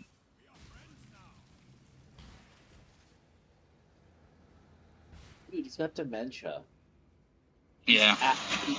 He has incontinence. He literally smells like piss, like urine and shit because he's constantly pissing and shitting himself. Like, it's like he needs to be in a home. Yeah. Not in the White House. That's like... Oh yeah, did you see that picture I posted of him with the swollen ankles getting arrested? Yeah, that was funny. I fucking love that picture. It's so goofy. Like he looking like somebody's grandma. Literally. And then fucking the Tates got arrested in Florida as soon as they touched Seoul. That shit was fucking hilarious. I love that shit. Hilarious, dog. I laughed my ass off on them pictures because they look so fucking confused. Because they thought that... Like, why is this happening? They thought that... Yeah, they You're a thought sex that, like, trafficker, motherfucker. yeah, they thought that the Trump administration, that the fucking pedophile in chief was going to keep them safe. Nope. DeSantis does not like your ass. He don't give a fuck about Trump. Yeah. He may be working with him, but he don't give a fuck like that. Yeah, nah. And also, like, Donald Trump had to be reminded who Charlie Kirk was when he got shot. Mm-hmm. That's how much of a fucking scapegoat. And they were trying to make a martyr out of him, dude. That's why I continue to think that the Republican Party assassinated him. Charlie Kirk, we carry the flame. Dude, that's... Because it's wild for, like, a week later, the Iranian, like, military to release a video talking about how it was all a fucking op. And how they had, like, video and photo evidence of, like, where the concrete got hit with shrapnel and stuff from the explosive on his chest in the microphone.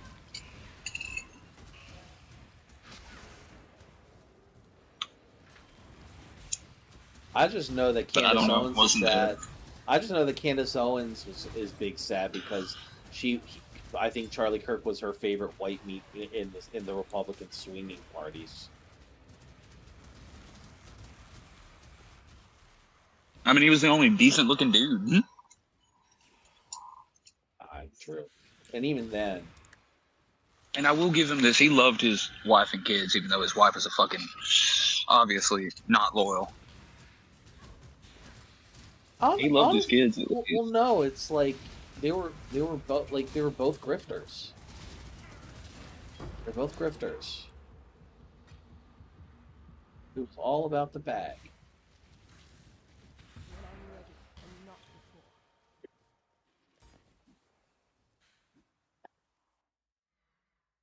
I guess I've just walked with too many good people in this world. It just confuses me how people can be so fucking vile.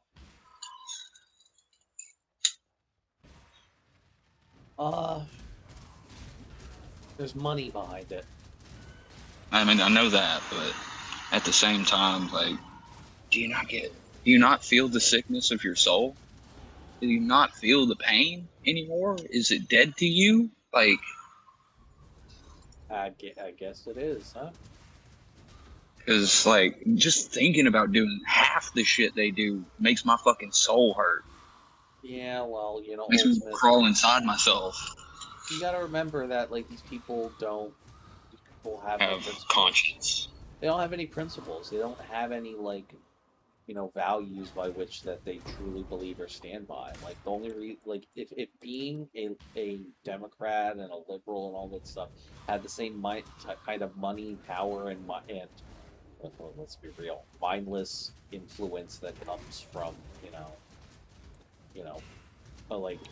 or a mindless consumer base in the form of conservatives. Yeah, it's not surprising. Like, they'd be doing that instead. It's not even like we've gone from like we vote based on, even though they still be lying when they do this, the policies they're trying to push and everything. Like now we just vote for whoever talks a big enough game. Yeah, I mean, hopefully, like a Zoran Mamdani will eventually, show the way of just like, hey, you talk a big game during the fucking, campaign, and like one of the he failed on his first ever policy. He said he was going to like arrest Benjamin Netanyahu, and then he looked at the facts and talked to his advisors, and he has no real way of actually following. Get a hold of the man. Yep, he has no way of following through on that promise, and he made a video explaining that, and everybody was like, "All right, that makes sense. He does not have the power to do that. Bummer." But even though he really wants to. Yeah, and he called. And I think that's really the message that needs to be taken away from there is he actually wants to hold Netanyahu fucking liable for his actions. Like you see a politician right there who goes, "Yeah, that's not good to be doing to a whole race of people." Yeah, I just.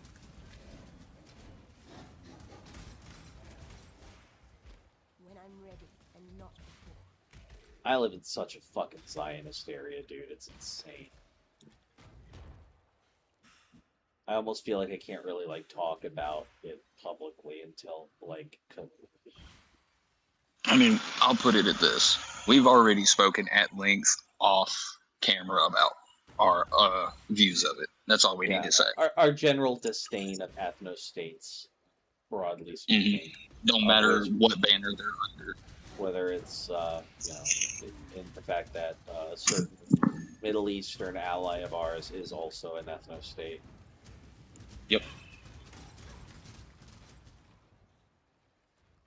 Yeah, my fellow believers of God, go over to Israel and find out real quick how they treat a Christian. Yeah, they don't. It's bad. They do not like you. They don't want your money. They don't want you. They hate you. Oh, they want our money. They want our weapons, but they don't want us. And they just they hate us. They hate you. Like they don't care. They don't care about the fact that the entire world hates them because they can't stop wanting to invade and kill Yemeni people because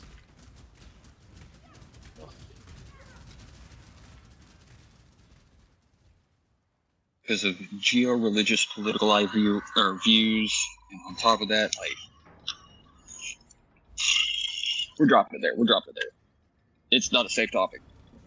Nope, it is not. So the World Cup's been going real good. World Cup's over, my guy. Yeah, I know. It went real good, though. God, who was that one football player I was seeing? It was a big old Norwegian boy, it looked like. Yeah, Hal? Maybe. I'm talking, he had a ponytail, and this dude was, towering over people. Yeah, this man was built like a fucking brick shit house. Yeah, and someone tried to sweep him, and they hurt themselves. I was like, ooh, this man is literally a monolith. And I was hearing his kicks, dude. He kicks at subsonic. That motherfucker sounds like he's breaking the sound barrier. I don't see how any goalie could catch that ball. I don't even fuck with soccer and football. And fun fact, soccer is the correct word. It is. It is slang speech created by the British youth when football was first being introduced. It is actually known as soccer. Humanity has... Keep your wits about you. You have made peace with us. Going? I am not surprised. And that's something I had to look up because I didn't want to be bullshitting on my like. That's the thing. Like I see information, I'm like, Thank you for I can't believe everything I see. Go with courage. That would just make life This old mine shall.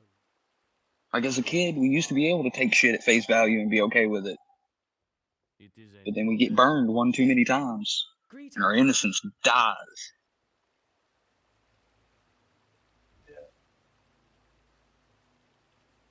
Or you get called crazy for trying to hold on to it, or immature. when I'm ready and not before.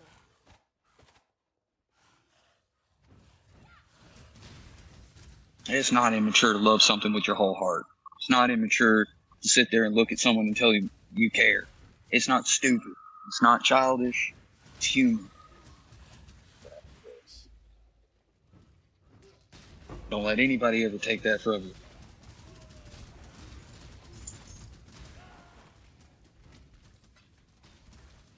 We are human.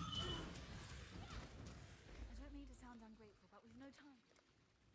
God, you beautiful little orange cat. Ow! Yeah, come up here.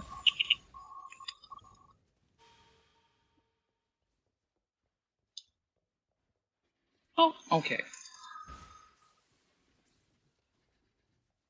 And dog, there are times where she'll sit there at Sarahsville and she won't see me and she'll just start crying. That would just make life. I'll have to poke my head up and be like, what are you crying about? And she'll come running straight at me. I look forward to the morning because like Elsa will come up and bother me for love, and it makes me very happy. Yeah, because you free feed her, don't you? You don't do like what I have to do. Oh yeah, she doesn't relate food to like getting to like me. She just gets fed when she gets fed. Yeah. And see, for them, like it's diet. Like we have to, for their weight's sake. Yeah, I give her like a gram every 4 hours. Come no closer. And then with Cypher, her sensitive stomach, we have to like make her food personally. Like we've tried every sensitive stomach, we've tried medicine, we've taken her to the vet. And it ain't just hairballs. She does have hairballs, but there are times where she'll just straight Ralph for no reason. And it's just because her stomach gets upset.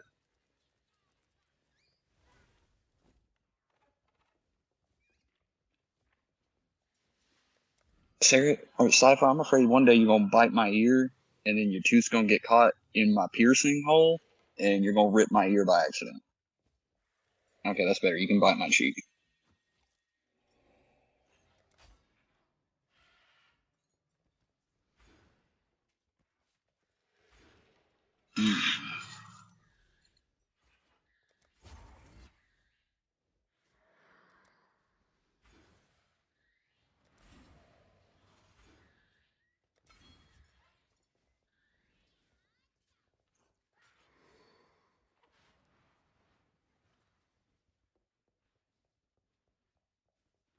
That would just make life complicated.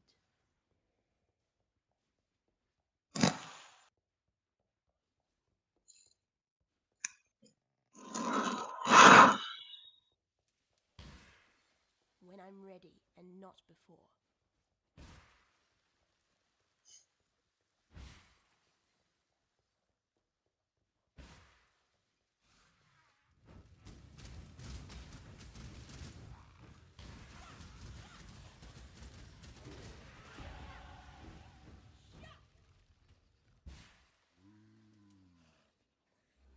Oh yeah, I forgot to mention to you, because this will actually make great content for anybody looking to play Digimon Up. Don't. Why? It is a nostalgia cash grab, and it is extremely like let's go back to Modern Warfare 2 COD lobbies. The chat in that game is racially charged every day. Damn, like I log in, just to do my daily shit, and all I see is hate speech. Jesus Christ! So it's like unmoderated completely. Oh no, there's filters and stuff. People get around it. Of course it is. Like instead of using an I, they use an L. Or instead of like using a regular letter, they'll use a specific like version of that letter. Like I can never remember what other versions of our letters are called, like with dots and punctuation. I think. Oh no, not punctuation. Like they're over the actual letters themselves, and those letters have different names than actual letters. Huh? They're called accents. Accents. Yes, that's it. Thank you. It's been a hot minute since high school English. Now, granted, I retained a lot of my literature learning and a lot of my English, but there's some things that still slip through the cracks, and it makes me mad. Because I speak the freaking language, I should know what I'm doing. The amount of people who, I don't know, dude, like,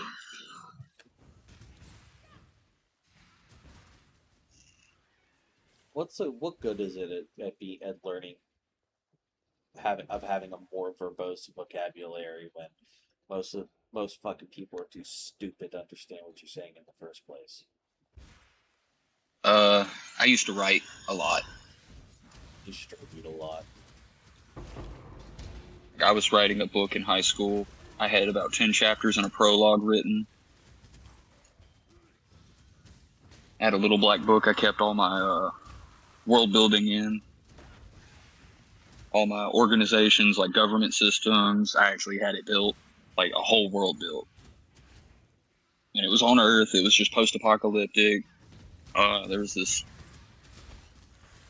like, umbrella style company that I called what was it? When I'm ready and not before. I think I called it Solaris. I can't remember.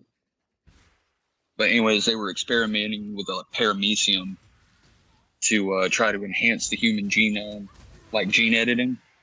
Right. But introduce it, like, and what instead it did is once they finally got to P183, they finally figured out a stable version, but instead it caused horrible mutations in human genome and like mutated people into monsters depending on like race, sex, gender, everything. Like this thing was very targeted. You getting there? Good luck to you. Talamoana? And I wanted to make sure that like I had a systemic enemy for the entire world to hate. And then of course, like I kind of called the East versus West Coast Civil War.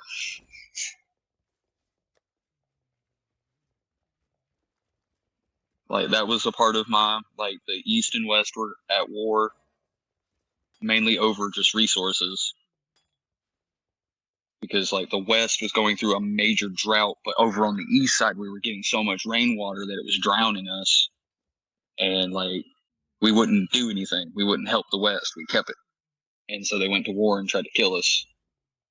And like mechs were built and all that fun stuff. And then of course in China, there was like a serious health issue with like a decaying DNA disease. And that's another reason like P183 was trying to be developed. In Africa, there was actually a dictatorship like warlord who took over about 75% of the African continent and was like purging like anybody that they didn't believe was pure African. And then in Europe, the entire Europe side had collapsed completely. Like it was a barbarian land. But Sweden was having a grand old time. Just make life complicated. Like I literally wrote in there, Sweden is okay.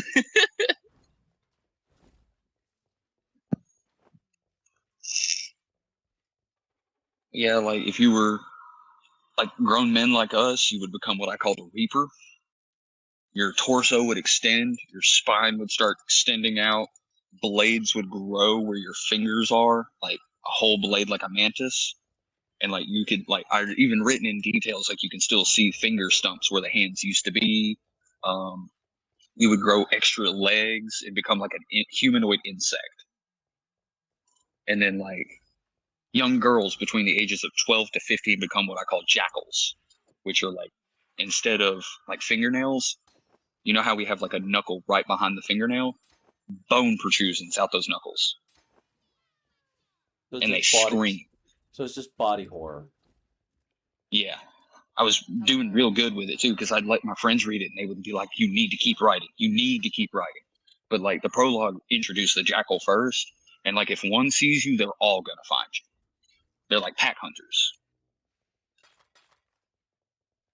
And like unlike most people who make like creature like books, like they usually dumb down the creatures. No, they still had human level of intelligence.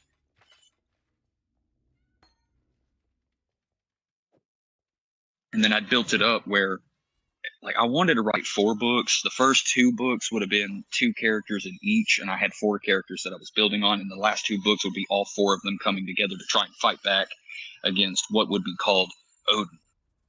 Like I was slowly like getting up to where the high end like creatures that were going to start developing from like mass fusion of flesh were going to be like gods that the main characters had to fight.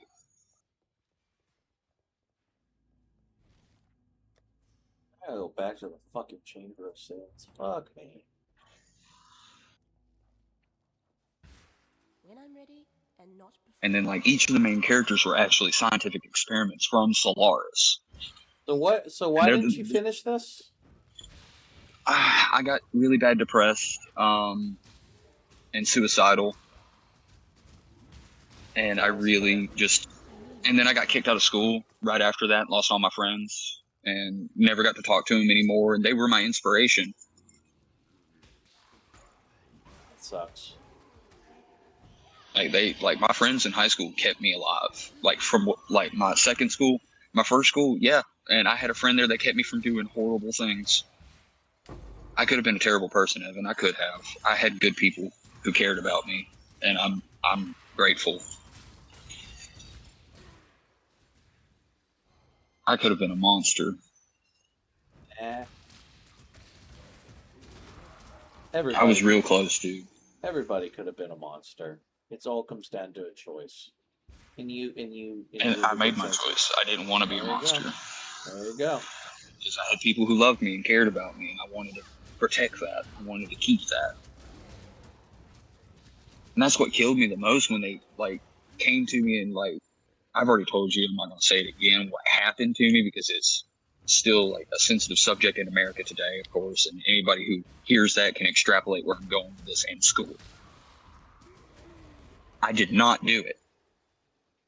I had no intentions of doing it. And that's what broke my heart the most, is because I love deeply. And so why would someone who loves so deeply want to hurt those around him? And everybody thought I was going to be a school shooter and shit. I accidentally wore my stepdad's trench coat to school one day instead of my normal black coat. And everybody was very much on their P's and Q's that day, and realizing in hindsight in like the funniest, most ironic way. Like everybody thought I was gonna be I was gonna go postal at some point, but you know, whatever. Shit happens. Now my first school, that I was so close to doing that. Like I only had one friend there. I will say I wasn't going to do it because, like, first of all, like I was way too much of a people pleaser. And the other reason is that I got liberal fucking parents, man. Nobody in my family had a fucking firearm. I mean, people in my family have firearms. It's just like nobody I fucking lived with. See, I'm different. My grandfather had plenty of firearms. Dog, you live in country ass Alabama. Everybody got the guns there. Yeah. Like hell. You know how much damage I could have done with just a 30-06? Yeah, Charlie Kirk. Like, I could have literally been on the roof of my gymnasium, and I didn't want to do that. Get off that topic. Get off that topic. Yeah. I need off because it's dark, and I don't need to be that kind of Zach. Yeah. Yep. And also, like, business reason, not great content. Yes. No. But, yeah, like, I love too deeply to be that kind of person. I can't bring myself to hurt people like that.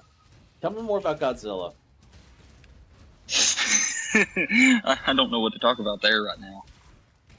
What do you think? What did you think of that Godzilla that came out? What was it? 2014, I think it was. The one- legendary? No, the like just it was just called Godzilla. Yeah, the legendary pictures version. Yeah.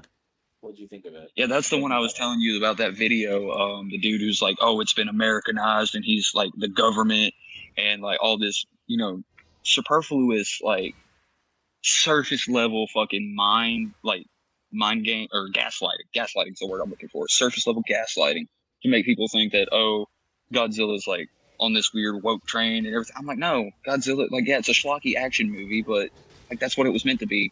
Even Toho leaned into that shit after we made Battle of the Monsters. Yeah. Like, they have been influencing us, and then we influenced them when they influenced us. Like, it's just been a back and forth with Godzilla. And the Japanese love the legendary Godzilla. They love what we've done with him. But like to sit there and say that like Godzilla is bad, like recent Godzillas are bad, and only like -1 was good, you're crazy. Like that's crazy talk. Because like Shin Godzilla, fire. From the same person who gave us Evangelion, fire. Is that whole scene where he first unlocks his atomic breath and he just starts spitting like he's just spitting flame. Like he ain't even condensed it yet, and then you just watch it get condensed into the finest beam as he slices like skyscrapers in half. I'm like, oh! Sorry about that noise. You're good. And then I hate that we still, if I'm correct, I still don't know if we're going to get a second one. Because if we do, we'll actually get to further extrapolate on the whole tail splitting into humanoid form.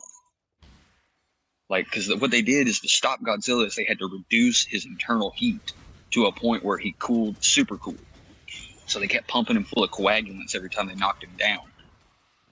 And when he'd get back up, they'd knock him back down and try to stuff him full of coagulants. Well, it finally worked and he froze up. But at the end of his tail, where there's like actually a mouth and skull that he could shoot a laser out of, you start seeing humanoid forms like sprawling out of it, almost like a statue. Like he was about to break down into a hive mind to deal with humans. Like that was his last adaptation he could have done to figure out how to get her last adaptation. This Godzilla specifically is a female. Was this the one? Was this the American movie, like where she comes to New York or some shit? And then the end of the movie is like that's Godzilla 2000. SEAL Team 6 goes into like Grand Central Station and is having to deal with like a horde of like baby Godzillas. That is Zilla. That is from 2000 or Godzilla 2000. That is not even a Godzilla. And again, I like that movie, but as like locally all the Godzilla fans, we don't accept that Godzilla. Even though it's an American Godzilla, we don't accept that Godzilla.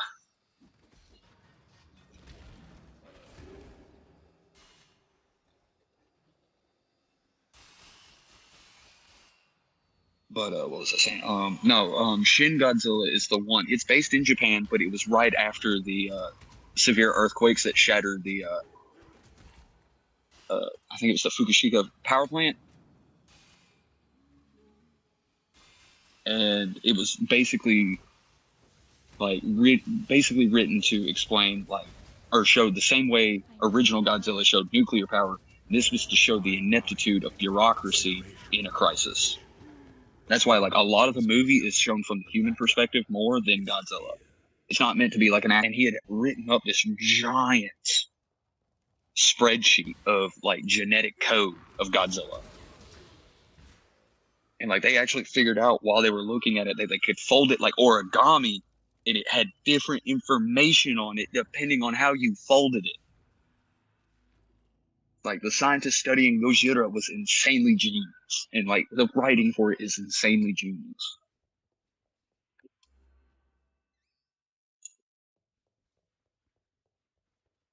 That's always been my, like, that is now my favorite Godzilla is Shin Godzilla. That version of it. Because it brings back the body horror, too. Like, Godzilla is in constant pain. He's, like, tearing at his own skin. Like, he's tearing out of his own skin, basically, as he grows. And, like, when he first gets on land, he's got gills. And as he's, like, adapting to oxygen on land, he's actually spewing blood out of those gills to get rid of that excess genetic material that he doesn't need. What is it? Hello.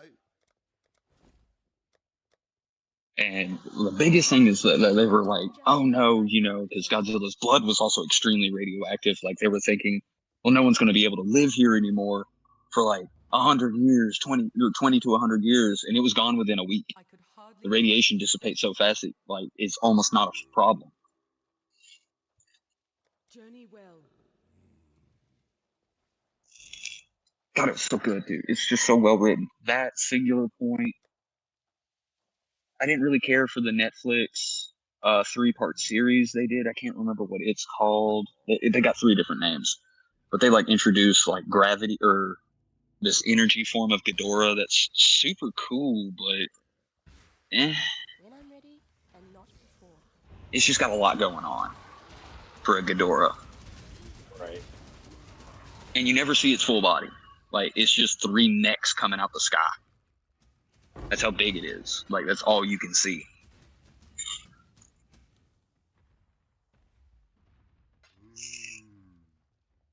Now, I will give that, I think it's that one. It's either that or Singular Point. I can't remember if Aquilus was in Singular Point or the Netflix series. They're both Netflix series, but that one also has some of the coolest Godzilla beam attacks I've ever seen. Because, like, I think it's Aquilus specifically, or no, it's Terrestrius. That's what this, like, 3 evolutions of Godzilla. There's Aquatus, there's Amphibious, and then there's Terrestrius, as they call it. And Terrestrius, like, it creates 3 rings of pure radioactive energy in front of it, and then the beam is shot out the middle. I was like, oh, that is so fucking sick. That's why if, again, shout out to Battle of the Monsters Melee. Everybody should be buying that. Show Toho that we want a new Godzilla fighting game so we can get Aquilus, we can get fucking all the Godzillas and all the new monsters that are in. We need a fighting game with them in it. I would cry.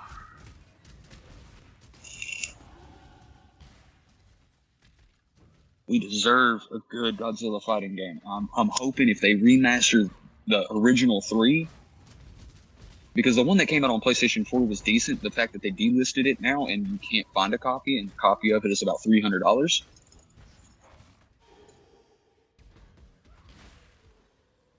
We need a new Godzilla fighting game. So I hope if they remaster all 3, if they see that we want the first one, and they remaster the other 2, they give us a new one.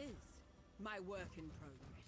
Let's see if Ray class. Because Godzilla's had a resurgence since the Legendary movies and since -1 and -0. And Shin Godzilla, like, Godzilla is eating. Like, that's one thing. Godzilla fans, we've always been eating, dude. We've never been, like, truly let down as a fan base. And those who say we have, like, what are you talking about, dude? It's great. The schlockiness is great of that early Showa era. Like, yeah, dude. Super Sentai level energy, you know what I'm saying? Yep. 100%. But we still get the horror elements too. Like the first Godzilla, there's several horror Godzillas where he is straight up just a monster. But to sit there, like, when that video is like, oh, you know, Godzilla's an American hero, and instead of realizing what they're actually going for as Godzilla is a force of nature that humanity is never going to be able to control or even understand. And we should just get out the way and let them fight.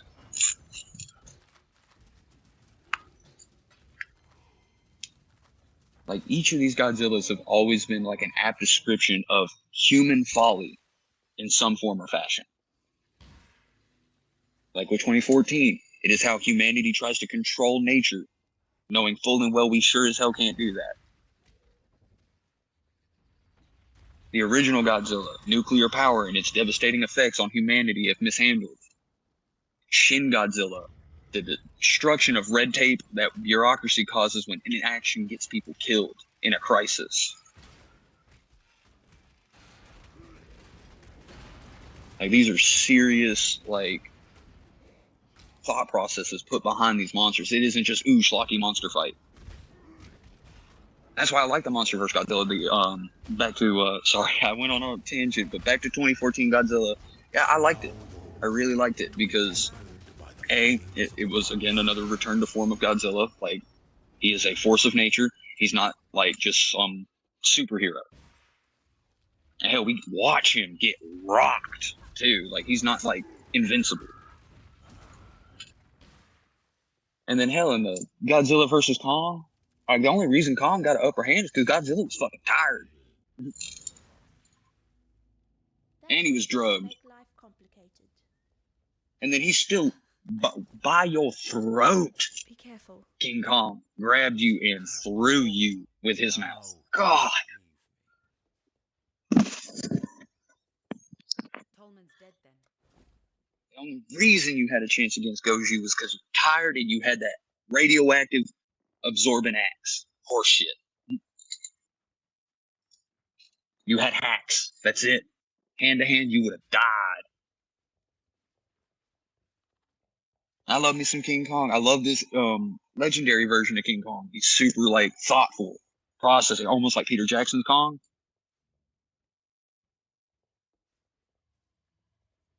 That's why I like Peter Jackson's Kong. He went for a deeper, thoughtful Kong instead of just a beast. Like, he actually, because of his size and everything, he's a really smart dude. That would just make life complicated. What are you looking at? And of course, with Kong and Skull Island, like, it goes into aptly to describe to you that his whole species got wiped out. He is the last of his kind. Eternity, it's called. For twinkled promises of jewels and eternity. And so he's suffered from trauma since a child, like an infant. So he's, yeah, I love Kong, but I'm sorry Godzilla was winning that fight. Godzilla is just as smart, and he's lived longer than you have. He's been on this planet for millions of years. Maramo is sure of herself. Fighting titans before you were ever born and after, dude. Straight eating people and spitting atomic breath down their throats. I love that move. Oh, I love that move. Every time I see it, like every time he pries the jaws open and just goes boom, right down that Muto's throat until its head fucking melts off its shoulders. I was like, oh, it's so hard. And if I'm correct, he does it to Ghidorah. No, he takes off like Ghidorah's heads and eats them as he's melting him down. I was like, oh. And see, at the end of that movie, King of the Monsters, I was sitting there watching it, and they had that end of credit scene where they showing the skull of Ghidorah. I was like, oh, they're about to make Mechagodzilla. Watch. Sure enough.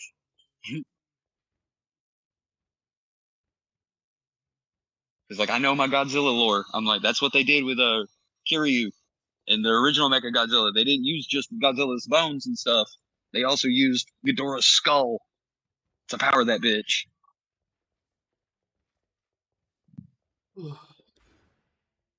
Which is a terrifying concept, again, because Ghidorah has anti-gravity beams. And not all Ghidorahs are like super, like I said, that analog horror that I've been watching of Godzilla Just Pray. That Ghidorah is probably the most powerful Ghidorah ever put in any kind of medium, because Ghidorah has anti-gravity beams, which means his beams can actually affect your gravitational like pull and everything, and he can pick you up with them and like lasso you and stuff like that. This Ghidorah can create black holes from nothing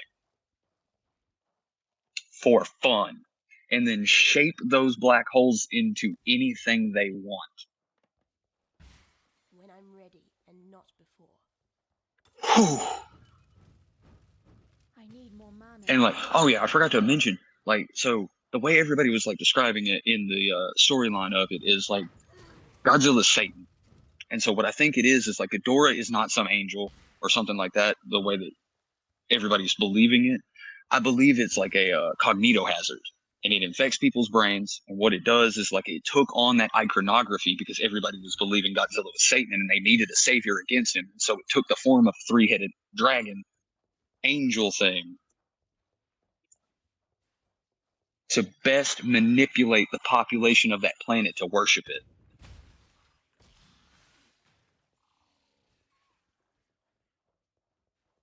Like, I think this Ghidorah is like a space mind virus that jumps from planet to planet with high power signatures like Godzilla and Maybe comes that's in and eats. Maybe that's the shit Alex Jones was talking about on InfoWars. He was just talking about fucking Godzilla lore and shit. Are you serious? Godzilla lore is so fucking cool though, dude.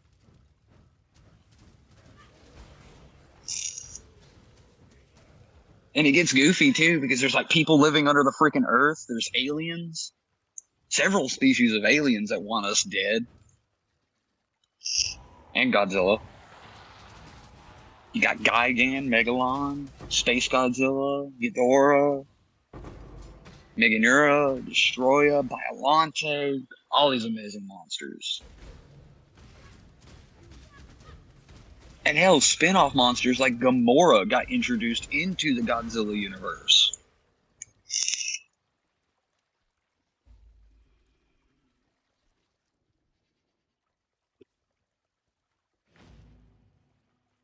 And then there's another analog horror I've been watching. It's called Shelter 54. It's a bunch of different ones, but Shelter 54 is the big one because it introduces Biollante. And basically, what had happened is there are levels of shelters you can get during these monsters attacks. Like the expensive ones go to the ultra rich, and of course the cheap ones you're more than likely still going to die in. Oh, instead of dying, this bunker was filled with this biomatter that fused everybody together into one being with plants. Gross. And only one person was actually conscious enough to speak to people, and they had to set up a system where it like had a camera on a small eye that could still be seen within the flesh. And basically that camera would pick up eye movements and it would be used to translate what that person was thinking. And they would ask her questions like, do you feel pain? Yes. Do you feel everyone there? Yes, we are here. And then eventually the scientist overseeing it, he wants to kill her because she wants to die. But when he electrocutes her, it accidentally kickstarts this evolutionary process where it becomes the giant rose that Biollante becomes before it fully forms. And then Godzilla shows up when it fully forms, and it literally shoves a tentacle down Godzilla's throat, steals his genetic material, and becomes like him. But it becomes like the Shin Godzilla form. So I was like, oh! I was like, Godzilla, you deep throating. What's wrong with you?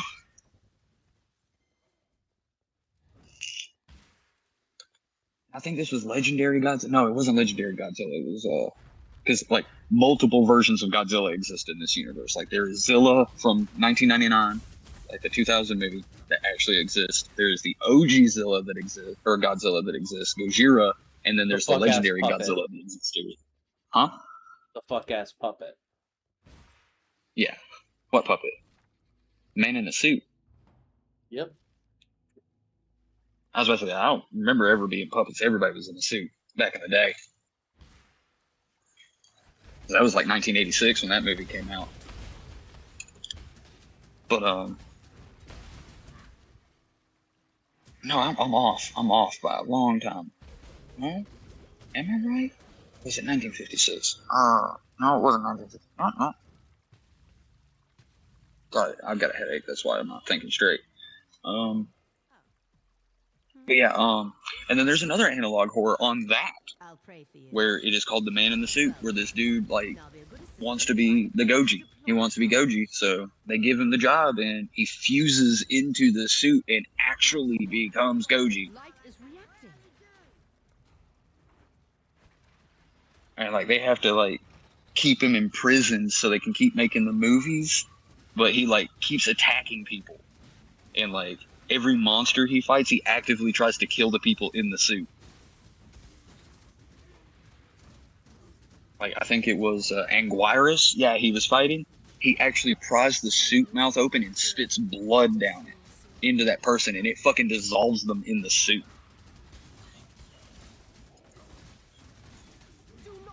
Oh God.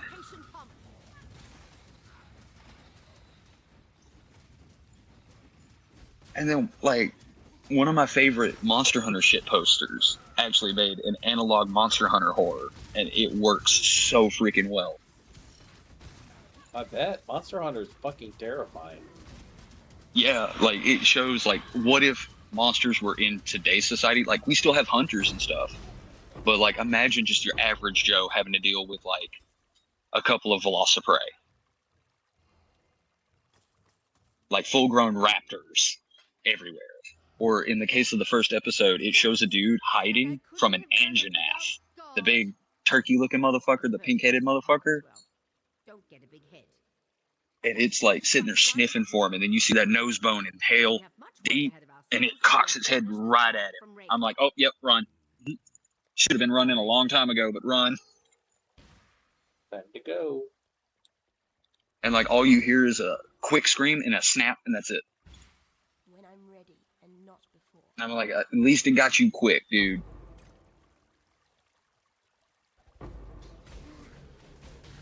And at least it wasn't something that likes to play with its food, like Malfesto.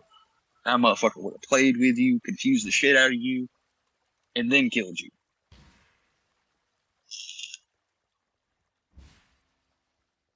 Or Nursilla. Getting poisoned, wrapped up, and letting her babies eat you. Or the Celtis Queen. Because you be sitting there, Celtis Queen, fucking huge. Big, like, alright, so you know the Moth and Scorpion? Yeah. From Elden Ring? Yeah. That's why it clicked to me as Monster Hunter. And I'm sorry again, I'm bringing that up. I need to stop doing that. But it's okay. that's an actual enemy fight in Monster Hunter. Is like there is but it's reversed. Like, well, I don't know if those insects even have genders. Don't care. Not asking. Because they're not breeding to make more. But like the Celtis is like the small version. So there's sexual dimorphism already. The female's a lot larger and is more ground based and can't fly. But basically what they do is the queen will use pheromones to attract a male and basically use him as a meat shield and weapon. Jesus. Need some help. Like he sits on her back, and if she like charges you, he'll stab you. Or like you get to her side, he'll turn to like the side you are and stab you. Or cut you. Or like attack you. Like he protects her.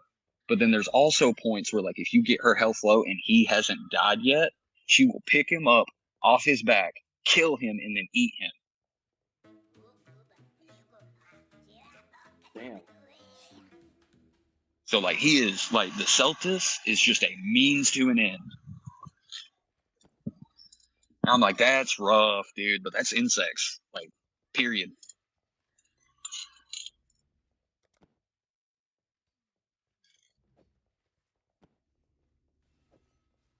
And then they made a cool ass monster for Generations Ultimate, dude, which was like this mantis with freaking spider silk that like can make a mech.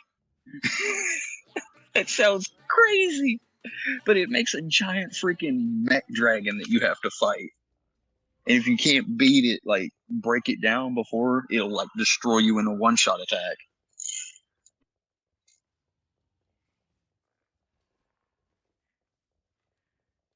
And then there's Nibble Snarf, which is a goober, but like, imagine an anglerfish that lives under the fucking sand. Yeah, it tracks. With the mouth like 10 feet wide. Fully open, like it can open its mouth like wide, like a circle. And you can't take it seriously with a name like Nibble Snarf, but then you go up against it and you're like, oh, I understand why you're actually kind of a problem. Yeah, like why is my shit get pushed in? Yeah. Something Why the fuck do every time I attack you, you spit sand in my face and it actually hurts? And then you've got like herbivore monsters that are not friendly, like Monoblos and Diablos. Like they are aggressive. And there's a reason they are hunted by other large monsters, and so they have to be as herbivores. But dude, when I tell you breeding season for Diablos is bad. Because the females, they're very distinct. They are dark. They are the black Diablos. And they get that way during breeding season. They get hyper aggressive. Unlike the males don't fight for mating. The women do. They find some cuck boy, they beat the shit out of the bitch, and they take their man.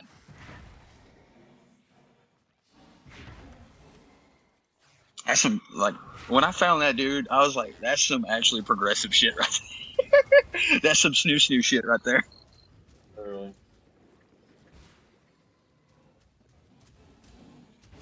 And then you've got, like, Kezu, who is blind, but has amazing smell and hearing, hangs from the ceiling with a suction cup tail, and with a neck like a snake, fucking eats something whole. And you can still see it kicking in its neck. Ugh. And then it has the worst scream in the game, dude, because it screams like take a woman scream, pitch shift it down, and then turn the treble up.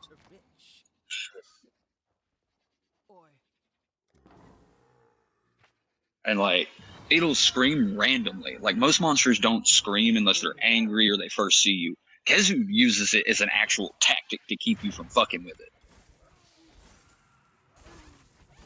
Like it'll just randomly just start screaming for no reason.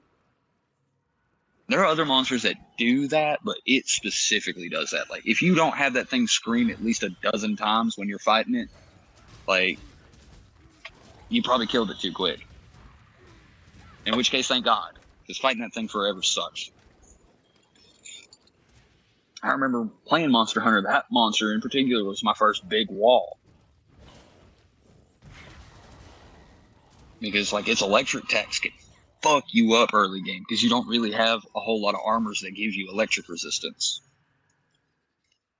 Like, good electric resistance, like you should, or thunder resistance. Because, like, especially when it's enraged, one of them leaping attacks, if you are, like, not expecting it, it'll take a whole health bar.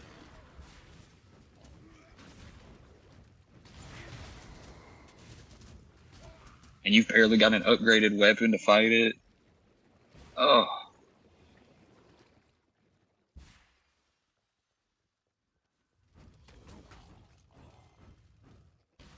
And I just love the Monster Hunter, like, ecology lore. Like, it really is just symbiotic existence. Like, humans trying their damnedest to not interfere with the ecological systems around them, but also trying not to die by those same ecological systems. It was the ancient Wyverians that were fucking around. Yeah. Fuck. They idiotically made the guild also fucked around. I forgot about that. The guild also tried to make a dragon weapon. And yo, brother, it's 3:30. You I gotta call it. I gotta call it. I love you, man. I love you, brother. Good night. Good night. Y'all, I played way too much PoE today. 5 hours. It's 3:30 in the morning. And yes, I know that is not a particularly large amount, but I gotta work tomorrow. And I fucked up my sleep schedule. Again. Good night, everyone.